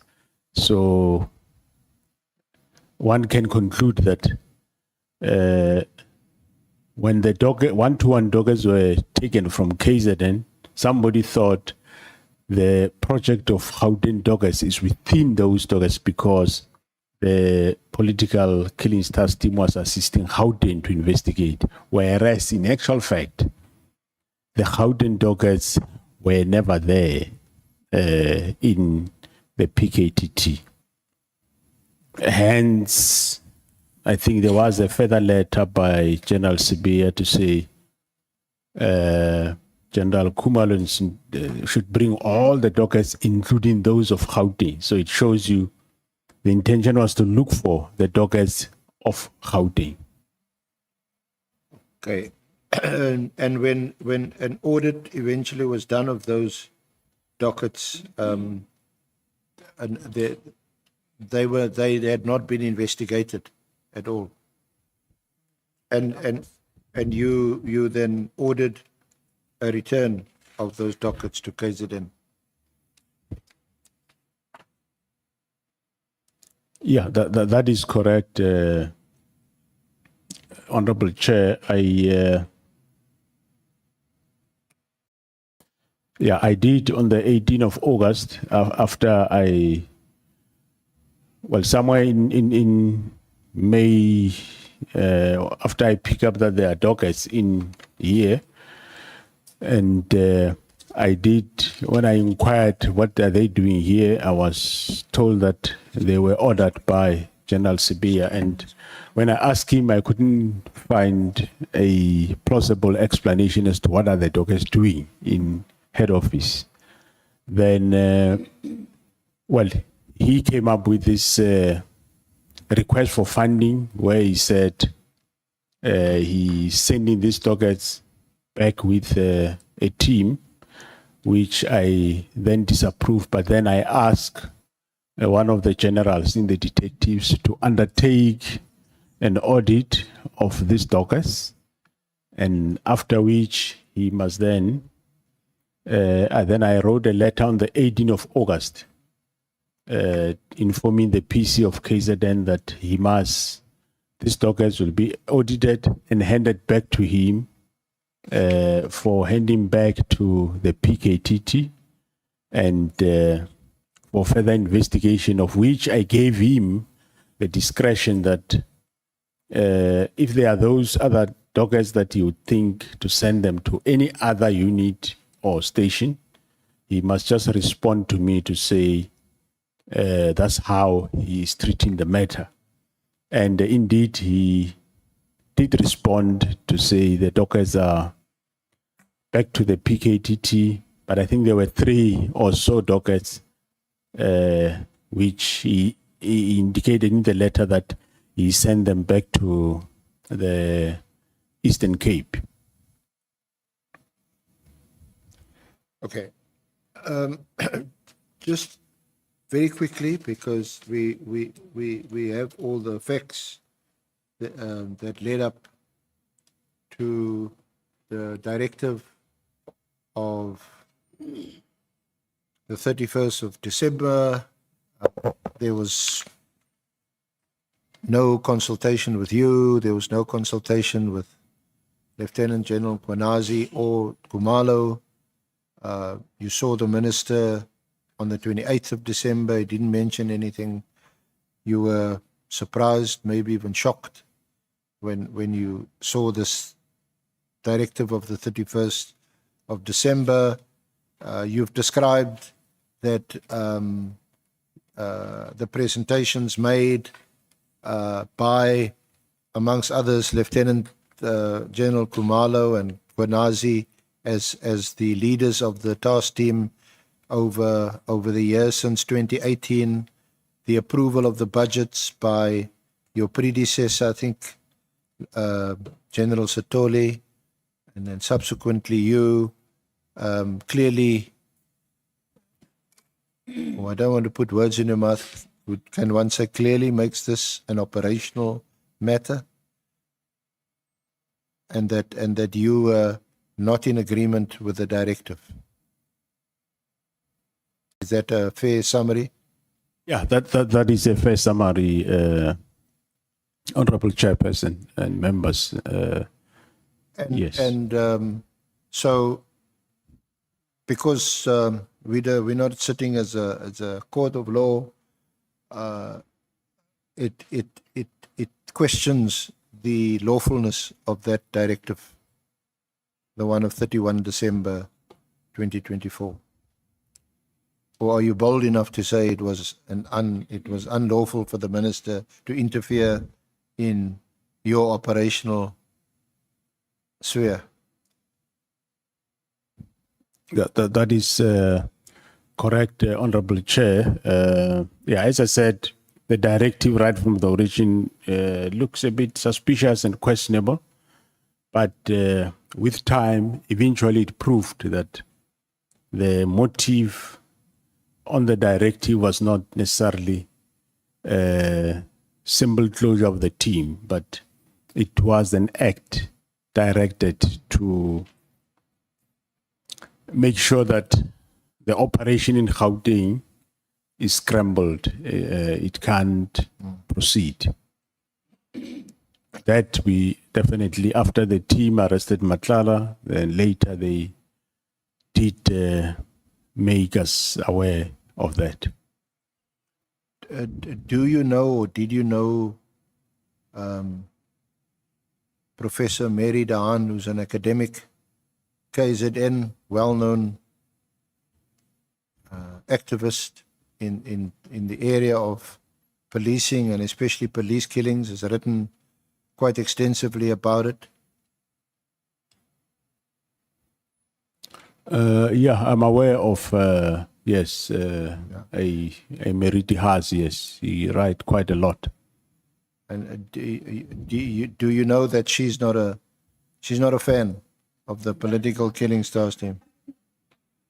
I'm aware she's not a friend of most police, not necessarily the PKTT. Most police, she will write a lot. She will give me instructions, what I must do and how and all sorts of that. I'm aware. Well, it appears as if the minister became a fan of Mary Daan's. She wrote a letter to him and she's bad-mouthing the political killings task team and saying how bad they were and how bad Lieutenant General Kumalo is and he's not qualified to lead the team. You don't know about that letter. There was also a complaint subsequently filed or lodged with the police committee in Parliament, portfolio committee. Yeah, no, I'm aware of that. Okay. She has been writing a lot of letters. I mean, but of course, some of those, most of his letters are not factual. When you read it, you quickly can realize that this person is not basing whatever she writes on facts. Okay. All right. I'm not going to ask you any further on that. Or are you, through you, Honorable Chair, or are you insinuating that the minister disbanded the team because of the letters of Ms. Meriti Haas? No, I'm more than insinuating. I'm telling you that is one of the reasons that the minister will give that informed his decision to direct the disbandment of the political killings task. And that she wrote to him on the 24th of October, 2024. Then, through Honorable Chair, if that's the case, then not only us as police should be concerned, I think the whole South Africans should be concerned if a Minister of Police can base his decision on letters from an individual like Meridi has. Yeah, of course, to be fair, he gives other reasons. The budget. He says in 2024, I think March, the budget for the task team was reduced quite substantially, which shows that, you know, it was scaling down its activities. He refers to the letter. What's the other two reasons? Okay. Have Honorable Souls. Sorry, Chair. So anyway, I just wanted to give you the opportunity to comment on what some of his reasons might be. But I mean, what's also, of course, curious.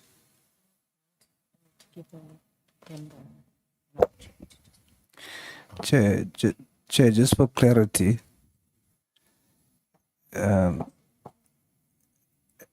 Advocate Armser is presenting evidence on behalf of the minister who's going to be a witness here, and is expecting the current witness, National Commissioner, to answer on that. But what concerns me more is that the advocate is making an assertion. He is actually saying the reason why the task team or the minister wanted to disband the task team was because of those letters. I mean, that is presenting an assertion as if it is fact. I want clarity, is that procedurally correct? Honorable Nomvalo.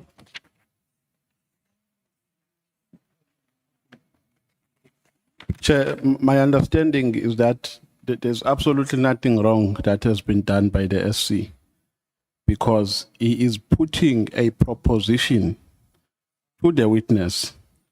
The witness has a right to deny or accept that proposition, and they qualify. If he denies, he must qualify, and if he accepts, he must qualify. He is not putting it as facts to say these are the facts that you cannot contest. So he's putting a proposition. So it is up to the witness to either deny or accept. So there's absolutely nothing wrong. That is my understanding. Okay, then the question is the letter that the SC is referring No, to but part this of is the out of order, statement? Chair. People can't just patch in like what he's You are doing. just doing the same thing. You can't just patch in. I was on the floor. I'm asking, Chair, is the letter that we are dealing with now in the statement? Honorable Souls. And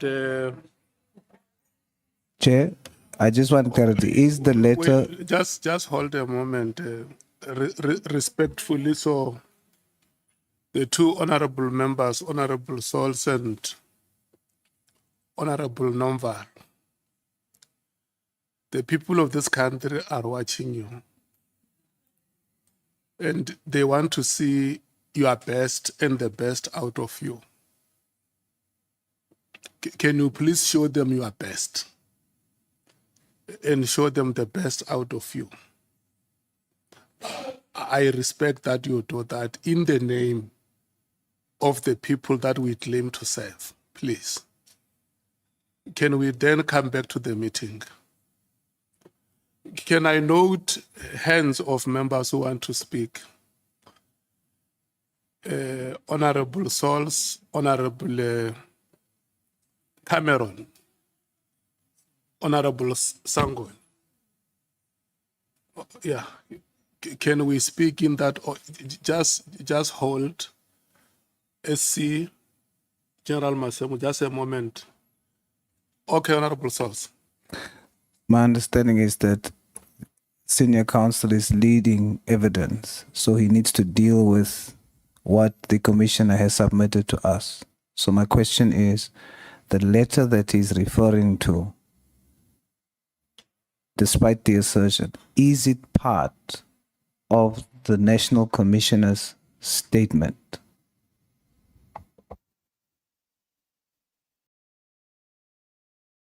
Honorable Cameron. Chair, I just wanted to say I don't think there's anything to talk about. The SC is flowing, the process is working. This is our third day. Things are going well. Let's just keep moving. Let the AC be the AC. Thanks, Chair. Honorable Sangoni. Thank you, Chair. I agree with the assertion that everything is cruising, but perhaps just to put Honourable Souls at comfort, the SC firstly in the morning did indicate that he would do exactly what he was doing, and he explained to us that the General is not going to be able to come back again, and therefore he will put some of these assertions. But on the issue of Mary de Haas, it does feature in the annexures that the General had submitted, even though he doesn't go into the letter. So it's not like it's issues that arise out of nowhere. So I support the notion that we should proceed. Thank you, Chair. Yeah. Can I get an answer to my question, Chair? I Is the letter part of the statement? Is it here? That's the question. okay.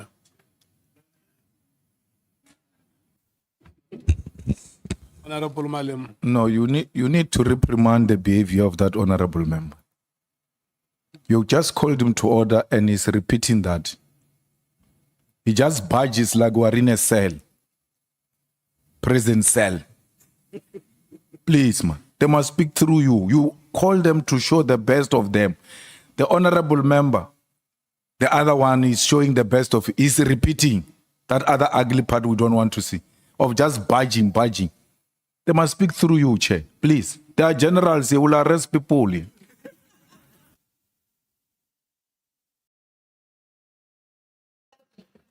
Honorable Ngola. No, Chair, I think also in this submission we must pay attention. The submission by Honorable Sangoni does suggest that what does this which the SC is saying is part of the attachments in the volumes of evidence that have been submitted to us. So I don't know Honorable Sol's question that he wants to be answered. Because this matter has been resolved. Can we proceed, Chair, please? Yeah. Honorable Souls. Chair, firstly, you must confirm to Honorable Malema that before I came and spoke, you looked at me when I raised my hand. So I wasn't out of order. That's number one. Number two, I'm not the one who's convicted for a criminal offense. So if someone needs to be arrested, it should be Honorable Malema. However, Chairperson, I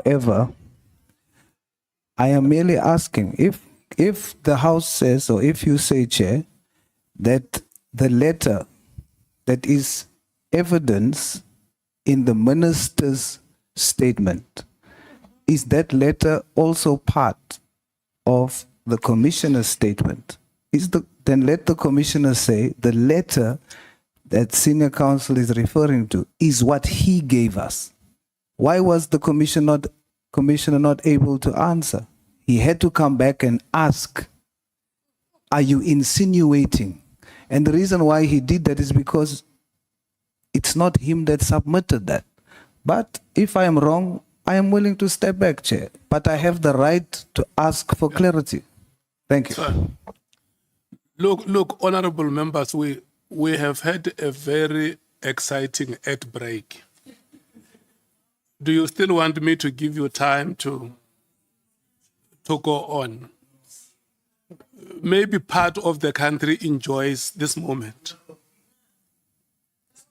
SC, all the documents are attached, isn't it? The matter of Mary de Haas is not coming for the first time before this committee.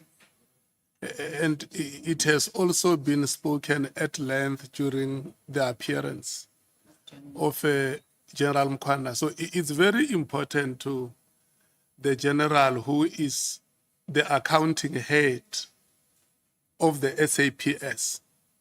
Even if he says, I don't want to comment about this matter, but it must be brought to his attention And we want to request you to understand, Honorable Souls, that the senior counsel is right to put the matter to General Masemola. Thank you so much. Okay. My question was, is the letter, show me the letter as part of the statement. That's all I want to know. Is the letter part of the statement? No, the evidence leader didn't answer. Okay. Is the letter part of, and point me to the letter, please, Chair. Senior counsel, the honorable member wants to hear you speak on this matter. Thank you, Honorable Chair. The letter is not part of the it's not part of General Masemola's statement, obviously. It was discussed. I think someone made a valid point that I think you did. It was discussed at length. In fact, not from questions that I put to Lieutenant General Mkwanazi, from questions that arose from the honourable members yesterday at length. He spoke about the House. He had quite a few interesting floral things to say about Mr. House, which we won't repeat here, General, in front of you. You might just reprimand him.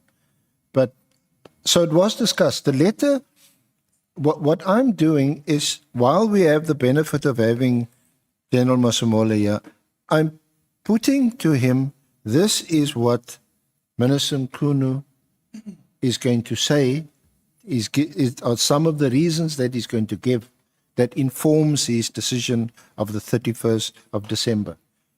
It's for his comment. Otherwise, he's going to sit at home watching the TV maybe. Minister Mkhunu sits where he's sitting now, gives his evidence, and he said, no. But this is the first time I'm hearing this. I'm giving him an opportunity to comment. He may refuse to comment, decline, or say, okay, I hear you, and we move on.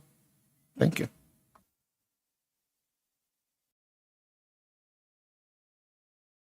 May I proceed? Thank you. Sorry, General. While I'm at it, I might as well give you the 4 reasons he gives, and you can comment. The one is he says he received a number of WhatsApp complaints about this killing task team. But these WhatsApps, he says he can't find them anymore. They've disappeared. So we'll ask him about that. The other one is the Dahan letter, which is a lot more detailed. The third one is the budget. I think you're aware that in March 2024, when the CFO, I think she did reduce the budget, and budgetary constraints were cited. But that is March 24. He became minister only in July 2024. And then there's also a work study by someone called some police officer, Fisser or somebody, and that work study does feature in the Sabia affidavit. So just for your comment, if you're aware of any of this or want to comment on it, otherwise, just so that you know, this is what he's going to say. Thanks, Honorable Chair and members. Senior Counsel, you say the second one. What is the second one? It's the WhatsApps, it's Dahan, it's the budget, and the work study. That work study, just in case you can't remember what it was about, it's by an officer, surname of Fisser. Marais. Sorry. Marais. It actually is a work study that relates to several of the specified projects and task teams, including narcotics and other task teams. And one of the items there is political killings.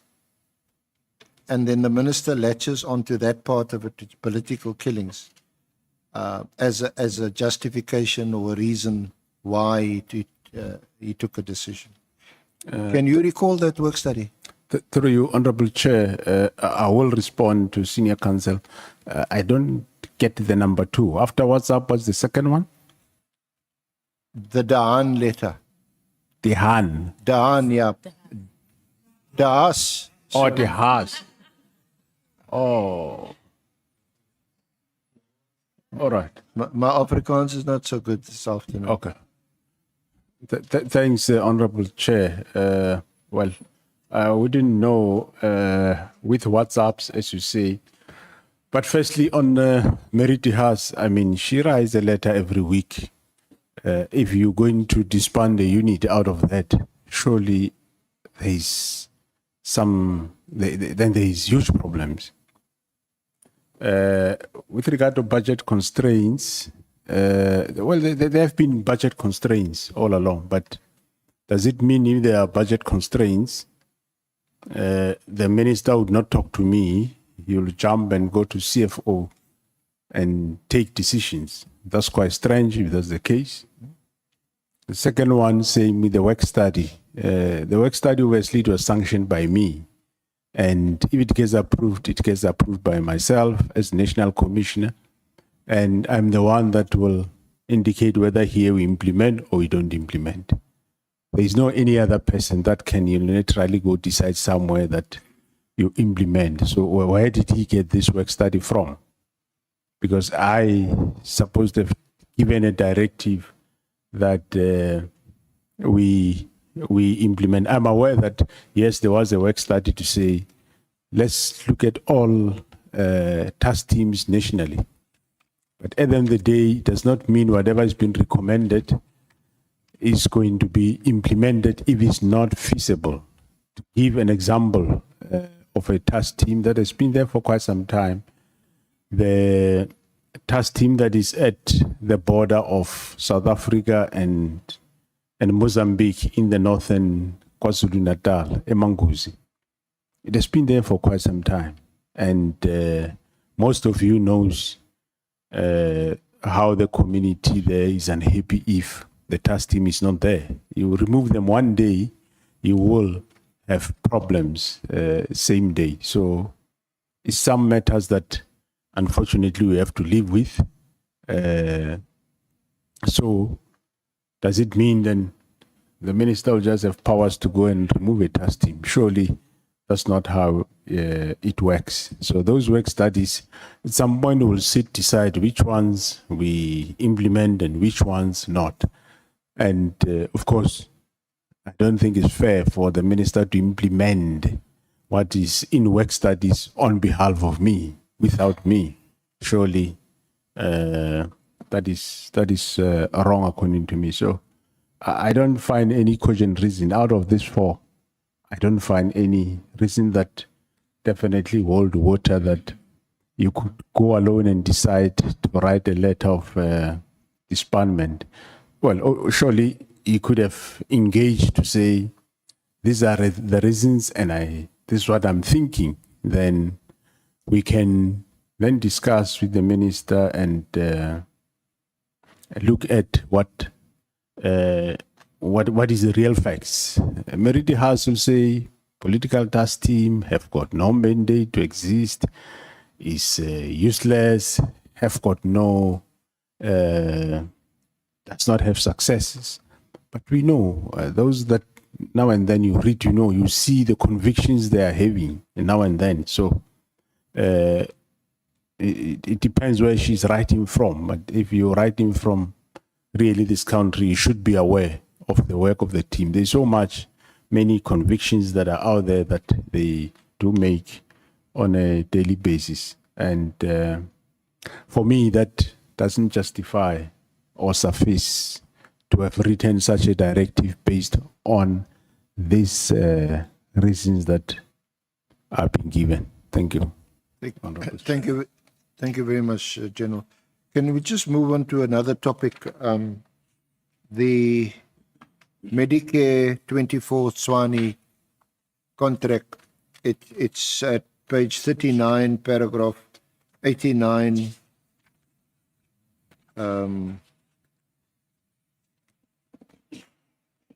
through to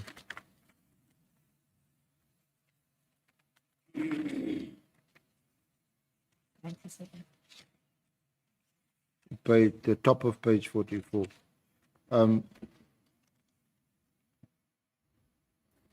Now, just before we go into a bit more detail and just as briefly as you can, just describe to us what this was a huge contract, a multi-million rand contract. 360 million rand contract. How would such a contract be awarded?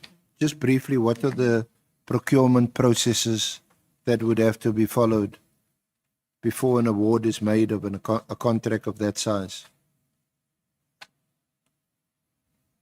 Thanks, Honorable Chair. On just a background, contracts will be advertised and people will bid. So in this case, it was also the case that a health risk management contract for subs was advertised at some point, and there was, when a contract get advertised, there is what we call the bid, first the specification committee, and secondly is the bid evaluation committee. And the bid evaluation committee, they will evaluate, recommend whatever they recommend to the bid adjudication committee. And the bid adjudication committee will then do their processes for adjudicating and then end up with allocating a bid and sign off a bid. So in this case, the same thing happened. They advertised. Sorry, General. So the bid adjudication committee will they will still recommend that an award be made to such and such a bidder. You would still, do you sign off the approval of that bid, or is it the minister? No, it is signed off by the divisional commissioner of supply chain management. Okay. It's delegated to that level. So it doesn't really land on your desk? No, it doesn't. Doesn't at all. So who appoints? There's also, you advertise, and then there's a sifting process. Yeah, the sifting process is that bid evaluation committee that gets appointed. That's the committee that does the sifting, and from there they will do, in terms of supply chain processes, whatever evaluation, whether they do through point system, whatever, and then they will recommend to the bid adjudication committee. So in this specific one, the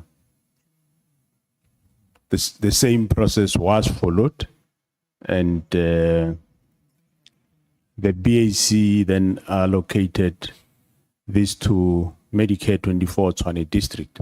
But I must say that somewhere in that process, I did get an indication of a call from one of the members of IDEC to say he's concerned about a company called Medicare 24 that is bidding for this contract, and it might have no tax clearance certificate, and it was involved in Tembisa. And I did inquire from the relevant officials, which there was an acting divisional commissioner by then. I inquired about that, and the response I got was that people get given a specific period to submit an updated tax clearance certificate, which in this case, Medicare 24 have submitted a valid tax clearance certificate, and also Medicare 24 is not blacklisted by the National Treasury on the central database. As a result, they are free to bid like anybody else. And I think, yeah, that was I gave them that feedback and that was it. So you had no involvement in this bid, Not at all. but you received a call from, did you say from IDEC? That's correct, You got a Honorable call Chair. from IDEC. You can't remember who from IDEC phoned you. I think it's a Mr. Perumal. Mr. Perumal. Yeah, I might be either him or the other one, but I think And the concern was raised about one of the tenderers.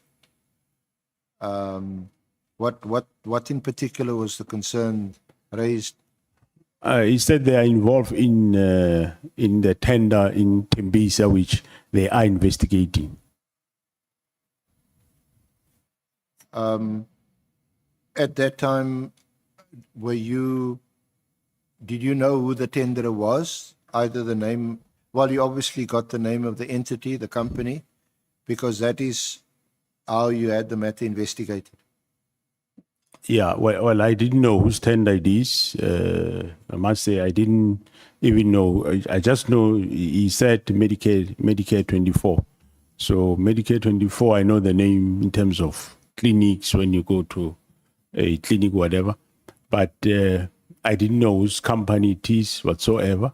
And after I got the response, that was sufficient for me. And I gave the relevant person the feedback, and he was much appreciative. And that's where we ended with the matter. So at the time, you weren't aware that the company referred to was owned by Msumzi Kat Matlala. No. I didn't know that who's the owner of the company. And I also didn't know who's Vusimusi Matlala. I didn't know at all. You let the cat out of the bag. Because he was subsequently awarded the contract. Yeah, subsequently, yes. Later I learned that he was the person behind the Medicare 24, and he was awarded the contract. But there was an issue around Medicare 24 and Medicare 24 Tshwane district.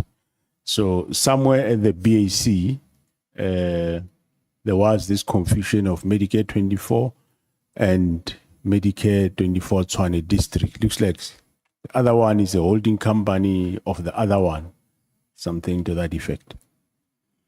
To your knowledge, do you know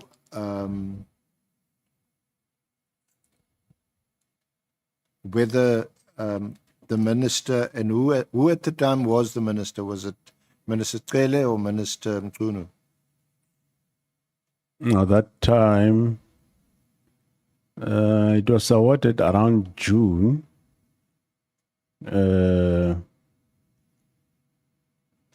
Yeah, it's just looks like, I'm not sure whether it was Minister Cele, but it must have, because it was awarded in June. Minister Cele, Yeah, it was because Minister Mkunu was in appointed July. July. Yes, yeah, correct. But are you aware, or to your knowledge, did Minister Mkunu make any inquiries about this contract? Yes, correct. Somewhere in December, he did say we must meet and discuss about the health risk manager contract, which indeed we had a meeting with him on the 24th of December. I think it was a virtual meeting, and we discussed the issue around the contract, the service delivery around the contract, and we picked up that yes, even the performance of the contract was a problem, and so we then agreed that I tasked the internal audit and risk management to go and audit this contract, look at the whole processes, whether this was awarded correctly, yes, no, and all those. And then there was a subsequent follow-up meeting, I think somewhere in February, and then there was a preliminary report by the audit committee that was released. Let's just check when was that. Just while you're looking there, General, who signed off the contract that finally concluded the award? The service, well, the contract is signed by the Divisional Commissioner Supply Chain, as far as I remember, and the service level agreement was signed by the Deputy National Commissioner for Support Services, Lieutenant General Nkua.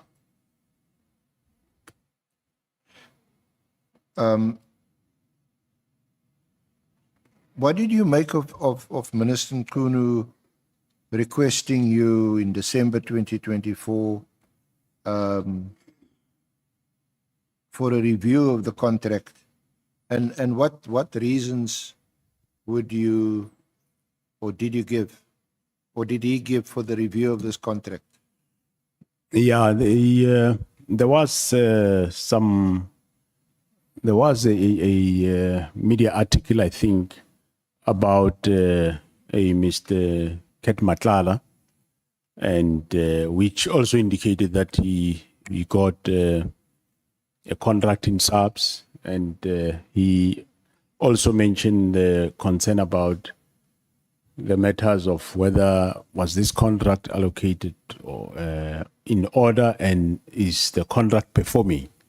So the report was that yes, there are problems with this specific contract, and they did write letters to the relevant managers of the contract of this company, alerting them that they are defaulting in certain areas.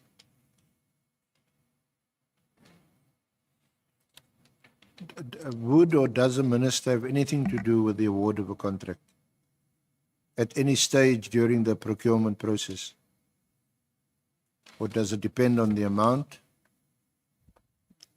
Through Chairperson, can you pardon me? Repeat. I said, would a minister be involved at any stage in the award of a contract? Or does it depend on the amount of the contract? No, he doesn't get involved, but I think this stage, December, the contract was already awarded.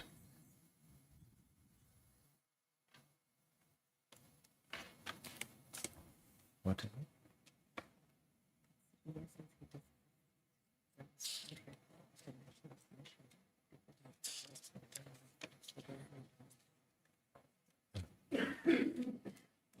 So the minister wouldn't be involved at all?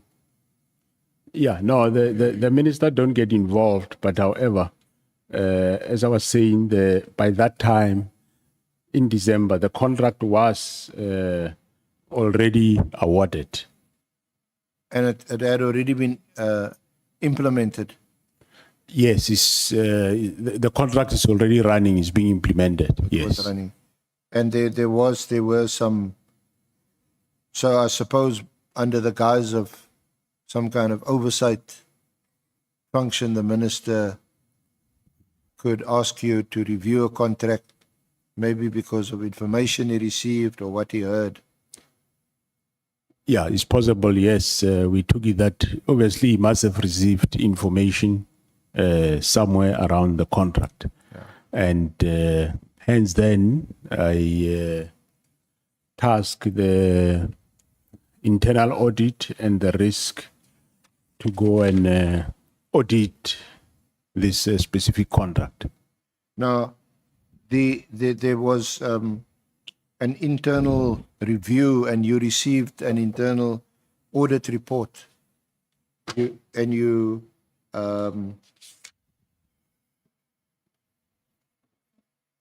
summarized the outcome on page 40, paragraphs 91.1 to 91.4, which indicates or highlights a number of red flags. 91.1 to 91.4. Correct, Honorable Chair. 91.44, 91.1. The bid evaluation committee, that is the BEC, lacked the appropriate skill and competence to evaluate the bid. There was no evidence of individual scoring in the bidding file. The due diligence did not assess the bidder's unethical or ethical behavior in other procurement processes. There was evidence of misrepresentation of facts and bid fronting in the bid documents, and the utilization of facilitators in the bid evaluation process exposed SAPS to corruption risk, which was damaging to SAPS' reputation. That was the preliminary report in January. And then you said, paragraph 92, in addition, the red flags were also raised by the preliminary internal audit concerning Medicare 24 Swani's poor performance. That's correct, Honorable Chair. You then subsequently wrote on the 24th of March asking for reasons why you should not terminate the contract. Yeah, that is correct, Honorable Chair. Yes, I wrote to them to give reasons why we shouldn't terminate. But by then, you had paid, that's obviously SAPS, in January 2005, SAPS paid Medicare 24 Swani 50 million rand for the health services contract. That is correct, Honorable Chairperson.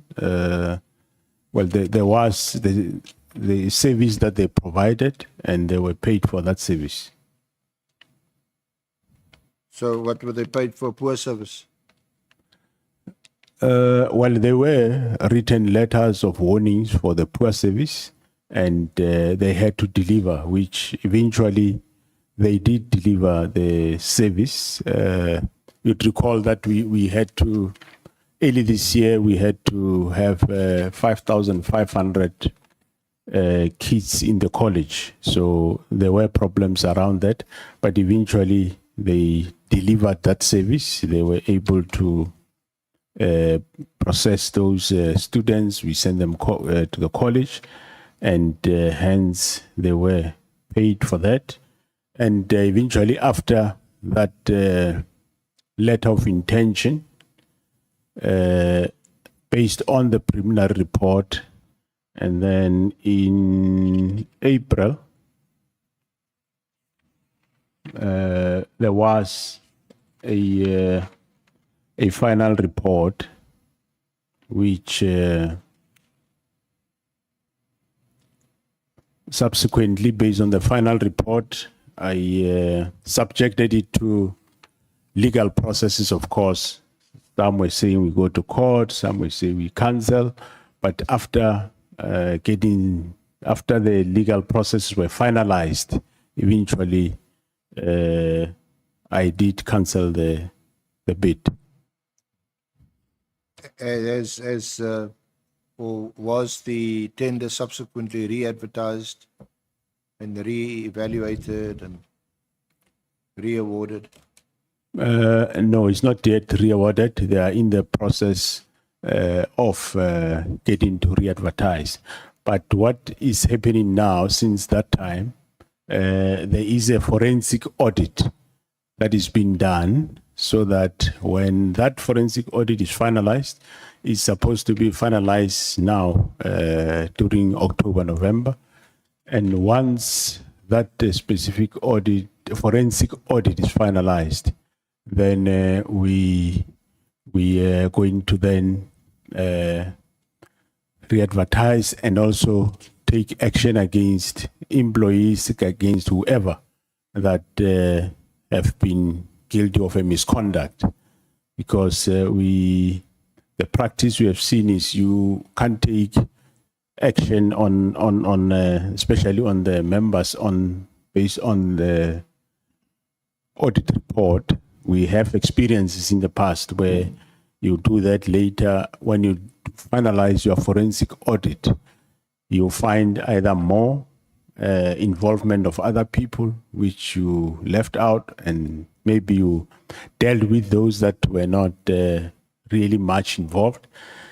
So the advice by both the legal team and the CFO is that we finalize the forensic audit, which is going to happen now. And from there, we take action against those members that are involved. But at the same time, I did undertake a process of reviewing the whole process, that they should be, I'm reviewing the delegation of powers, that certain amounts should be signed off by various levels, and the divisional commissioners sign up to a certain amount, and I also sign some amounts, I think it's 300 million and up. But also what I introduced in the process is that there should be a property audit, because initially they will go on with all those processes of specification, evaluation, adjudication, and award. And when the audit comes, they come after the fact. So now what I introduce is that after the BAC have finalized their process, but before they can allocate, they must wait. There must be a property audit of the whole process. Only once that have happened, only then can they award. There are various schools of differing legal opinions in that, but I said that is the same way we go that route, and if there are those that challenge the process, we'll take it from there with the legal people. Okay.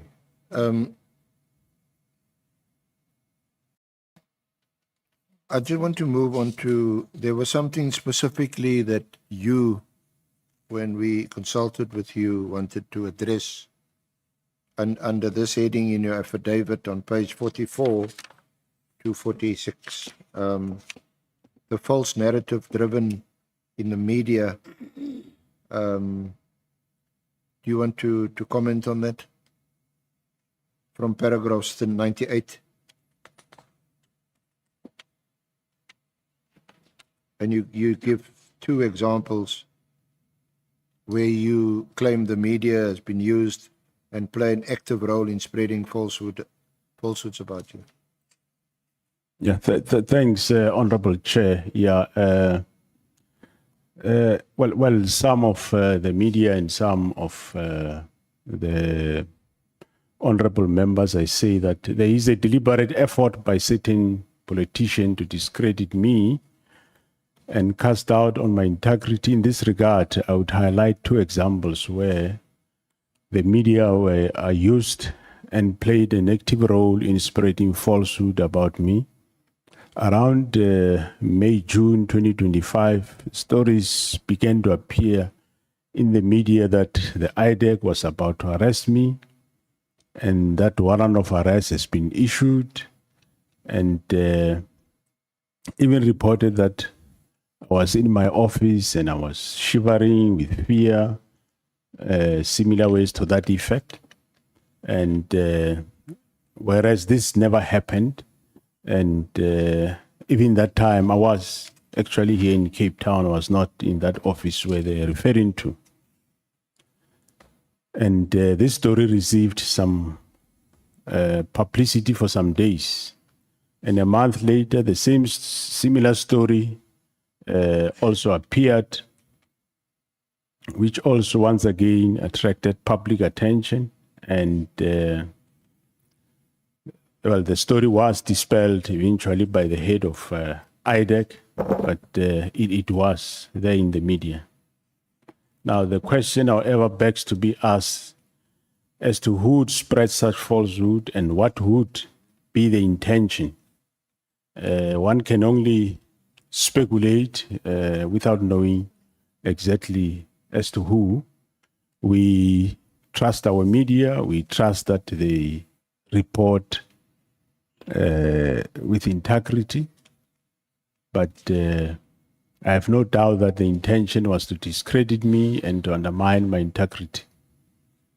Also, on the 10th of September 2025, the DA issued a media statement indicating that Ms. Kola Barnard wrote a letter to acting minister requesting him to immediately act against myself and to ensure the rearrest of Major General Lushava. According to the statement, I met with Major General Lushava, who is currently released on bail, apparently in contravention of his bail conditions.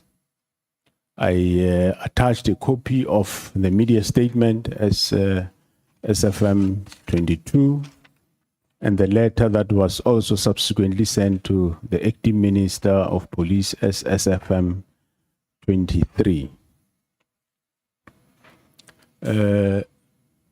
Honorable Chair, these allegations are baseless. It is a well-known fact that on the 9th and the 10th, I was here in Cape Town. On the 9th, I went with the Minister of Police. We spent the day with communities in Michelle's Plain and Mfuleni. And on the 10th, I attended a police portfolio committee meeting here at this house. And in the afternoon, I was in Kraaifontein, Kraaifontein police station, where I made a press briefing. So my movements during that week were widely publicized in the media, yet a member of parliament persisted to pursue the false narrative. According to the media statement, the bail conditions of General Lushava prevented him from having contact with state witness, and he was apparently prevented from entering any crime intelligence premises. These allegations do not correspond to any bail conditions imposed on Major General Lushava. Yet a media statement from a political party indicates that I disregarded the law. I can only guess what the motive of the statement would be. I wouldn't know. But as I said, my movements were widely covered. I was in Cape Town. And Major General Lushava have got no bail conditions whatsoever. So I don't know what objective. I thought members of this house will only report facts and not report, I would say, gossip. I don't know. And I don't know where they get the facts, and I don't know what the objective is. But if the member do have facts, it will be fair enough to produce. Maybe there's something I don't know. But to say I met General Lushava, whereas I'm in Cape Town, is in Pretoria, I wouldn't know how does one come to that conclusion. And, well, if ever I met him, is there any criminal offense? But here, in this case, the fact of the matter is I never met the person. I was here for the whole 2 days. And somebody issued a statement to that effect. So those are some of things that I'm sure members of this house are being respected. So if you make a statement, I'm sure the public take you serious in what you are saying. Now, here the statement is out, and is wrong, is false. So life goes on. I think it's quite unfair. I wouldn't know what is the motive, but it is not correct. Thank you very much. So, General, would you, obviously that's noted, and no doubt the committee has noted it, and it's noted, and no doubt the committee will report on it to the National Assembly. But would you go as far as Lieutenant General Nkwazi, who has demanded that the State Security Agency conduct an investigation into some journalists, I think one or two of whom he's named, given the, you've seen subsequently the criticism from the media that this obviously is a violation of press and media freedom, and to call for such an investigation would be unconstitutional. Yeah, thanks, Honorable Chair. Maybe I will not go as far as that. We do engage SANEF now and then, and we will continue engaging them. But what should be clear is that in as much as they enjoy media freedom, we also as individuals and as organizations, we do have rights, and they must respect those rights. We are human beings like them, and spreading falsehood is not the correct thing to do. You are just damaging, not necessarily attacking Masemola as an individual, but you are also causing more damage to the organization with those type of falsehoods. So I wouldn't go as far as say maybe state security investigate. No, I think there is a body of that controls the media. That body should be accountable for their members, and they should call on them to report responsibly. You can't just go out, report anything that you pick up from anybody. Yeah, if it seems to be pretty obvious that if you allege, like Lieutenant Nkwazi has done, that some journalists are being paid, because that's really where he comes from. And I don't know if it happens in your case, they're being paid to spread stories, false stories, or plant false stories. Then one must get to the root cause, and those are the people who are apparently involved in criminal syndicates, drug syndicates, and paying journalists. Those are the ones one must go after and catch them. Yeah, if you investigate, yes, you can investigate those that pays them. Of course, that statement is not necessarily to say is a lie. It's not a false. It's not a lie. There are those that are being paid to do this type of dirty work. Yeah, and of course you've got recourse. Like you've highlighted in this affidavit, there's nothing stopping you from complaining to the press ombud, lodging a complaint, and the press ombud must investigate your complaints. No, I agree, Honorable Chair. Thanks very much. I'll do so. Just lastly, it is something that I raised with you only this morning, because it only happened this morning. So it's not in the affidavit. I see we see in the media now of the arrest of Lieutenant General Sabia. Or raid, sorry. See, I'm also maybe reading the wrong media. A raid conducted on Lieutenant General Sabia. Are you aware of it?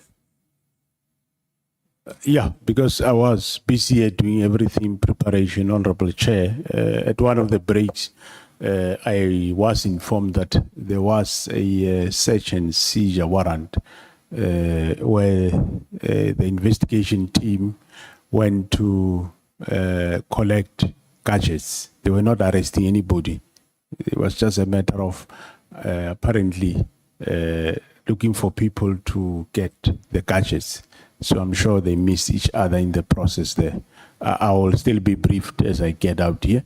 That's the little I can say. Thank you. And also I mentioned to you this morning and subsequently, Chair, maybe you didn't have an opportunity, the letter was copied to the evidence leaders, that there was also an attempt to obtain these devices from Gabinde and Minister Mchunu. Yeah, when I got the brief, that is exactly what I was told, that they were looking for the people's gadget, not for the people. So again, it was just to obtain their mobile, their cell phones, That is correct, Honorable Chair. not to arrest them. No, they say they were looking for gadgets, not for arresting people. Yes, because we want Lieutenant General Sabia to be here on Monday. No, he will be here, Honorable Chair.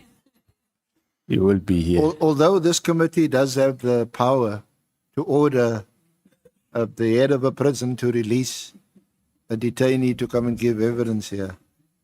Yeah, no, I was told that they were looking for gadgets, not arresting people, Honorable Chair. Thanks. Maria? Thank you, Honorable Chair and Honorable Members. General, thank you very much for your cooperation and for your evidence. From what we've heard so far, we wish you the best of luck, but also quite happy to hear that the good people in the service are doing their job and keeping us safe. Thank you. Thanks, Honorable Chair. Thank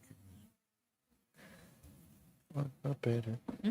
Hey, this 2 minutes.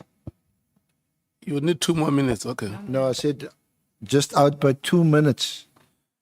Maybe it's that last over. You can use those 2 minutes. Are you done? Look, my honorable members are surprised. I mean, it's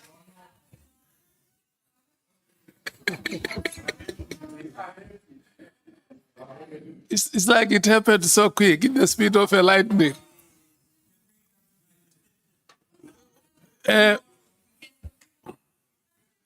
Senior counsel, since we started, this is the shortest round ever.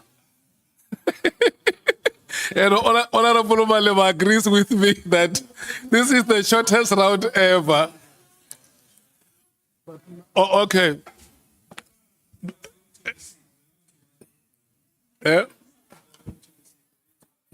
Yeah, no. Let me take this opportunity and thank you, Senior Counsel, for the manner in which evidence was led. And I think honorable members can agree that as the train moves, it gathers more and more steam. We want to thank you so much for that. And thank you, General, for your... Thank you so much for your availability. No.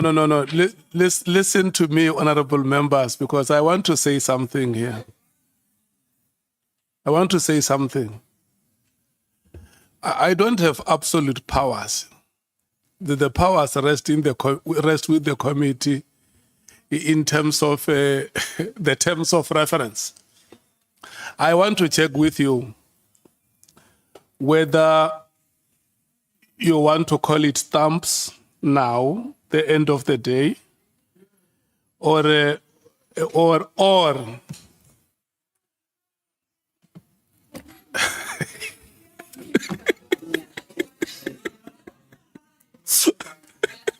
okay. Okay, honorable members,